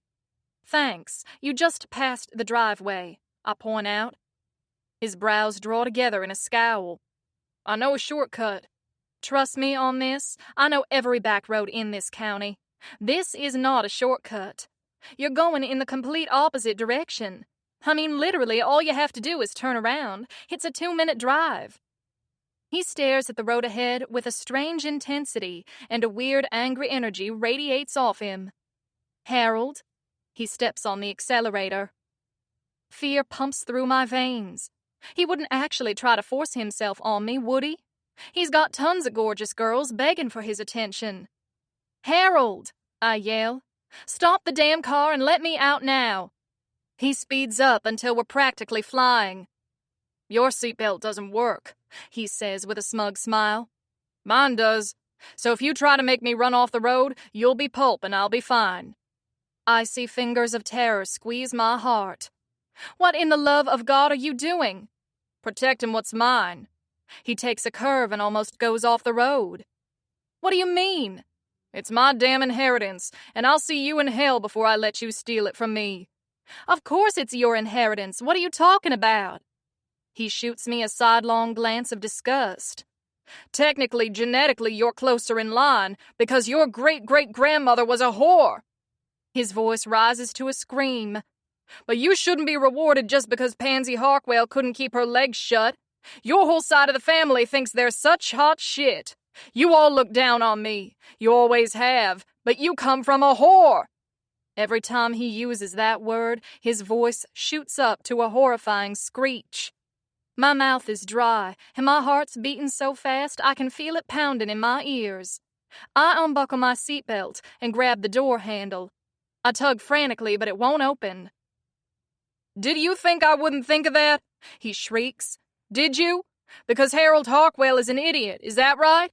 The inheritance isn't mine, I say desperately. Oh, it damn well is. Or it will be if I don't do what has to be done. The lawyer from Asheville showed me the letter from your great-great-grandfather Jebediah. No, my great-great-grandfather's name was Quincy.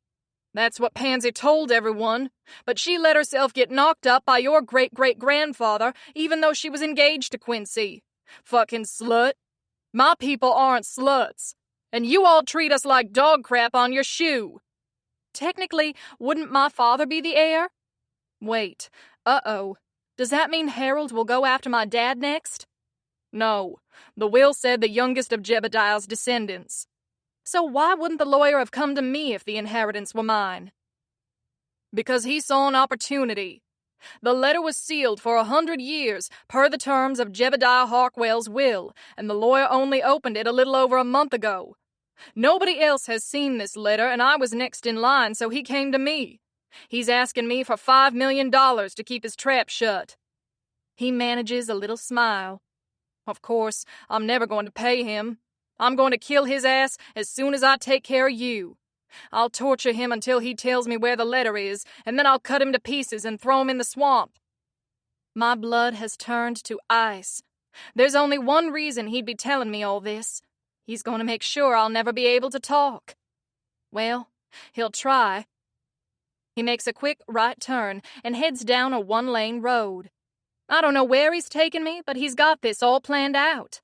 If I don't make my move soon, I'm a dead woman. I may be a dead woman anyway, but I'll at least make him pay for it. I grab the portion of the seatbelt that crosses my chest and wrap my arms around it. "What are you doing?" he shouts. He tries to speed up, but the road is too rocky and the car swerves wildly. "Don't try to escape. I'll make it hurt real bad if you try. If you cooperate, I promise you won't feel a thing when I..." With my free hand, I claw at his face, tearing my nails down his cheek. He howls, and the car fishtails. I draw back my fist and punch him, jamming Tawny's two-prong ring into his cheek. At the same time, I slam my foot down on the brakes. The car screeches off the road, and I lose hold of the seatbelt. I fly forward, and my head slams into the windshield. Stars explode in front of my eyes. Harold's high, shrill whine drills into my ears. "Bitch! Bitch! Bitch!" Something jabs into my arm, and a wave of dizziness washes over me. Harold's infuriated screams fade away, and the world winks out. I wake in darkness, curled up in a ball. Panicked, I fling out my hands and feet and strike something hard. For a moment, I think I've been buried alive, and I start screaming at the top of my lungs. Then I'm jolted violently. I lift up in the air and slam down hard enough to make my teeth rattle. I realize I'm in the trunk of the car, and we've just taken such a sharp turn that Harold's wheels lifted off the ground and slammed onto the road again. I feel around, hoping against hope to find my cell phone, but it's not here. I probably couldn't make a call out here in the middle of nowhere anyway. I hear muffled noise from the front seat. It sounds like a police broadcast, but I know I'm not in a police car. That wouldn't make any sense. I'm in Harold's trunk, and he's going to kill me. It's hot and stifling in here. I can hardly breathe. This is the end. I'm not going to live to see another sunrise. Tears fill my eyes and pour down my face, and I hiccup a sob. My father's face swims in front of me. He was trying to tell me something the other day. Whatever it was, I should have listened. I was going to forgive Crash. I was. I was going to take him back. He'll never know. The car swerves again. We've taken another turn. Harold's driving like a psycho. Crash's face crowds my father's face out of my vision, and his mouth is moving. I peer into the darkness and try to read his lips. Get off your ass and do something. He's right. If Tawny were here, she'd smack me upside the head for panicking. I know how to escape from a car trunk. I've taken self-defense classes. I feel around and find the trunk release latch and yank on it. The truck springs up and sunlight pours in. I suck in a breath of ice-cold air and heave myself out of the car onto a dirt road. I land with a painful thud, which knocks the wind out of me. The ground is cold, the air is cold, everything's spinning. Move. My whole body aches. I can barely see, and everything hurts, but I start crawling toward the underbrush on the side of the road. Up ahead, the car stops and reverses just as I roll off the road and out of the way. Harold flings open the door and leaps out. I stand and struggle to run, but my legs wobble and I fall to my knees. Harold grabs me by the hair and tries to haul me to my feet. I twist around and bite his hand. You bitch! He releases me and shakes his head in pain. My head is throbbing. Harold, you can't get away with this, I groan. You're too freaking stupid. You couldn't even hire a competent assassin. Where the hell did you even get him from anyway? You hired him online, didn't you? The whole New York thing was a setup. The poor hipster who was shot to death because he happened to get in the way of a rageaholic who'd been hired to kill me. Harold must have been communicating with him the whole time. That's how the guy kept finding me. Get up, he hisses. The mugger. It suddenly occurs to me. The guy who tried to steal my purse a week before the shooter killed that poor bystander. He wasn't a mugger, was he? That was the assassin, too. You hired the world's most incompetent hitman. I don't need an assassin. You know what they say. If you want something done right, do it yourself. Yeah, but whoever said that didn't know Harold. I'm desperately stalling for time, praying someone will drive by and see us. Someone might have spotted my broken-down car by now. The car Harold must have sabotaged. I look up at him looming over me. Harold, why did you hit on me? I was covering all of my bases because I'm smart like that. He glares at me, defying me to argue with him. I figured that if we were married, your money would be mine anyway. Married? I splutter in shock. You and me? Why not? His face flames bright red. What's wrong with me? Huh? What's wrong with me? His voice rises to a scream, and he kicks at me so hard that it throws him off balance and he almost trips. He staggers back, fists balled. He looks as if he's about to cry. He has to realize everything's unraveling. How did your hitman keep finding me? I put bugs in your aunt's house so I could hear every time she talked to you. Duh. I hear a crackling sound and then a voice. Deputy Willis. The car was spotted on Thornbush Road 2 minutes ago. Squinting, I realize Harold has a police radio tucked in his jacket pocket. They're on to you, I tell him. You'll never get away with it. They must have found my car, and they're looking for your car. I disappear and you suddenly have scratches on your face and a bite mark on your hand. They'll know it was you. They won't be able to prove shit. When I get my money, I'll have the best lawyer in the fucking country. He grabs my arm and tries to hold me to my feet, but I go limp. I'm too heavy. Ha! One of the many advantages of being a larger woman. The skinny little beanpole can't move me. The hell with it. He whips a pistol out of his pocket and points it at me. I'll shoot you right here, you bitch. Right in the fucking face. My stomach turns to water. Keep stalling. Keep stalling. I climb to my feet as slowly as I dare. The radio crackles again. Someone thought they saw his car on Mulberry Lane. His eyes bug out with panic. Looking around, I realize that's where we are. Move! He jabs the gun at me. Move, move, move! Get in the fucking trunk! I let him move me to the car, stumbling and half falling several times to slow him down. I climb in quickly and flop down on my back, but when he goes to slam the trunk, I kick my legs up against the door and it snaps up and hits him in the face. He staggers back with a scream of pain. The gun goes off, but the shot is wild. You bitch! He drops his gun on the dirt road and I leap out of the trunk.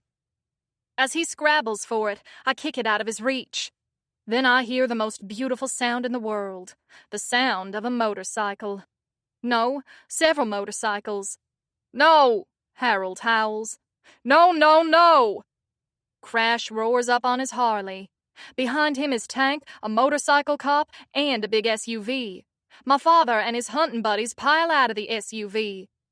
We found her, someone yells. Harold tries to crawl away. Crash and my father descend on him, hitting and punching from every angle. Harold squeals in a pitch so high that I can't believe it's coming from a human. Several men jump into the fray and pull them off Harold before they kill him. I hear an odd buzzing sound overhead and realize someone sent up a drone. There are more and more cars piling up.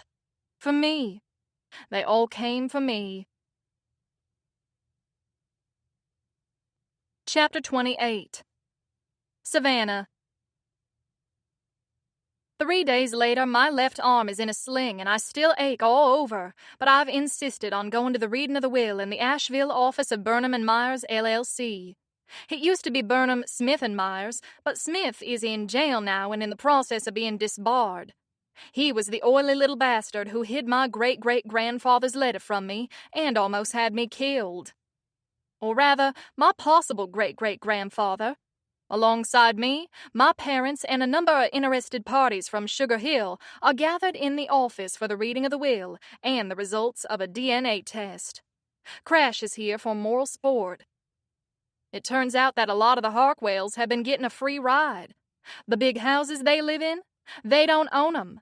They are held in a trust created by Jebediah Harkwell. Their fat monthly allowances also distributed by that trust. The investment company they work for, the Jebediah Harkwell Trust, has always owned a majority position on the board. My great-aunt is from a separate branch of the family, so she won't be affected by this. Some of the other Harkwells have been smart over the years and have amassed their own fortunes. Others are going to be in for a very rude awakening. The tension in the conference room is quite high. There are 20 people sitting around the table, their eyes burning holes in me. Are you sure you're up for this? Crash asks. I'm fine, I insist. He pats my good arm and I wince in pain. Totally fine. They should have let me kill him. Crash's eyes gleam dangerously. I smile. Even smiling hurts. Turns out jumping out of a moving vehicle onto hard, frozen ground is bad for your entire body. Yeah, the police generally frown on that whole vigilante justice thing. Think of Harold Harkwell in jail. He's not going to do well there. Crash snorts in contempt. No, he won't. My mother and father are across from each other at the far end of the table.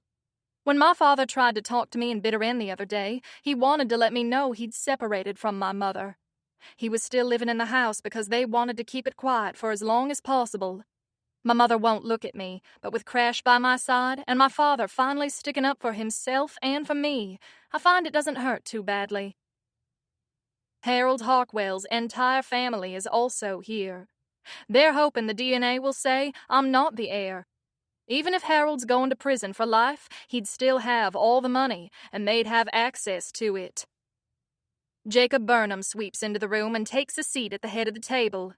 He's got a magnificent head of snowy white hair, and his navy suit is pressed so sharply the creases could be used as a weapon. "About time," Harold's mother Ronnie yells. She glares at me as if what happened to her son is all my fault. Mr. Burnham doesn't look at her. He introduces himself in a loud, ringing voice and tells us what we already know, that we are here to learn the terms of Jebediah Harkwell's trust. "Is my Harold getting the money or not?" Ronnie shrieks. He looks at her haughtily. "If I may be allowed to continue." He explains the sad history and unusual terms of the trust. Crash and I exchange glances and small smiles, and I know we're thinking the same thing. There's a man who loves the sound of his own voice. Not only that, but we know we'll be okay. Crash apologized profusely for not telling me what was happening with his father and Astrid. When he told me about his upbringing, it made sense. We agreed we're meant to be together, and from now on, if we have any issues, we will tell the other person, not sit and stew about it. Pansy Wattenbarger had been promised to Quincy Harkwell at a very young age. Mr. Burnham's voice booms through the room. When she and Jebediah Harkwell fell in love, it was of no importance to her family. A promise was a promise. She begged Quincy to release her from her vows, but to no avail. He threatened to challenge Jebediah to a duel if his rival didn't abandon the pursuit. And when she found herself with child shortly before her wedding night, her fate was sealed. I grimace.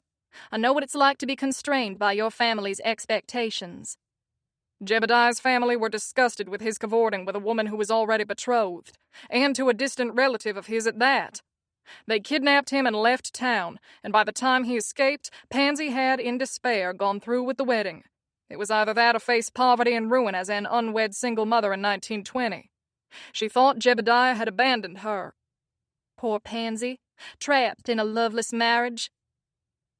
Jebediah was the sole heir to his family's fortune, Burnham continues. Furious at his family, he never married and never fathered more children. He did meet up with Pansy again in secret. He wanted to leave all of his worldly possessions to his only son, but Pansy did not want the truth to come out in her lifetime or her son's lifetime. It would have meant social ruin for both of them. She made him a promise to wait 100 years before the inheritance would be distributed to her son's youngest descendant.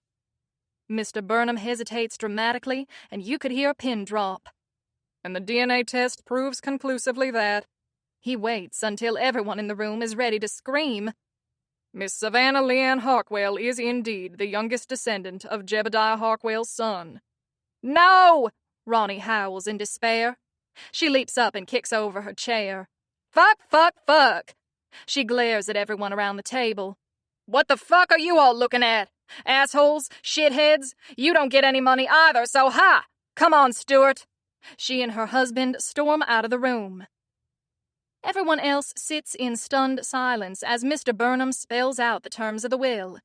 For a lot of them, it's very bad news. They have 90 days to vacate their homes or come to an arrangement with me. Their trust disbursements will also cease in 90 days. After he's finished speaking, everyone rushes him at once. He holds up his hands, trying to calm them down. Crash and I move away from the crowd. I'm shocked, speechless. I somehow couldn't let myself believe it up till this very moment. My mother stalks over to me, the picture of wounded dignity. It figures that you and your father are descended from someone with corrupt morals. I never would have married into this family if I'd known. Randolph, I want you out of the house tomorrow. But it's my house now. I fold my arms across my chest because I know she hates it when I do that. He can stay. You can't. I'll sue you until you don't have a cent left, she screeches. With what money? I snort. Lawyers cost money, and you have a lot less than you used to. All you've got is half of Daddy's pension and savings. I happen to know that isn't very much, because you spent every penny Daddy earned and relied heavily on that trust. Her face goes white. She hurries over to the attorney, pushing her way through the angry crowd. There's a lot of screeching and she tries to punch him, but he blocks her. A wave of dizziness sweeps over me and I sway where I'm standing. Crash loops his arm around my waist. Savannah, are you okay? My father asks. Oh, I think I'm going to be just fine. And I let Crash lower me gently into a chair. Oh my God, I'm so rich, I marvel. Crash and I are back in Sugar Hill, sitting on the porch swing of my family home. He's drinking a Guinness and I'm sipping sweet tea. I'm so rich. I've been saying it for days. I still can't believe it. I inherited a huge pile of cash and half the land in Sugar Hill. Right now, the families of the houses that were held in trust are threatening to sue me, posturing and throwing tantrums, but from what I can tell, Jebediah's trust was ironclad. They have no legal ground to stand on. I'm willing to let them stay and pay me a very reasonable rent, and I think most of them will come around pretty quickly once they see they have no choice.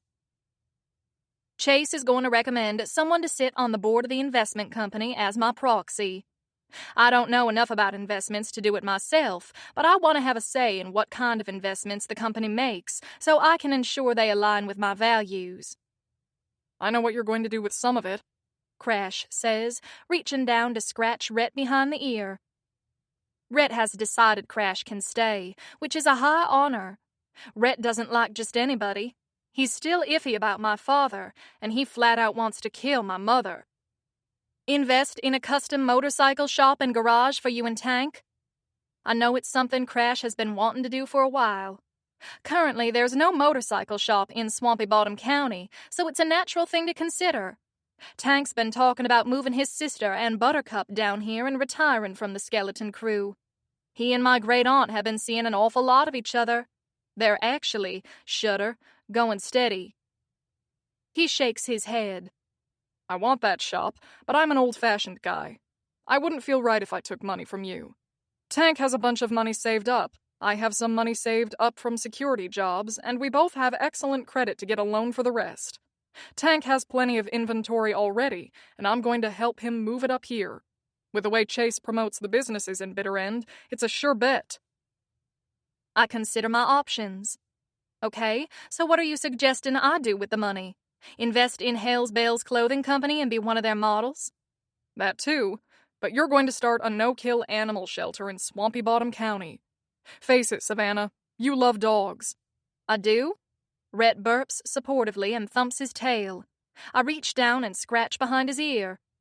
I do, I admit. I look at Crash in admiration. You know, that's genius. I can still do a public service, and this way I won't be offending anybody by trying to give them very excellent fashion and etiquette guidance, which, in my defense, they really could have benefited from. But this is brilliant. I can provide employment to the people who work at the shelter, and I can save dogs. He smiles. I did good? You did good. Crash, how did you get to be so smart? He shrugs and takes a sip of his Guinness. I just hide it really well most of the time. We sit in silence, warmed by the sun and enjoying each other's company. Pretty soon, we'll have to figure out where we're going to live. I'm leaning more toward Bitter End than Sugar Hill, and Crash agrees with me. My father's going to stay here at the house, and if my mother ever stops threatening to sue us, we're going to find a place for her in Sugar Hill. One of the estates I now own has an empty guest house on it, and I'm thinking of offering that to her rent-free, which is more than she deserves. With what she'll get from alimony, she'll be far from starving, but her lifestyle is taking a drastic downturn, and she's about to find out who her real friends are. I suspect her social calendar's going to be pretty empty. Penny for your thoughts, Crash says. Oh wait, more like 1,000,000 pennies. Ha ha. My iced tea's empty, and I lean over to pour more and grimace at the twinge in my arm.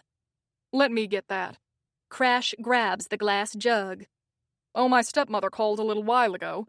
There's an update on my family. I roll my eyes. Please tell me they haven't found you another fiancé? Well, not one prettier than you, anyway. He winks. I mean, how could that even be possible? I take a sip of the tea, enjoying the mix of sweet and tart. Anyway, my stepmother's filed for divorce from my father. She and I had a talk about how he treated my mother and the fact that he'd lied to her about it all these years. Turns out that he's gotten physical with my stepmother a few times over the years, and with him freaking out over his campaign, it happened several times recently, including the night before last.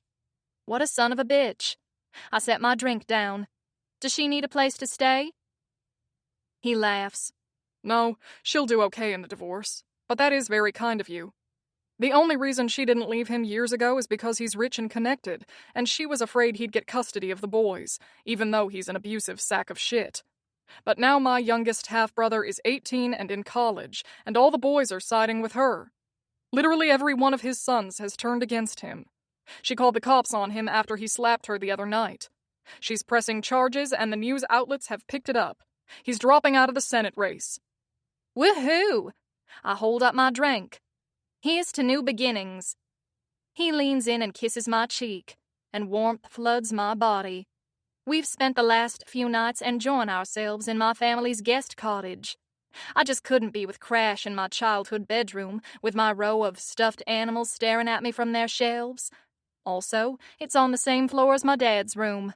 Awkward. Speaking of which, Tank wants me to meet him in town to look at a place where we might locate the garage. Do you mind?